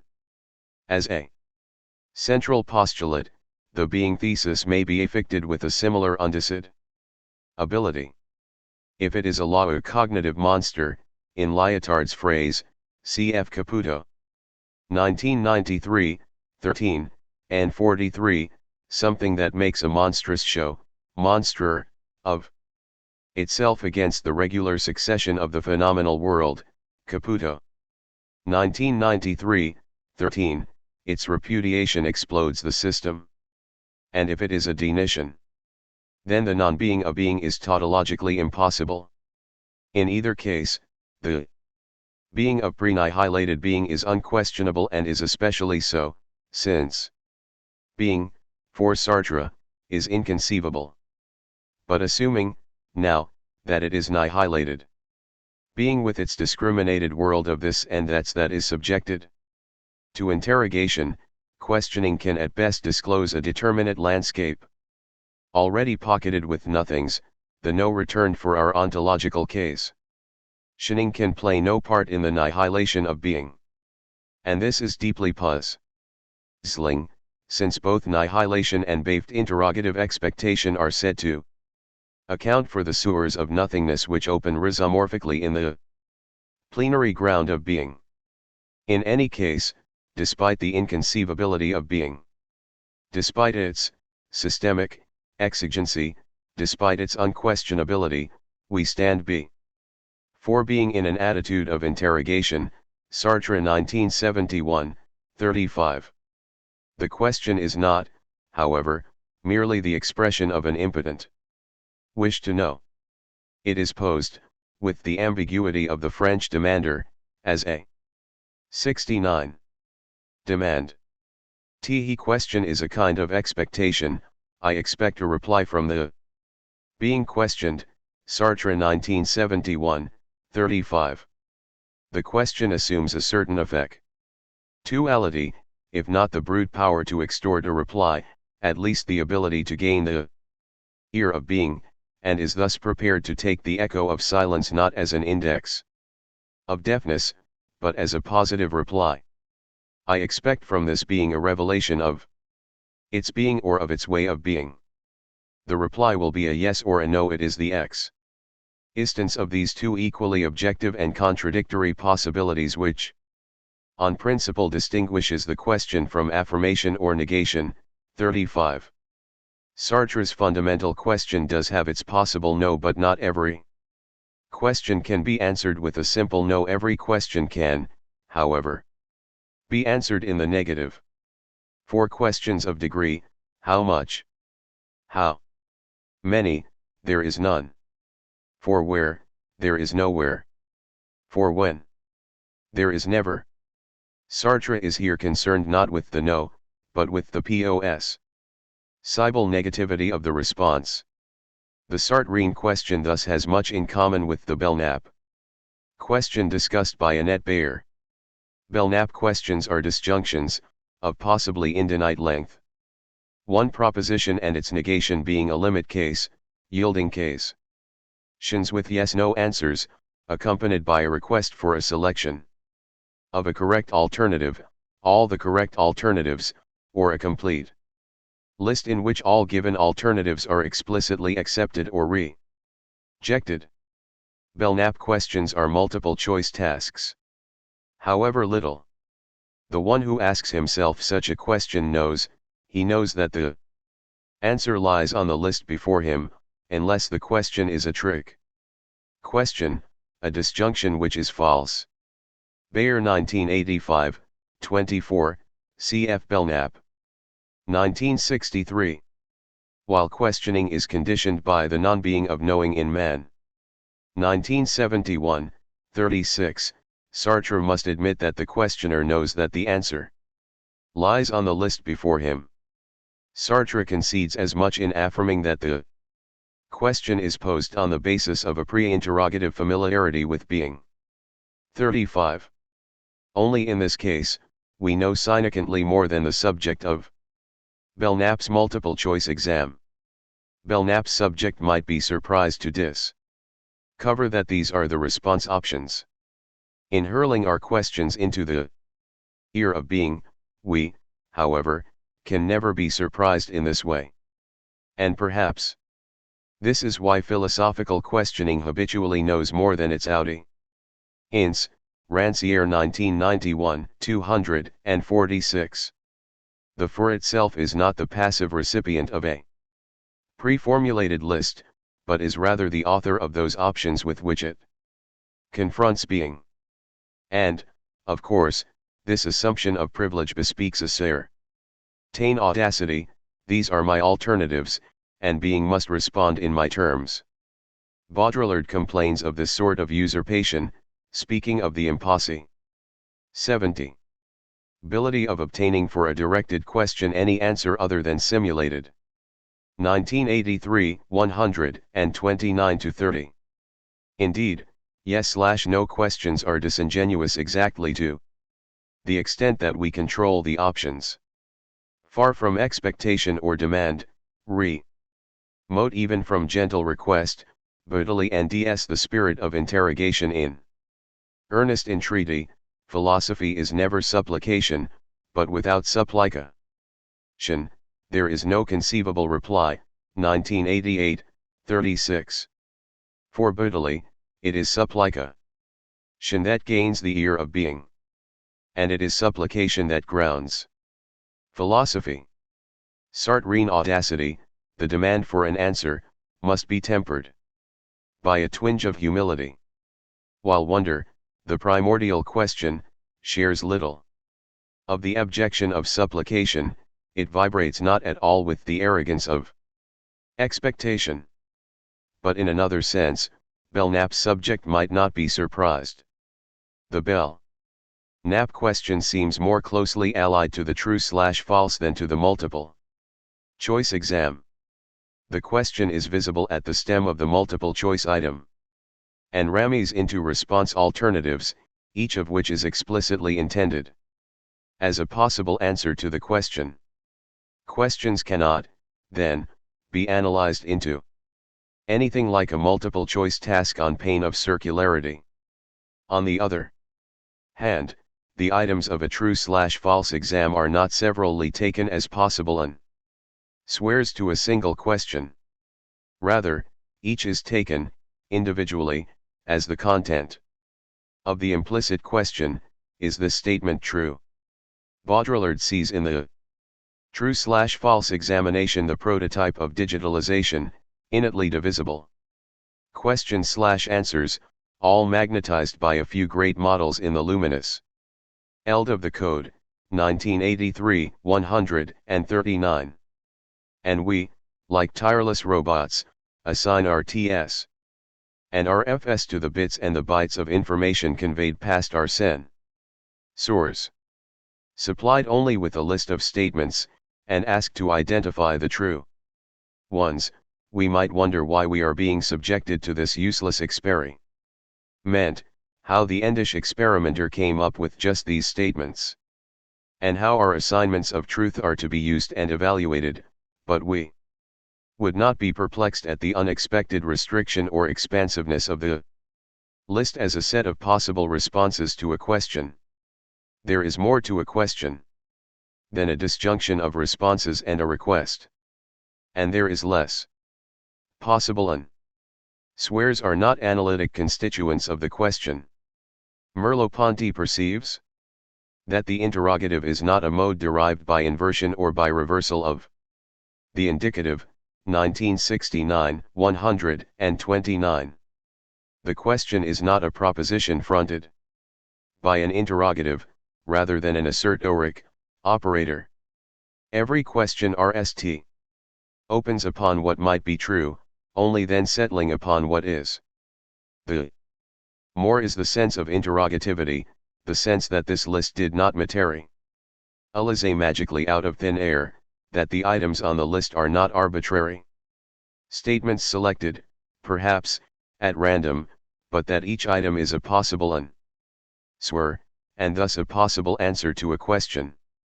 The authentic interrogativity of the question is felt as a vacuum, a lack, an absence of security, and the response is not merely a disembodied assertion, but an avowal experienced as 71. Succumbing to the negative pressure of this void, Belknap displays no sensitivity to this requirement. And Sartre seems little more enlightened. Both construe the question as a request, for Sartre, a demand, for selection from a number of multiple choice alternatives. And both, in consequence, offer themselves to the charge of circularity denning question in terms of the question and then depriving the question of its proper function of invoking possible, not merely settled, responses. Suppose, now, to take up Bayer's suggestion, that the question is a trick question, a disjunction which is false, 1985. Or suppose, a further spec.ication, that the question is loaded, thus implying a false disjunction. We know the Buddha's response to Avalokitapada's litany of freighted inquiries. That every view is ultimately false is, Strang tells us, a corollary to the recognition that ultimate reality is not a thing to be possessed, 1967. 87. But in plumbing the response of being to our false disjunctions, how would we discriminate an analogous noble silence from a negative reply? Indeed, how would we discriminate a negative reply from uncomprehending deafness, the no from a non-response? In Llewellyn's involuted Confes. Zion, I am made deaf, soured, to what takes place there, supposing there is something that takes place there, supposing there is a place there, supposing there is a there supposed. 1988, 197-8. Perhaps we, like Lispector, are rather afflicted with deafness. I had the ability to question but not the ability to hear the answer, 1988, 127.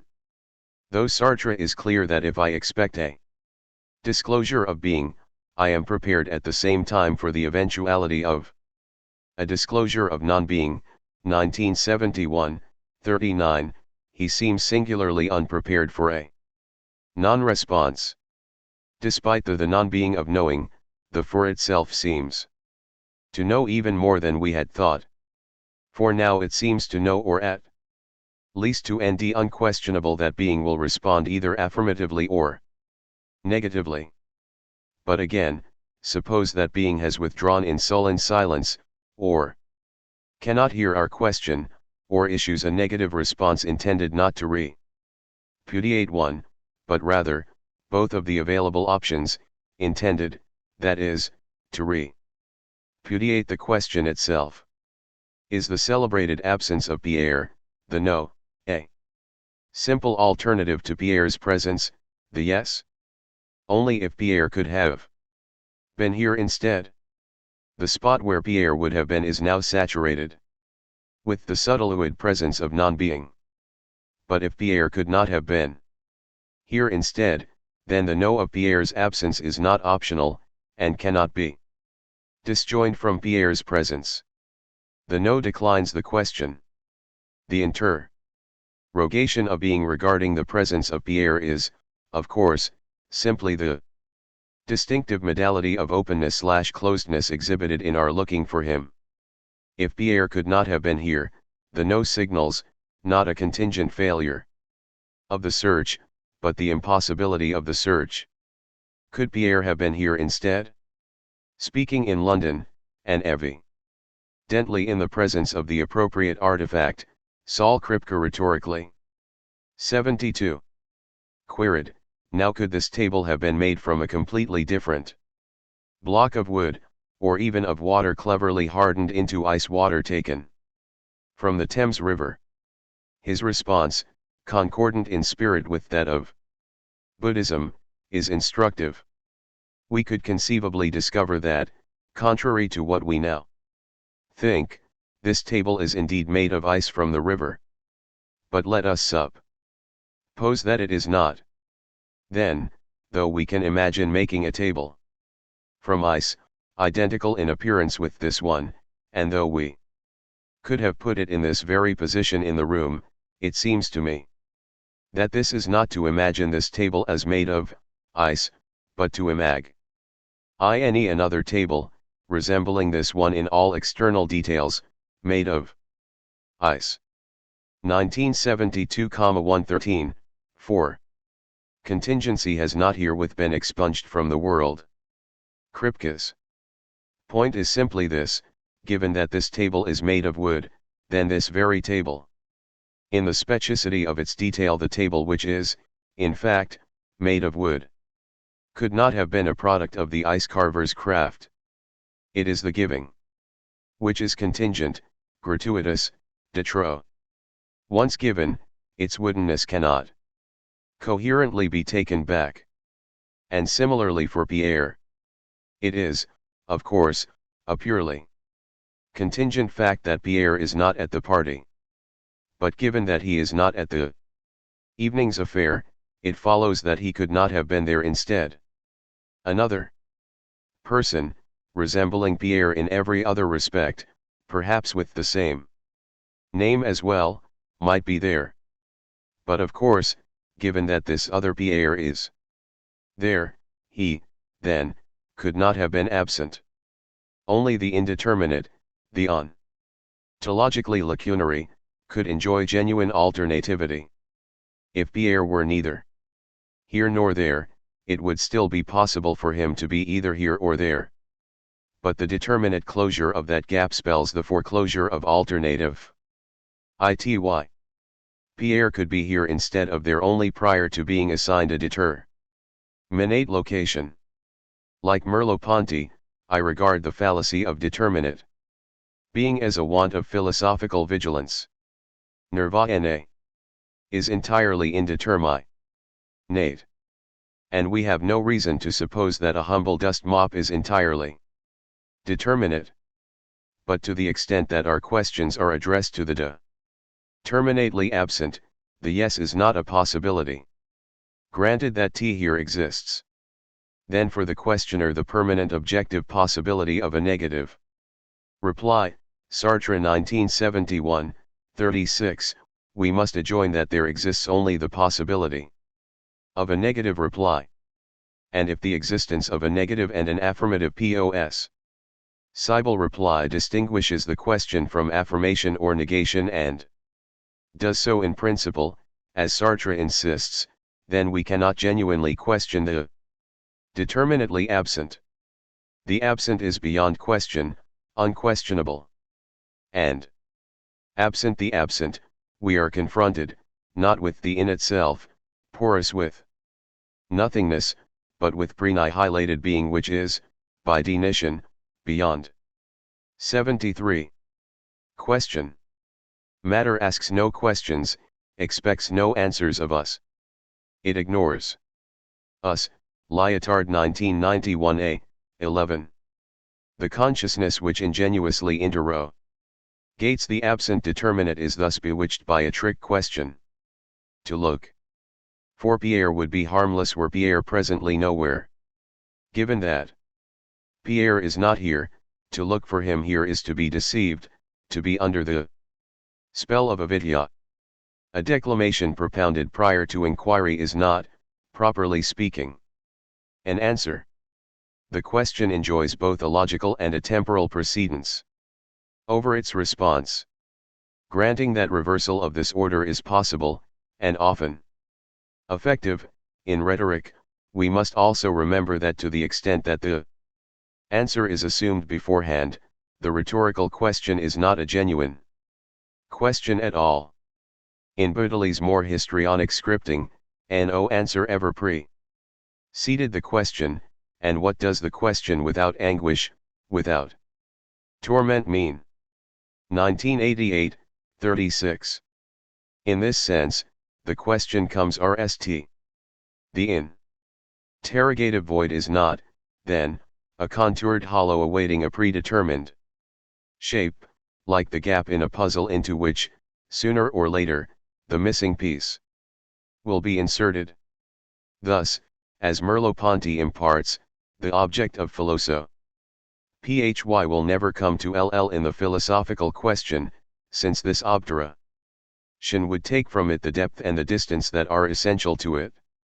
1969, 101. But think, once again, of the yes and the no of being. The presence of Pierre is, for Sartre, being's affirmation, the absence, being's negative response. Does Pierre's presence come invariably as a result of our seeking? There are times when, quite without looking for him, we simply Encounter Pierre as we might trip over a misplaced rake. As the stray sentence is not felt as the satisfaction of inquiry, the accidental encounter is not taken as an affirmative response to a question. In a deeper sense, the question assumes not only logical and temporal priority, but a certain doxastic priority as well. To issue the question with the answer up our sleeve is, of course, a rhetorical posture. But even to gravitate, even to be ever so slightly inclined toward one alternative response to the exclusion of the other is, to the extent of the attraction, no longer genuinely to question. Questioning is always a state of absolute equilibrium.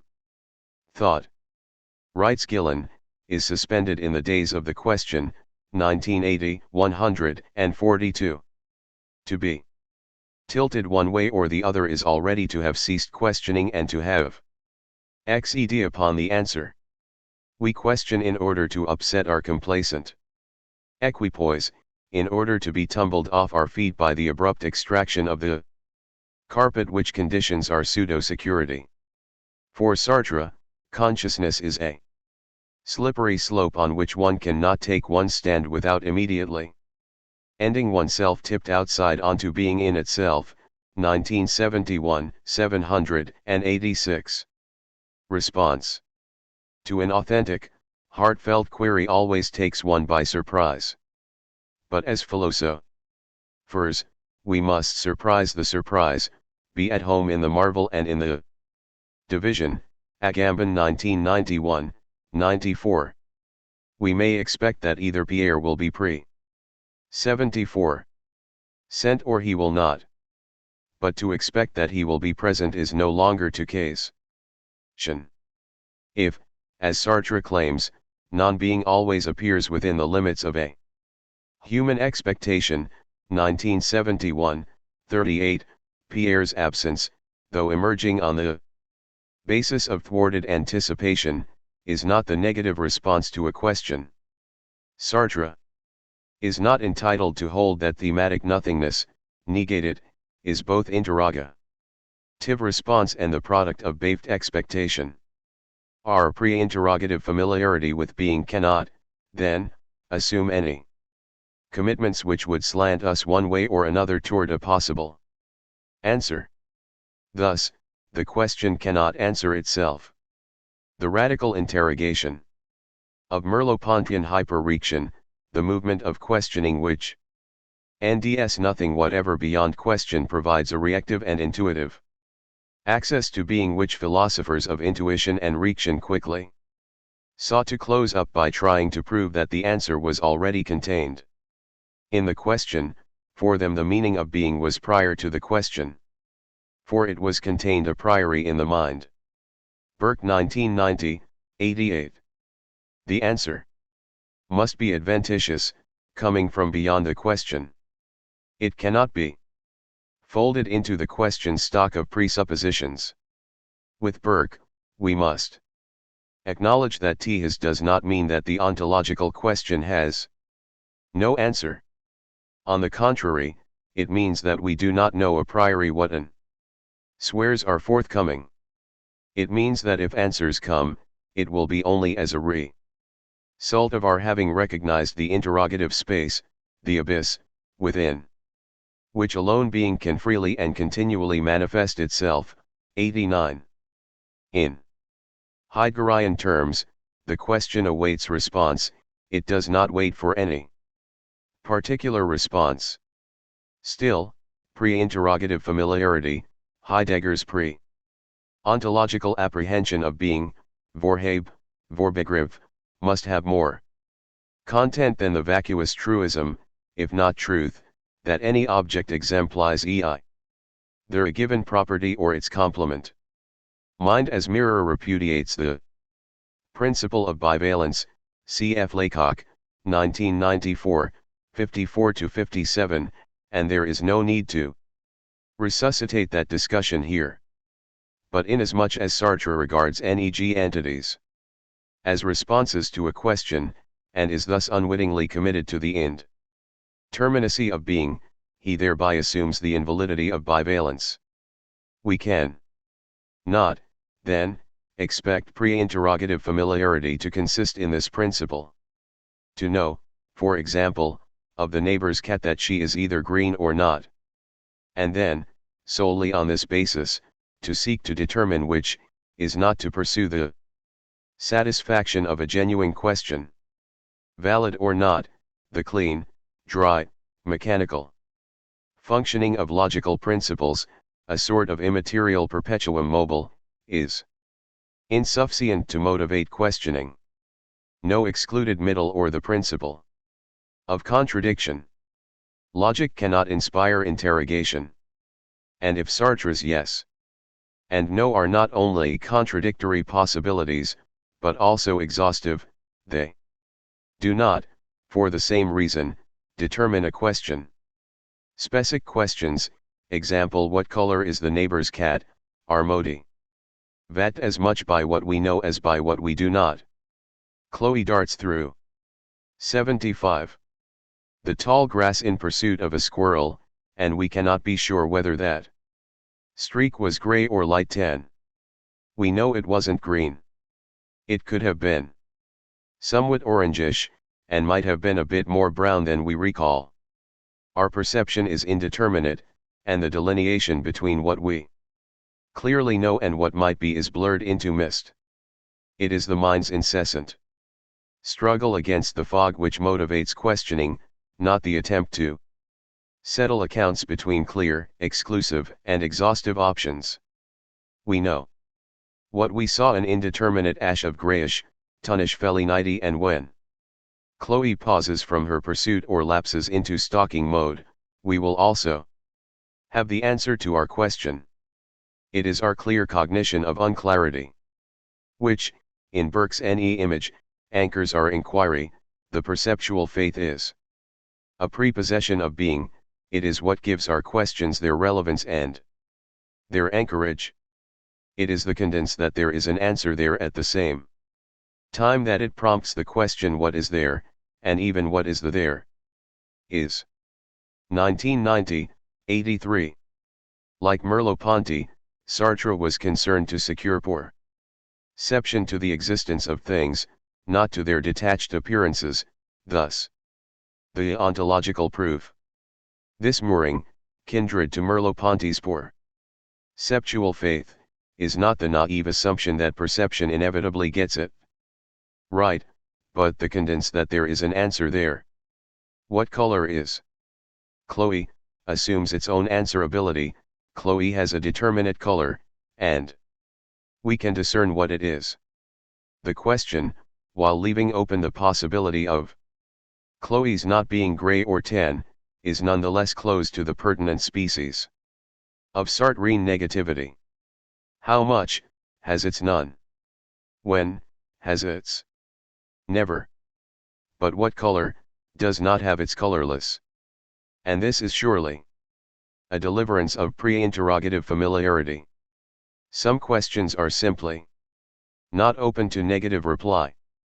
In fact, Chloe is devoid of color ruins the inswearability of what color is Chloe. It is a repudiation of the question, not an answer to it. In this case, answerability is incompatible with negative response. Thus, to ground perception in existence, and thereby to assume answerability, is to abandon the connecting Sartrean thesis of negative possibility. If, as Michel Meyer propounds, meaning is not the monadic possession of a given proposition, but is rather constituted in the relationship between the answer and the question it solves, cf. Golden and Jameson 1990. 345, and if, in Burke's concordant deposition, there is no positive state meant that does not have an interrogative halo, p. 88, we may have to think even the fund of propositional securities which our questions take for granted. We will later explore the reductive descent by which the existence of an object is distributed among its conditions, leaving the object empty, unia, or devoid of self-existence, svabhavya. The significance of the assertion, affirmative or negative, is likewise to be factored out among its conditions, and the conditions for its significance lie in its capacity to saturate. 76. Interrogativity. Independent of the questions to which it responds, a statement is drained of meaning. Independent of its correlative questions, it is, then, no statement at all. Alter the stock of questions to which it might respond, and the statement is thereby transformed in significance. Abolish that stock entirely, and the statement evaporates, leaving behind only an assemblage of indecipherable marks. The indisputable, the undeniable, the or question, that which withdraws from question in order to secure its own apodicticity, is, then, the insignificant. And the Cartesian proclivity to erect the edifice of philosophy upon unshakable foundations would result, were it possible, only in meaningless scaffolding. The very being of the statement is displaced, deferred, residing not within itself, but within each of its associated questions. It is, then, nothing over and beyond its questions. Pre-interrogative familiarity is thus drained of its indicative pretense. We do not have a store of background knowledge, but a fund of background questions. For Sartre, as we have said, it is unquestionable that being will respond to our inquiries. And Sartre thus shares Merleau-Ponty's pre-interrogative condence that there is an answer there. But such affirmations would lapse into nonsense were they not, at least implicitly, expressions of responsiveness to their associated questions. Will being respond? Is there an answer? Everything meaningful is also questionable. The disjunctive question which we pose in the face of being is not the logically RST assuming response. And assuming, more generally, answerability, Sartre's question is derivative. Will being respond, and is there an answer, are prior questions. But is there a RST question, a question which does not presume? Certainly, it is not Sartre's original query, is there any conduct which can reveal to me the relation of man with the world? A question staggering under the weight of 1,000 assumptions, a thoroughly loaded question. A RST case would be analogous to the RST principle of Fa Yen Wen Is account.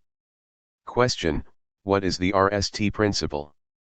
Master: if I should tell you, it would become the second principle. Chang 1971, 246. A question becomes derivative in its formulation. The primordial question is not the linguistic form, but the existential modality of openness which we have called wonder. It is not a grammatically formed expression of inquiry, but that which is expressed thereby. Wonder is a question consonant with the porous being which it questions and from which it obtains not an answer, but a confirmation of its astonishment. Merleau-Ponty 1969. 102. Nag Arjuna would agree that null answers were not to be found because there were no essential self-determined questions. Stren 1967, 87. 77. Final answers are, in Meyer's useful epithet, apocritical, beyond question. They present themselves as the termini of inquiry, impeding the dynamic of ongoing interrogation, withdrawing into timeless conclusiveness. But as Heidegger said of the question, what is called thinking? To answer is itself always to keep asking, so as to remain underway. 1968, 169. And though, correspondingly, we cannot properly identify the real questions, the essential questions, the questions without issue in further interrogation, we can end palpating at the living center of any question, self-determined or not, the reverent openness of wonder. Wonder is the pre-interrogative question which oats like a feather, with a wisp of a wish, into the lap of being. Wonder is the originary question that the look addresses to the world, but, unlike the questions of cognition, does so without expectation or demand, without only a wish that this open world remain open to its savage witness. Burke 1990-93. The earth child marveling at the ad/vent of being's auroral blush is not the unsophisticate which we had supposed. For being does not deposit itself into an account ready to receive and to contain. Being dawns, not for the mind which returns its gift in affirmation, but for a mind which is pure question. It is the spirit of unadulterated wonder, pure interrogativity, unmixed with the arrogance of presumption, which grounds and nourishes the advanced investigations of phenomenology. Being will not speak upon the anvil under the hammer blow of demand. We must learn to be as little children. We have spoken of the question as a certain vacuum, the lived absence of the answer which is experienced, though quite differently, in casual curiosity as much as in the passionate quest for truth. To the query, what is my treasure, the Zen tradition records the response, it is he who has just asked the question. It contains everything and lacks nothing. There is no need to seek it outside yourself. Cf. Chang 1971, 11. Merleau-Ponty Con. Kurz, We Ourselves Are One Soul Continued Question, 1969, 103.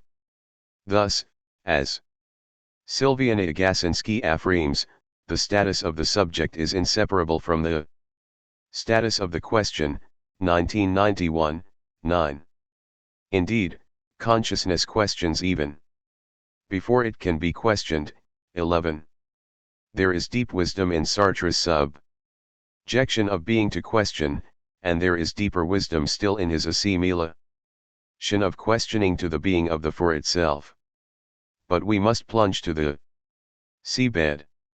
For Brentano, the philosophical psychologist seeking to demarcate the region of his concern, intentionality was seen as a criterion of the mental, who Searle-modulated this foundational notion into the essence of consciousness. Sartre, in turn, radicalized the Husserlian conception of intentionality, transforming it into the very being of consciousness. Consciousness is not, for Sartre, essentially world-revealing. It is the very revelation of the world. We must, then, achieve the same degree of radical 78. 79. Penetration. Questioning is not merely essential to consciousness. Nor is it merely an existential, an ineluctable structure of the being of consciousness.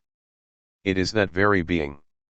When Merleau-Ponty declares that the existing world exists in the interrogative mode, 1969, 103, he is clearly not claiming that the world is composed of questions, even less that it is comprised of certain typical units of language.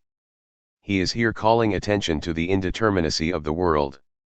With Dumet, Merleau-Ponty agrees that the important issue is not whether the reality that rendered our statements true or false was external, but whether it was fully determinate.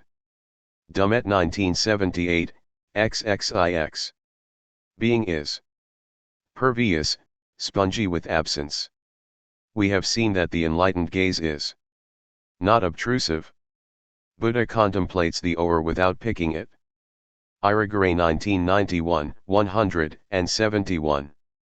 And one thus content to let the hours of this world be, and to witness their continued being, one who therefore limits himself to giving them the hollow, the free space they ask for in return, the resonance they require, who follows their own movement, 1969, 101, is regarded, by Merleau-Ponty, as a question consonant with the porous being which it questions and from which it obtains not an answer, but a confirmation of its astonishment.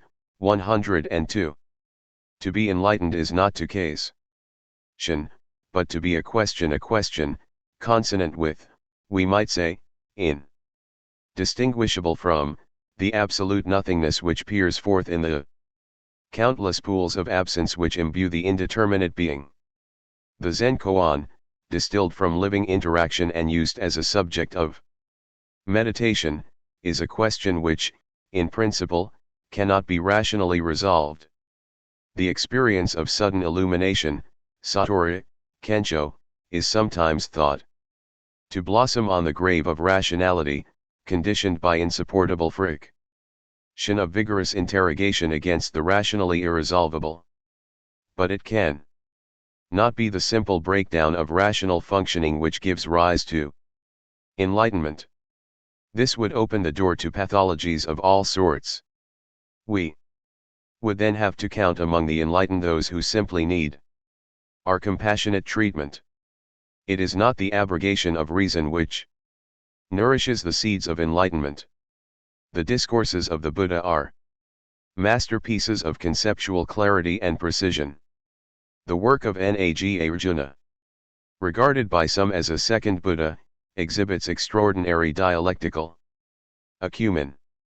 There is not the least hint of irrationality here. But logic, in Nagarjuna's hands, becomes a tool to break open the semantic fetters with which the logicians have bound themselves. Strand 1967, 150.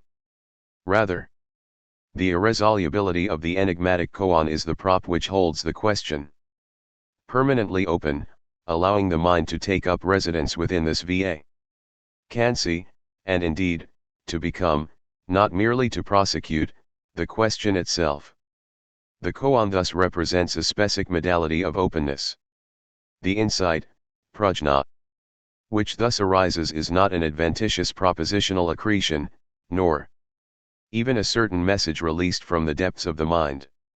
As Margaret Gibson Conreams, in the Zen Experience, Merleau-Ponty remarks that we ourselves are one soul continued case.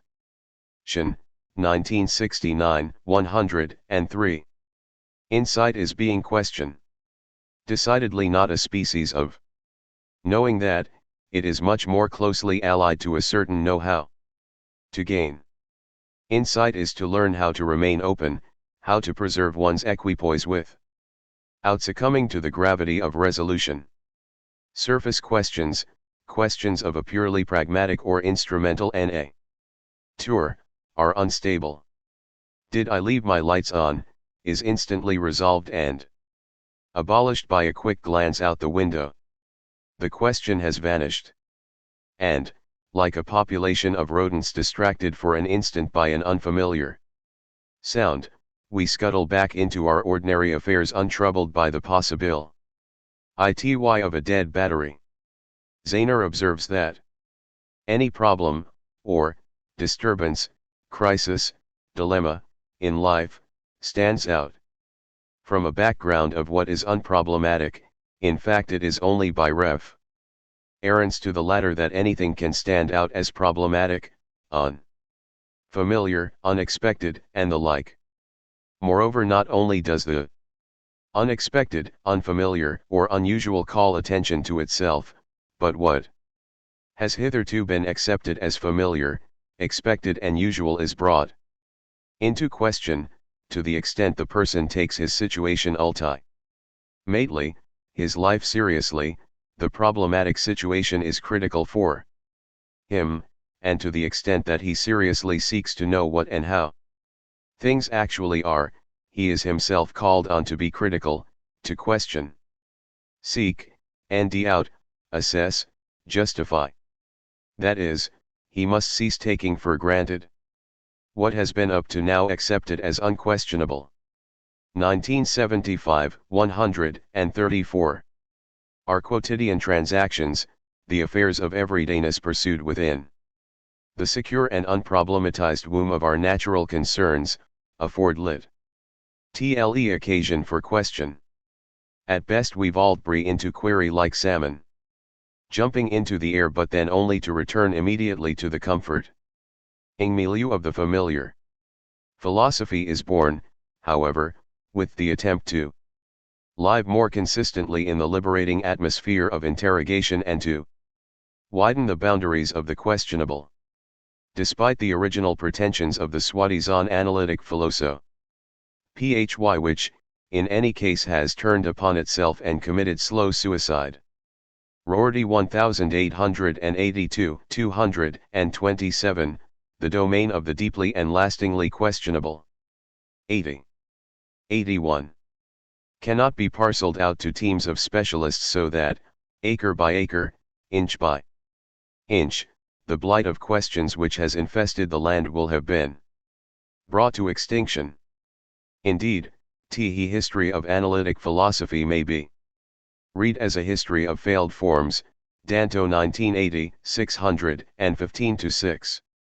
Thus, what remains of analytic philosophy is only a style, a sort of generalized legalistic expertise, a skill with cases, claims, and arguments, Rajkman 1985b, 11.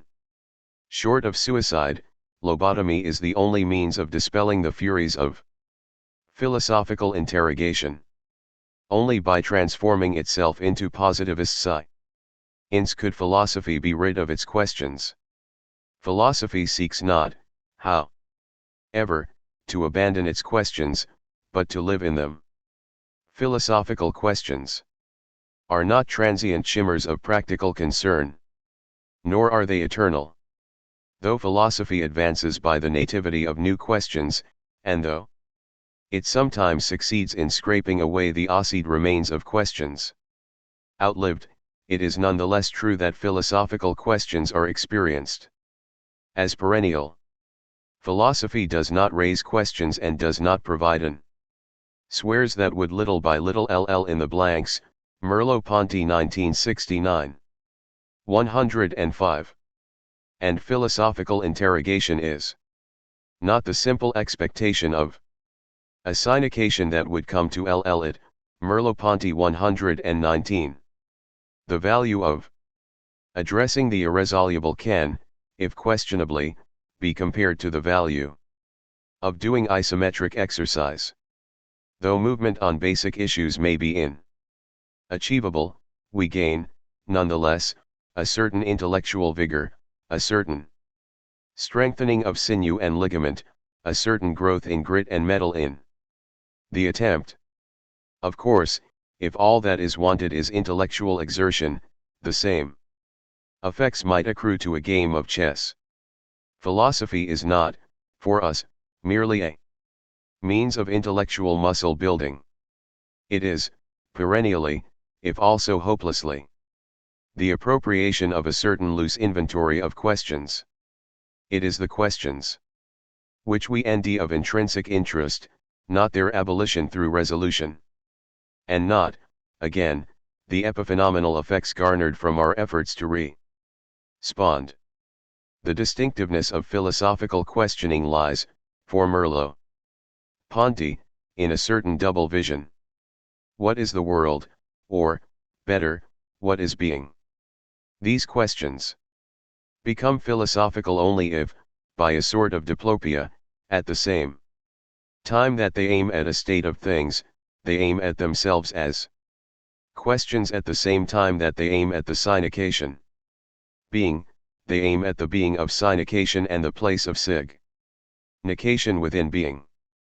It is characteristic of the philosophical questioning that it return upon itself, that it ask itself also what to question is and what to respond is. 1969, 119-20. The re-exive questioning of questioning is thus an inalienable feature of philosophy. Philosophy interrogates interrogation, it asks what it means to ask, it wishes to know what it means to wish to know.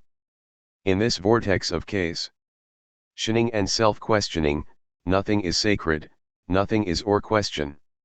Nothing is hypocritical, nothing is allowed to withdraw into the pseudo Authority of conclusiveness, nothing is granted the last word.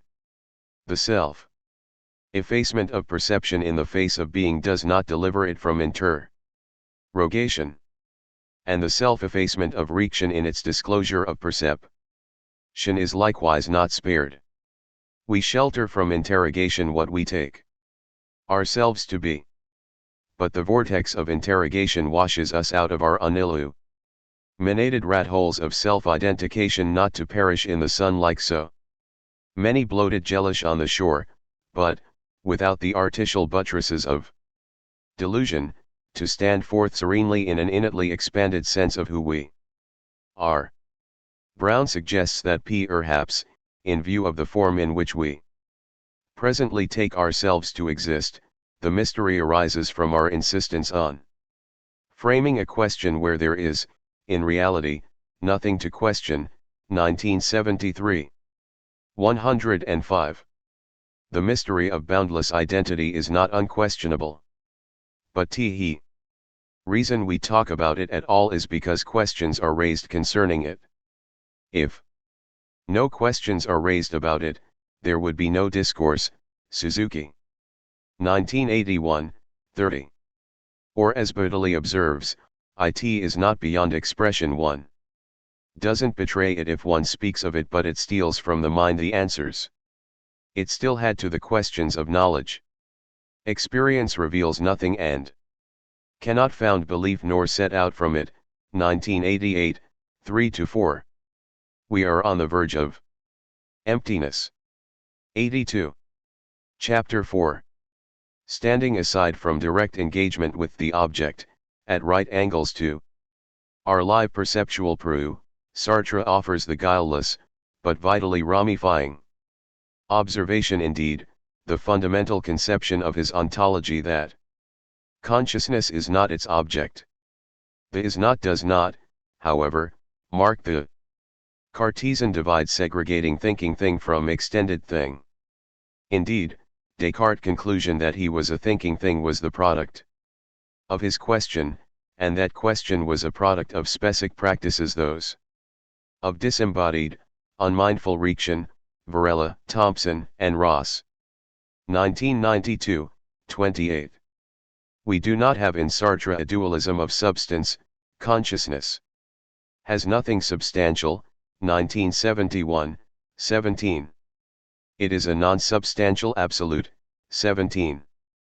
Buddhism regards consciousness as a non-substantial relative. And if consciousness is, as Sartre inculcates, precisely nothing, the very absence of all conceivable thingliness, we do not have a dualism which divides two varieties of thing at all. Consciousness is not something which then stands in a relationship of difference to its object. It, a problematic reference, does not differ from the in itself.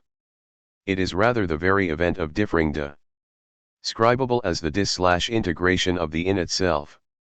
To say that the for itself is not the in itself is exactly to say that the in itself undergoes the event of relaxation, disintegration, decompression. This refusal of identity, or rather, the internal breakdown of self identity, is no mere abstraction, however, no impassive state of affairs, the impalpable disidentity of subject and object. Once again, it is an occurrence, the event of nihilation. Consciousness is the event of differentiation, whereby the lifeless, formless, and stolidly integral domain of being in itself begins to crumble. The in itself is an absolute plenum without the least hint. 83. Of porosity. The for itself, on the other hand, corresponds to an expandating destructuring of the in itself, and the in itself is annihilated and absorbed in its attempt to found itself. Sartre 1971, 133. The in itself is informed by absolute identity. This is not, however, the paltry truism that each thing is formally identical with itself, but the rich, if also paradoxical, notion that in the object of consciousness, all attributes, all relations, all positions, all structures, fuse, all are melted indiscernibly into a pool of identity. It is not that a profusion of qualities arted into a complex tricks of relations, but rather what, in the disintegration of the in itself, articulate into multiplicity are, in its primordial fullness, not merely subsumed under the form of unity, but perfectly and seamlessly identical. Being in itself is a deeply troubled notion, affected by massive incoherence. It represents the liquefaction of all discriminable qualities, thus melding within this vast swill, Sartre 1984, 132, qualities which contend with one another. And we would then expect the in itself to be the site of the most brutal strife. As Adorno remarks, total contradiction is nothing but the manifested untruth of total identification, 1973, 6. Merleau-Ponty palliates, the accusation of contradiction is not decisive, if the acknowledged contradiction appears as the very condition of consciousness, Kins 1962, 19. For Sartre, of course, the in itself does give itself as the foundation of consciousness. And from the Buddhist quarter, Zen knows no contradictions, it is the logician who encounters them, forgetting that they are of his own making, Suzuki, cf. Kins 1994. Extracting discriminate qualities from the soup of being cannot fail to generate connect. In their primordial state of deliquescence, however, there is no multiplicity, and thus no binary opposition.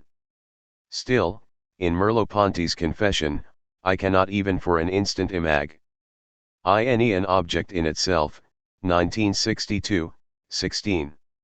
The in itself is a phenomenological, not an ontological or a conceptual, category, and stands as the reference point of an explosion of detail and structure which, over time, comes progressively to salience. Sartre's contention is not the stale logical truism the each thing is identical to itself. As Wittgenstein discerns, to say of two things that they are identical is nonsense, and to say of one thing that it is identical with itself is to say nothing at all, 1974, 52.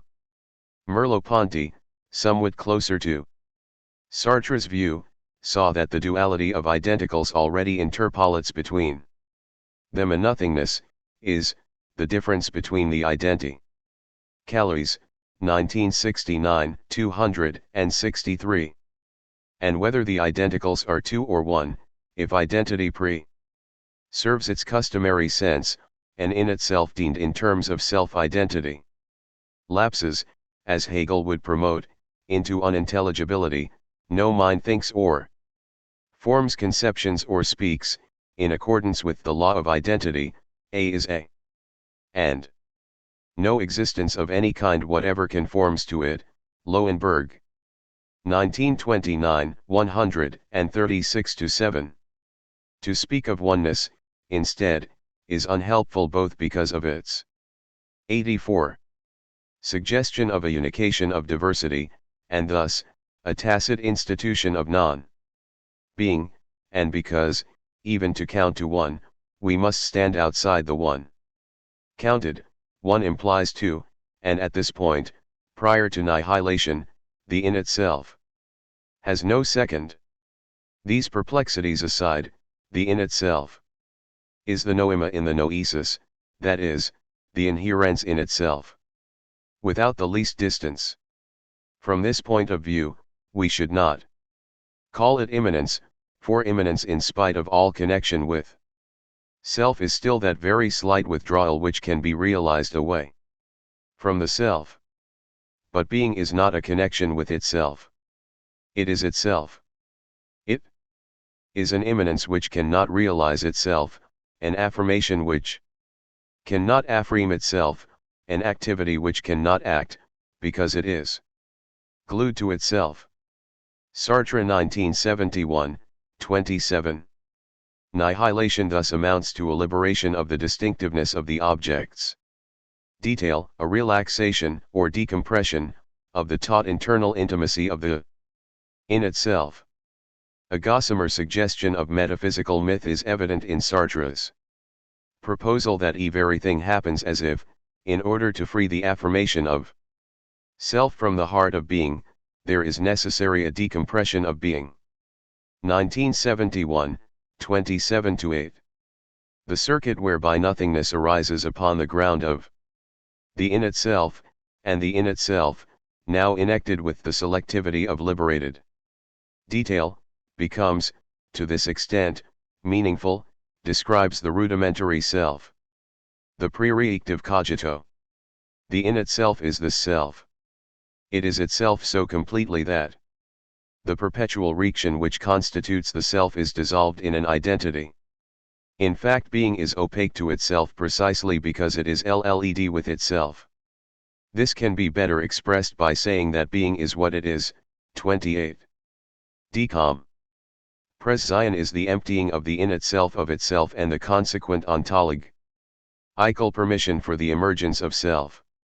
There is no self so long as the in itself is full of itself. In decompression, the self of the itself is drained. The self of the for itself emerges. The depletion of the one and the repletion of the other are inverted images of each other.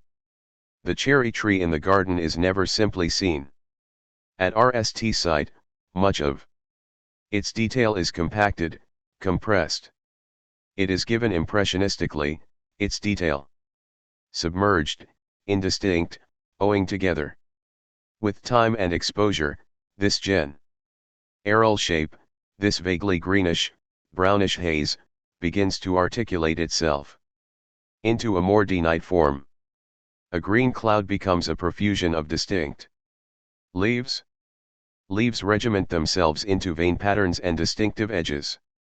Detail comes out, emerges from a sea of indistinctness, like the shower of scintilla from the explosion of reworks.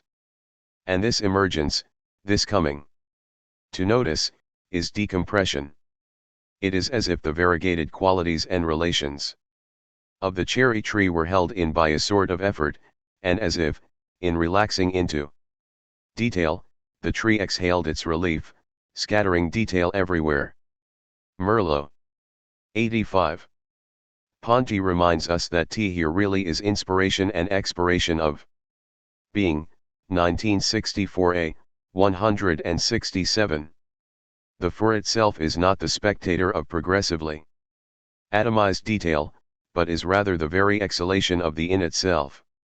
It is not the witness of decompression, but decompression itself. The for itself is, then, the activity of emptying, an activity which, in its progressive explication of qualitative determination, mirrors the classical spatio-analytic demonstration of S. uniata, cf. Sangharakshita 1987, 120. So remarkably that we are impelled, here, to credit Sartre with an unwitting remnant of the Buddhist deposition. From its inception, Buddhism regarded the phenomena of our experience as composite, thus decomposable. As a lump of dried clay is crumbled between the edges into millions of fragments. 121. A contemporary Thai meditation teacher reminds him self whenever a glass breaks that it is broken already. Levine 1982, 98. W. Hen, it falls to the ground and shatters, I say, of course. But when I understand that this glass is already broken, every moment with it is precise. Every moment is just as it is and nothing need be otherwise. 99. It is only the bonding of component elements which forestalls utter disintegration. Breakage is the release of select bonds. What we see as the unbroken glass is a cloud of shards held together through various modalities of attraction. It is not that the glass is breakable, potentially broken. It is already in pieces. At the limit, it is not innately divisible, but innately divided, continuity vanishing utterly into discontinuity. Its apparent intact-ness is, though real enough for practical purposes, nonetheless illusory. Sartre's decompression is closely allied to the écart which, for Merleau-Ponty, simply is consciousness. Decompression is the event whereby particular elements come to stand out against their perceptual ground. Each element of the setting, a person, a table, a chair, attempts to isolate itself, to lift itself upon the ground constituted by the totality of the other objects, only to fall back once more into the undifferentiation of this ground. It melts into the ground, 1971, 41. The ground is both alpha and omega, beginning and end, for its phenomena. Phenomena describe a great solar arc, blazing plasma airing from the surface of the sun only to merge, once again, into the sun's eerie substance. Or if the ground appeals to us more as a mysterious mood than an eruptive declaration of presence, we might borrow the Hindu image of the drop of water arising from and rejoining its source. The beginning and the end are indiscernible. The abyss which devours articulated detail is not distinct from the ground, which is the destiny of innate decompression, is there from the beginning as primordially annihilated being opalescent with the shimmer of nothingness, 294. But consciousness refuses to have a destiny, that middle ground between opacity and transparence, Har 1980, 187. Articulation. Explicitation of detail, occurs upon the ground. Inasmuch as decompress. 86.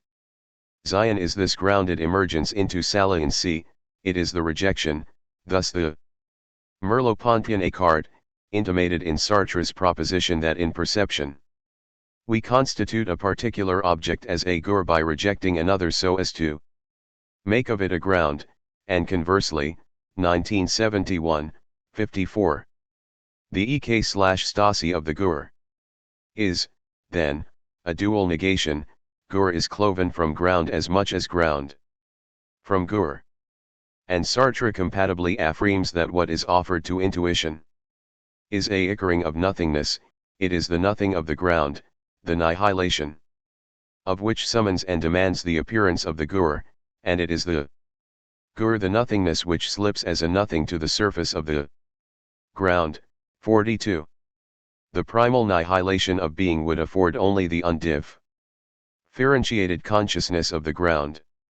Or rather, if we can speak of a moment before the sewer of gur from ground, prior even to name and form, na-ma-ru-pa, which, in Buddhist phenomenology, wraps itself about the subject of consciousness in the form it assumes prior to division of subject and object, Takuchi 1983, 80, there would be experience without objectual differentiation. If conscious at all, we would be conscious of nothing, no thing. If Merleau-Ponty is correct, the knowing of nothingness is a nothingness of knowing. 1969, 85. And knowing lapses because there is nothing hidden, Varela, Thompson, and Ross 1992, 225. Positional consciousness, consciousness of, demands the eruption of saliency. Figural detail itself a nothingness emerges from the nothing of the ground. To perceive a gur on a ground is to see a nothingness upon a nothingness, the two sequestered by a nothingness. Sartre diverges from Buddhist insight, however, in assigning destruction to our subjective originary powers. Man is the only being by whom a destruction can be accomplished. A geological plication, a storm do not destroy, or at least they do not destroy directly, they merely modify the distribution of masses of beings. There is no less after the storm than before. There is something else. 1971, 39. Of course, were we incapable of expecting those masses of beings to remain distributed as before, and were we incapable of recognizing that they are not, we would be blind to destruction. To this extent Sartre's wisdom runs deep. Buddhism would question not the conditions for our perception of destruction, but our purported production of thematic non-being. Sartre's contention is disjunctive, either nothingness originates in the in itself or in the for itself. Since it is inconceivable that a being which is full positivity should maintain and create outside itself for there would be nothing in being by which being could surpass itself toward non-being. 57. The option remaining is that human existence is the demiurge of nothingness. But we must query the assumption that nothingness is produced at all.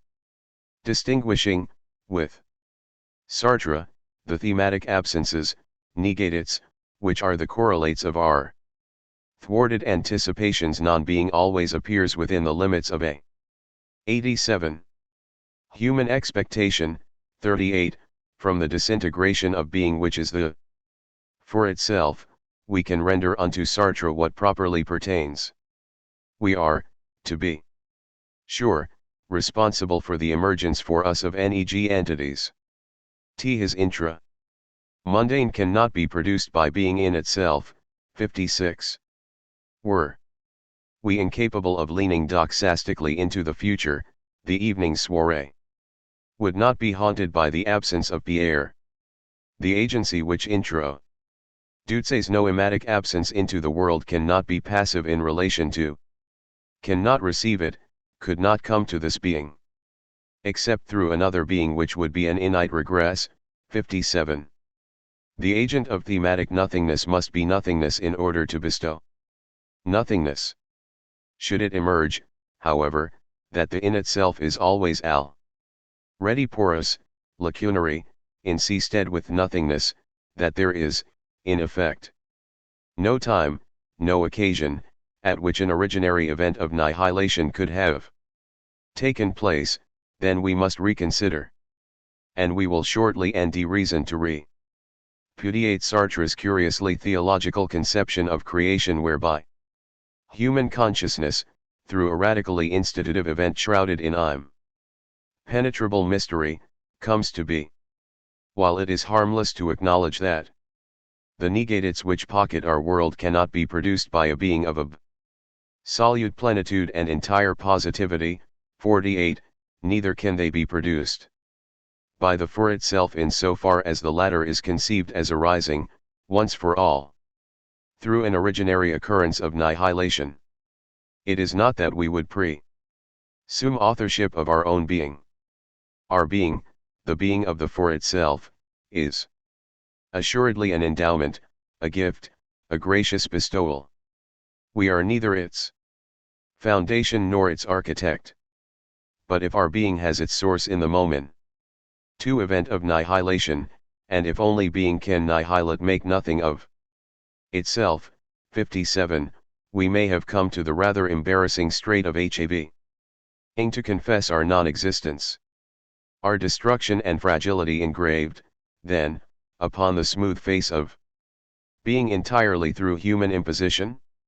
Sartre tells us that fragility has been impressed upon the very being of this vase, and its destruction would be an irreversible absolute event which I could only verify. 1971. 40.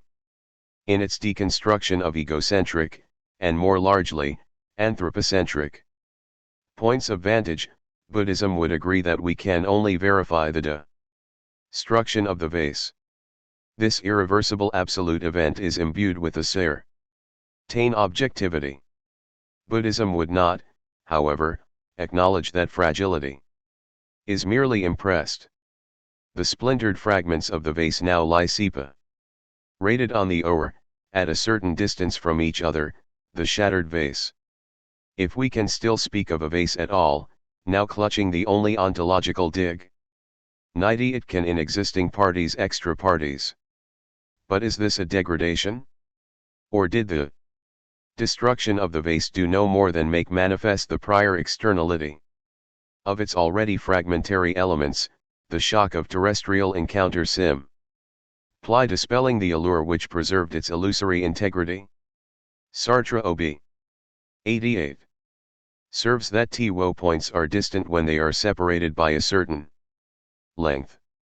The length, a positive attribute of a segment of a straight line, venes here by virtue of the negation of an absolute, undifferentiated proximity. 54. It seems frankly counterintuitive to suppose that it is we who interrupt the coincidence of the termini by interpolating a nothingness between them, that without our generation of negates, all the points now distanced by our interposition of negativity would once again collapse into a single point. Separation must, of course, be negatively deemed. Indeed, any denition is negative. 47. And Buddhism is quite content to recognize, with Sartre, that negativity is not primarily the province of propositions and denitions. But fragmentation introduces a novel, and for our purpose, pivotal species of nothingness, nothingness as the medium of disintegration, spatio-analytic emptiness. This nothingness is absolute. It is neither produced nor does it come to be. It is there from the beginning. And destruction is simply its disclosure. If, then, the seemingly integral vase is broken already, if it is a nimbus of already disintegral constituents, then what we see is a blur, or what, after we can consider as fuzziness. For when we examine anything we see rst of all the pattern, the shape, and then we ask the question, what is the shape composed of? So we get out our microscope to look very carefully at what we thought was the substance of, say, a enger.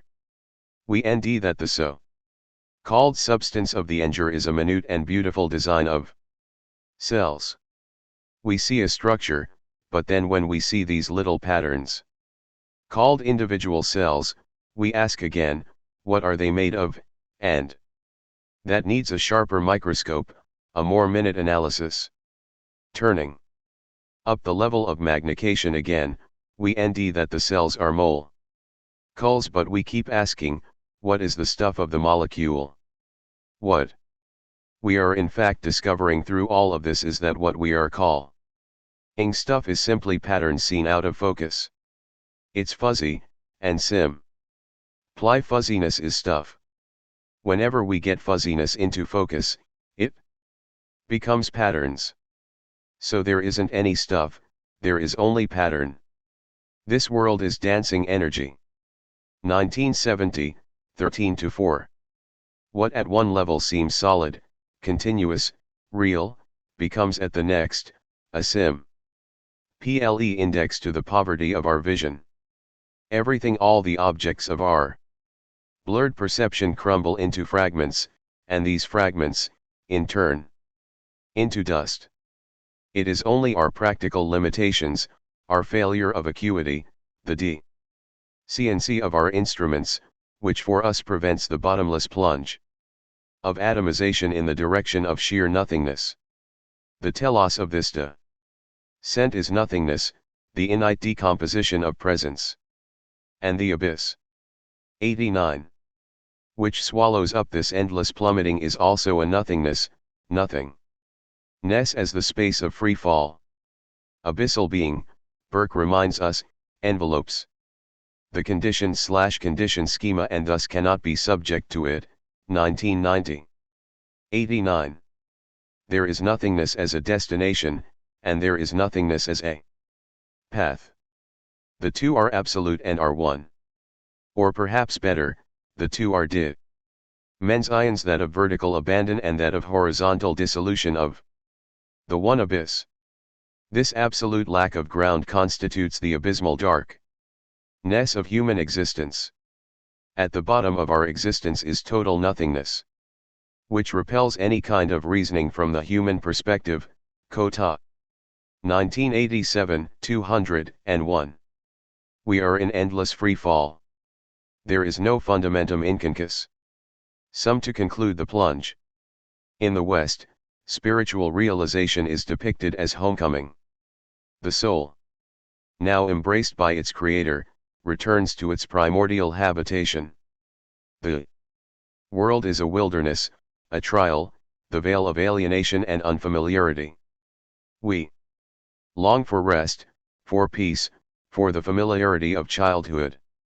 The spiritual quest is motivated by a species of nostalgia, homesickness. The procession, though marked by reversals and diversions, is essentially linear, a progress which traverses the demarcation between categories, from the alien to the familiar.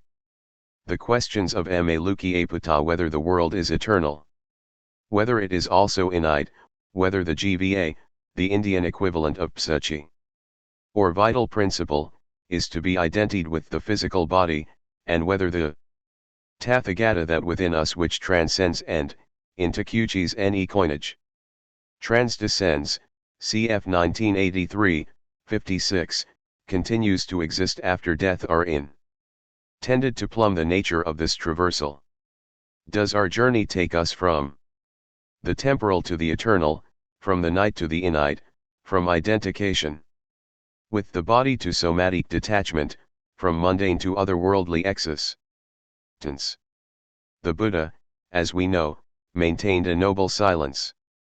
And to borrow Watson's words from another context, his silence is rather the silence of another order, another frame of reference, of a view which can not be retrieved or subsumed, of a phantasm which cannot simply be struck toward like a language, i.e. substituted or represented, either from above or from below.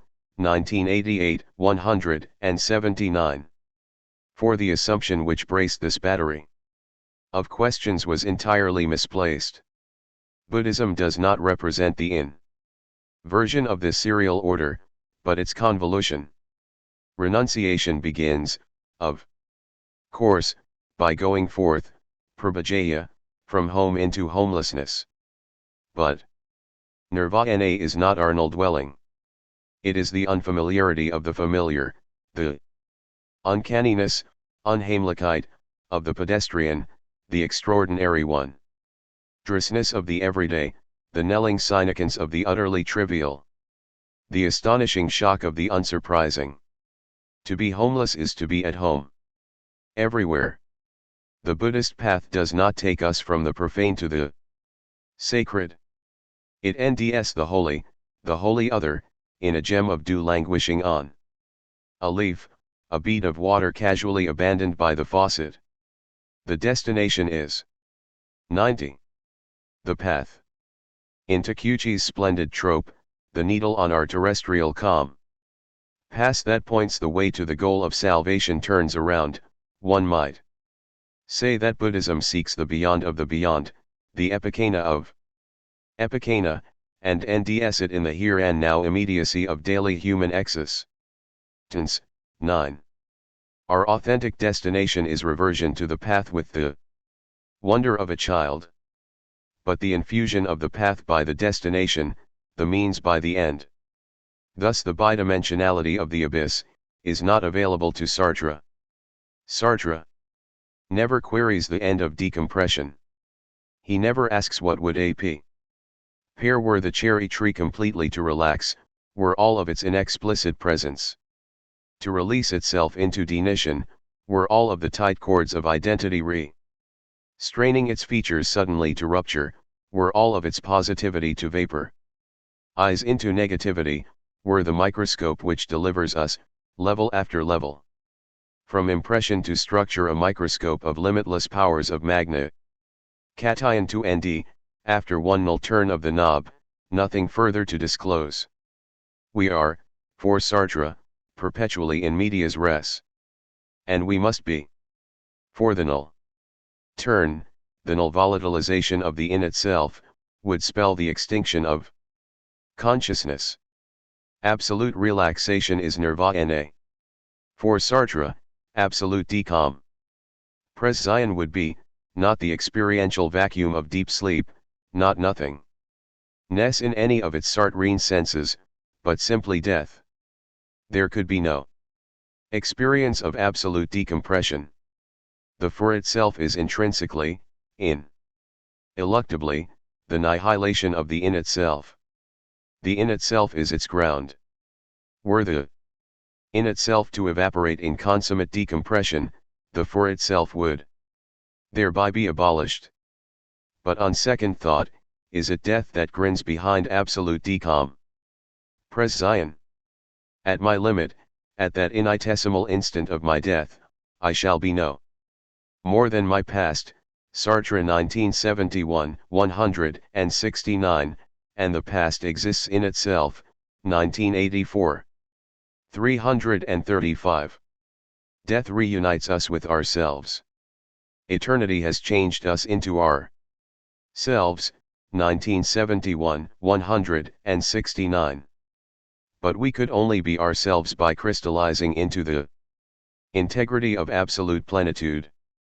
Ex hypothesi, this option is excluded. The in itself has vaporized. Absolute decompression would leave us without ontological habitation, neither in itself nor for itself, neither living nor dead. Were the realization of sunyata understood as the asymptotic vacuity that orients this endless approximation, we would thus be led either to AC knowledge, with Sartre, the futility of the course on which consciousness inescapably ends itself, or the more reasonable option to reject the assumption that ontological status is a privilege bestowed only upon entities that fall determinately to one side or the other of the Sartrean divide. Elsewhere I have spoken of the Sartrean apeiron, which functions invisibly in Sartre's thinking much as the boundless functioned, though quite explicitly, in the philosophy of Anaximander, cf. 1991, 406-7. The archie, which spawns the manifold phenomena of our world, cannot, as Thales had 91 supposed, be one of the four great elements. Thales had postulated hydr, the wood, the wet, as the source of all. But his student, Anaximander, discerned that, since the elements are belligerent, waging war one with another, obliterating one another, we would have no way of accounting for the other elements were one selected as primordial.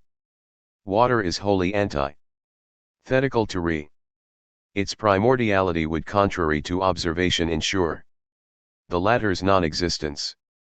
Crediting common experience, the source must then be without limits or determination, apeiron.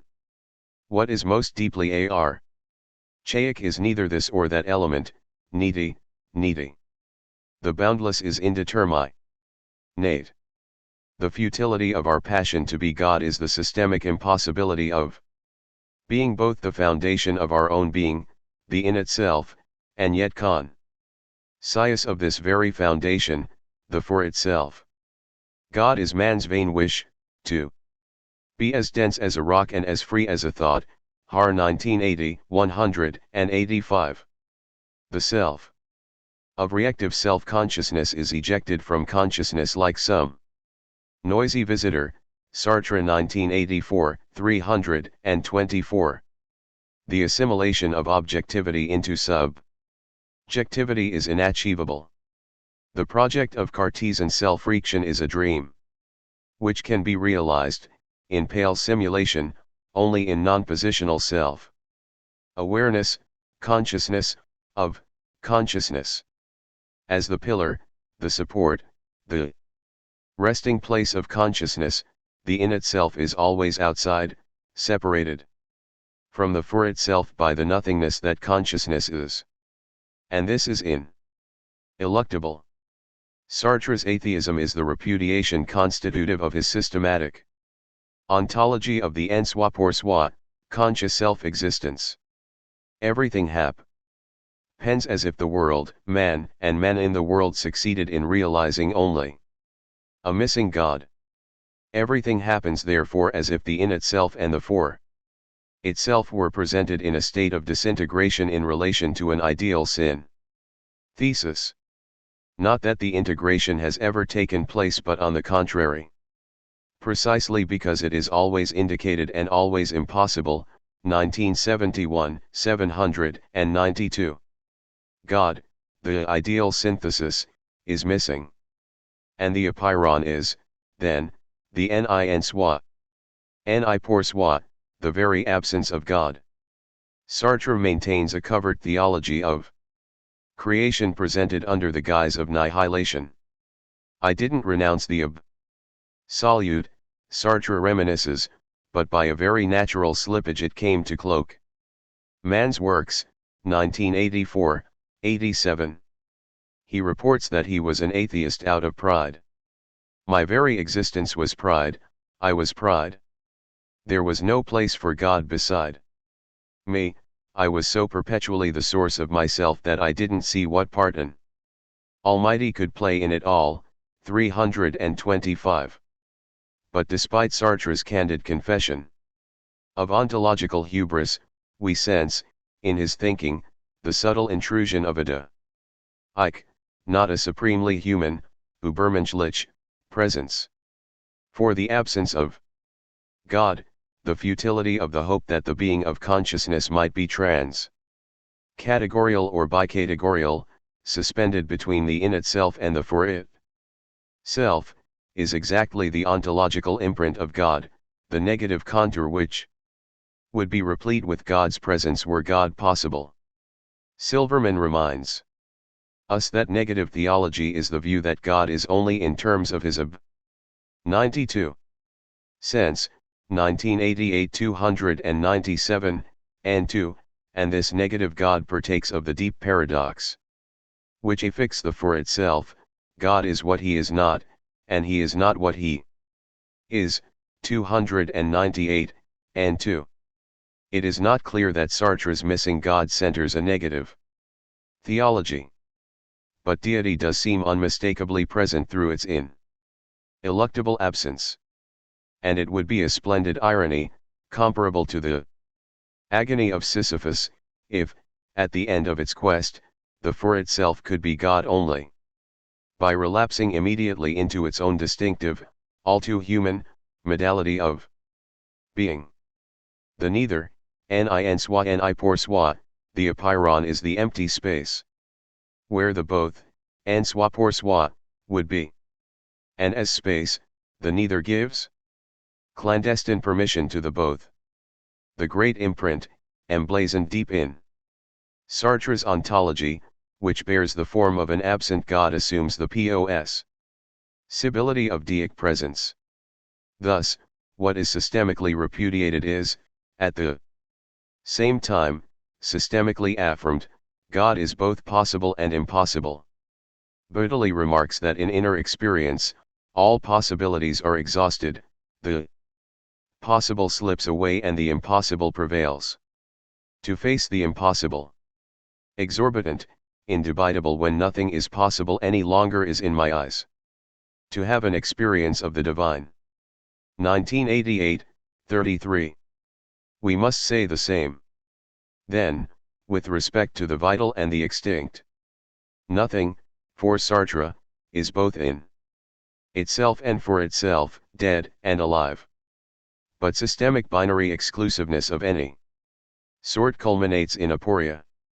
The absence of the both is the presence of the nei. There. And the neither assumes exactly what is forbidden by the both. For Sartre, consciousness is nothing thing at all because it is not any of its thematic objects, actual or potential. It is the nihilation of all possible things, the paramount, and agrantly paradoxical, case being, of course, the thing which it gives itself to be in self-objectuating reaction. It is thus that the being of for itself is deemed as being what it is not and not being what it is. 1971, 28. Even the exceptionless abnegation constitutive of the for itself remains, however, from the Buddhist point of view, a merely relative nothingness. It is a whole of being at the heart of being. 786, but not the utter absence of the whole of being. In Kant's words, the relative nothing, this is absent in that, cannot be hypostatized into an absolute nothing, into the non-existence of everything, or the denial of all reality and of all being. 1962, 61.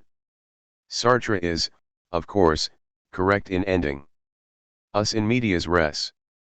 The authentic experience of absolute emptiness is available only in advanced states of samadhi, the absolute samadhi of which Sekida speaks, in which profound silence envelopes you. It is as if you were going down into the depths of the sea. 1992, 76. But not only does decom pression remain, for us, an endless journey, it is a journey which begins only from where we presently stand, and where we are is always where we have arrived. If our journey has no end, it also has no beginning. If, to advert to what serviceable example, we begin with the endure only to discover beneath the macro level a well-defined colony of distinct cells, we must also see 93. That the endure in turn plays cell to a possible higher level impression. Our macro level is micro from a more elevated vantage point.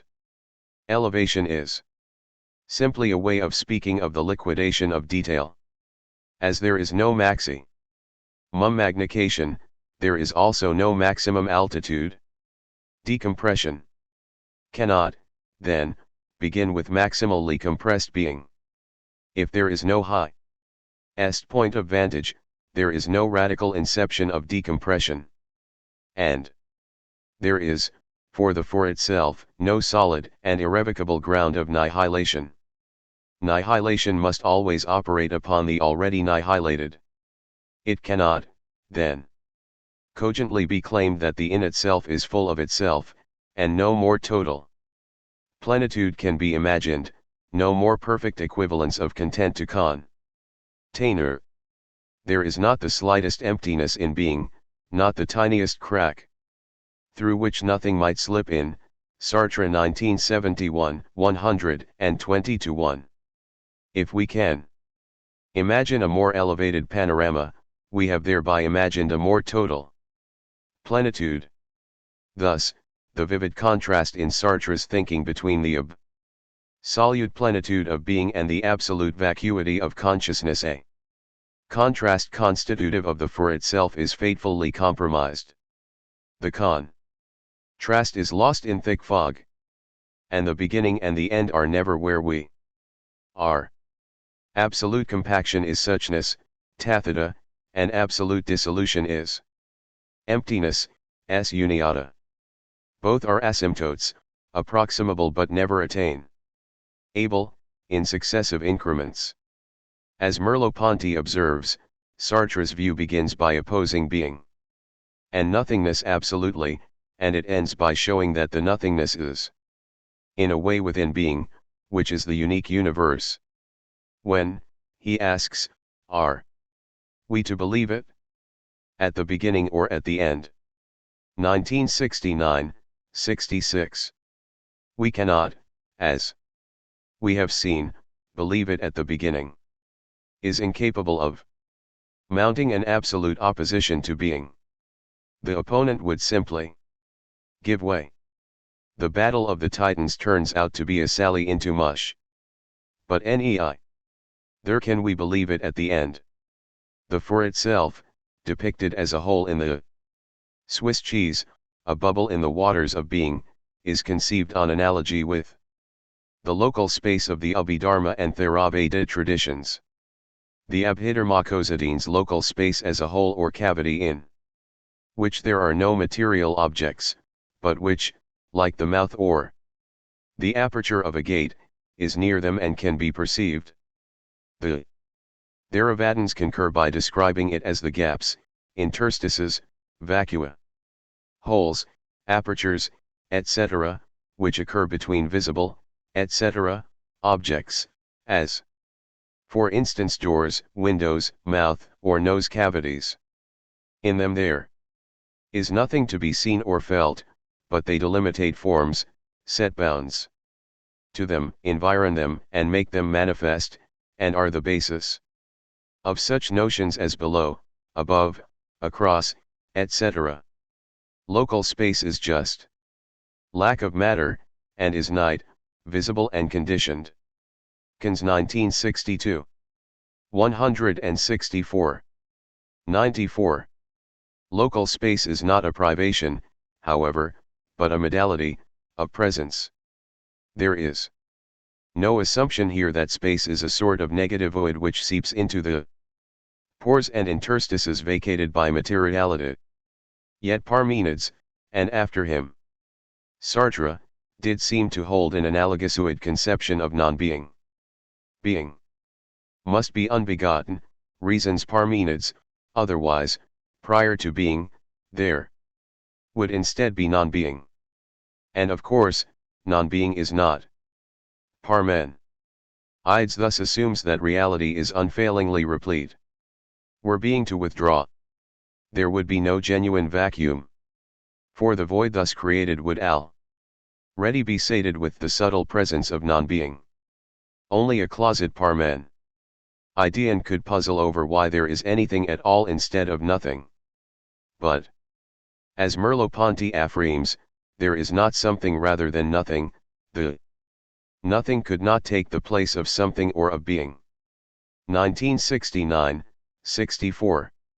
Buddhism is not prepared to acknowledge the contest of being and non-being as ultimate. In Huihai's proclamation, thinking in terms of being and non-being is called wrong thinking, while not thinking in those terms is called right thinking, Blofeld 1972, 49-50. As Nishitani remarks, true nothingness means that there is no thing that is nothingness, and this is absolute nothingness, 1982, 70. Wonder is not contrastive. Ontological one. There is a questioning openness in the presence of being, not the surprise. Perhaps closer to the Greek thaumatsane, which belies an expectation that being continue, as ever, not to be. As Caputo advances, era surprise. Absolute, were we confronted with something absolutely novel, that would make it impossible to recognize the surprise as a surprise. We would not know that we were being surprised, or indeed that anything was happening at all. A surprise means that something else happens relative to a horizon of expectations. Conceding this horizonality and relativity means that the surprise is not absolute. 74. We do not, of course, expect being not to be, and are never surprised that it is, though the indeterminacy of being fosters no concrete anticipations which could be foiled by a counter veiling reality. Being does not have a proper name. 70. If we did expect being not to be, our surprise at its not being would, then, be absolute. Wonder is also an event of being caught up, prized, transported, vat, and in its deepest sense it is absolute. No thing can thwart its projections, for it has none. It is openness, not imposition. But unlike the astonishment at there being anything at all, wonder discloses, not being, but the emptiness which grounds both being and non-being. Heidegger, as we know, had worked with a Chinese scholar on a translation of the Tao Te Ching. And in a passage resonant with an epigram at tribute to the legendary Lao Tzu, he reminds us that when we fill the jug with wine, do we pour the wine between the sides and the bottom? At most, we pour the wine between the sides. 95. And over the bottom. Sides and bottom are, to be sure, what is permeable in the vessel. But what is impermeable is not yet what does the holding. When we LL the jug, the pouring that LLs it O's into the empty jug. The emptiness, the void dilir, is. What does the vessel's holding? The emptiness, the void, this Nothingness dies as nichts of the jug, is what the jug is as the holding vessel. 1971, 169. The well-known Zen story of the audience which Nanin held with the rather pompous and innated university professor makes a similar point. Offering tea to his guest, Nanin continued to pour until the cup overflowed. At the professor's consternation, he remarked, "Like this cup. You are full of your own opinions and speculations. How can I show you Zen unless you empty your cup?" Reps 1989, 5. A LLED cup is a thoroughly solid and impermeable object. It is emptiness, not fullness, which holds the wine of life. Lao Tzu saw that the emptiness of the vessel is its usefulness, the impermeable sides and bottom being merely protable. Were we planning to sell a golden goblet, we might wish for less emptiness and more materiality. But this would do us no good in quenching our thirst. Still, in order to slake our thirst, the vessel must be LLED. The cup is thus useful only so long as it is not being used. And to use it is once again to render it useless. Local space is relative in just this way. It is bounded by its solid limits, and sacrifices itself in accommodating its nemesis. Since it is deemed as the absence of solidity, the presence of solidity excludes it. Surely, however, Nanin did not urge the professor to empty his cup so that he, Nanin, could then LL it with a different brew, thus reducing it, once again, to uselessness. Nanin had in mind an innately more expansive sense of evacuation. Not demarcated by plenary limits, universal space is immeasurable. Embracing the dense and the rarefied, the compact and expansive, the solid and the locally spacious. Alike, it cannot be LLED up. In the deepest sense, it is universal emptiness, which holds both the vessel and its local emptiness, not the local nothingness of the jug. Neither opposes nor replaces being boundless empty. Space is a common trope for emptiness. Far from opposing its plenary inhabitants, space rather welcomes them, offering not the least impotence. Nor is space itself excluded, expelled, displaced by their presence, but rather pervades them. Were it not for this intimate infusion, space would be inhabited by non-spatial residents. There is not the least antagonism, either on the part of space or on the part of its spatial occupants. Suchness neither excludes nor is it excluded by emptiness.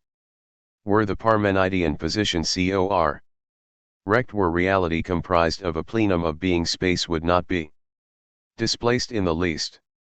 And were the more general Parmenidean assumption 96 also correct, were non-being a modality of fullness, and thus, were reality, whether its repletion was constituted entirely by being or by being and non-being, nonetheless plenary space would still be unaffected.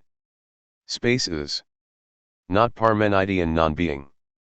Were space legitimately to be conceived as a subtle ether, it would be a spirit of innate subtlety, subtle to the ultimate degree of presenting absolutely no impotence to its inhabitants, a measure less, featureless and insubstantial spectre haunting all things. And all things would be, for it, a community of mere ghosts, passing wraith-like through its vastness. The absolute nothingness of Sunyata permeates the presence of all things without in any way displacing or affecting them. It is pure openness, permissiveness, giving place to solidity and vacuity alike. The RM, questionable deposits of our experience, the levers of our trust, the funds of our investment, are, though not depleted of the least quality of vividness and coherence, nonetheless mere apparitions, pure show. The pageantry of depthless shine exhibits the heteromorphic difference which loves. The theater, the show, a plethora of masks, plays within plays, disguises, masquerades, pseudonyms, assumed forms, temporary roles. It makes a fantastic, carnivalesque display of differences, variety, and variegation, ca. Puto 1993, 61. And while ontology marvels at the spectacle, the spectral phenomenology peers around to witness the rootedness of these hours in the void. And from a certain point of view, phenomenology is the whole truth. Merleau-Ponty 1988, 9. We have spoken of the occupants of space. But space is not a house. It may more aptly be considered a home. We come closer to the mark with Blefeld's remark that his void is at once the container and the contained. Blefeld 1972, 32, that, like the self-lucidity of non-positional, self-consciousness, space is self-containing, and is so without containing a self. But we must eschew any intimation of space as a receptacle. Gunter reminds us that the Buddhist always knew space to be an opening up and simultaneously a force that constrains. Only now, after the advent of non-Euclidean geometry, have we in the West come to understand space other than as a passive nothingness or an empty container. 1989, 79. Space constrains by its curvature. It is, for us, and for the wondering child of ontology, exactly as if space were a passive nothingness.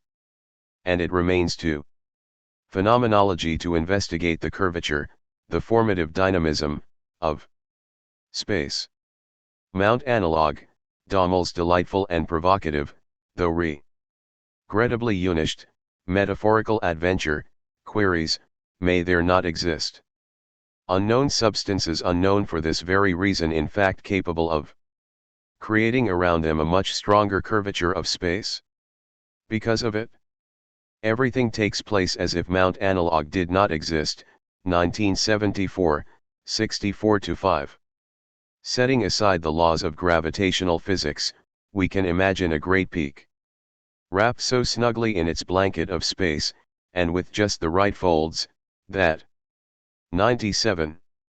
Light otherwise obstructed by the mountain would be bent out of its linear course, would circumvent the mountain, and would be remitted directly at the point where an unobstructed beam would rejoin it. And in this way, space could make nothing of, nihilate, its enfolded object. And in similar, though perhaps more complex, ways, the modulations of space could, for us, institute sewers and rifts at the granite core of monolithic being. Breaches in the in itself may not so much be in space as simply be space. Concomitantly, nihilation may not be inaugurated by the in itself. For Heidegger, nothing noths, das nix nicht het. Dasein is not the agency responsible for clearing the clearing, Lichtung, but rather is the clearing itself. The clearing could only have come about through the self-abnegation of the dark forest of nothingness. Being is the non-presence of non-presence. And Nirvana, in Weil Jung's assimilation, is a clearing for the truth of being. In the depth of its beauty and goodness, 1987, 262. In Sartre's very different, but perhaps concordant, myth of origin, everything happens as if the in itself initiated its own nihilation.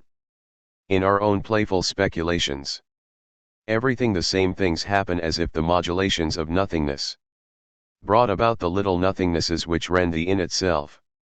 We need not regard this institution as an assault, for the mountain is wrapped peacefully without harm, in the secure comforter of space. Nihilation is, then, only.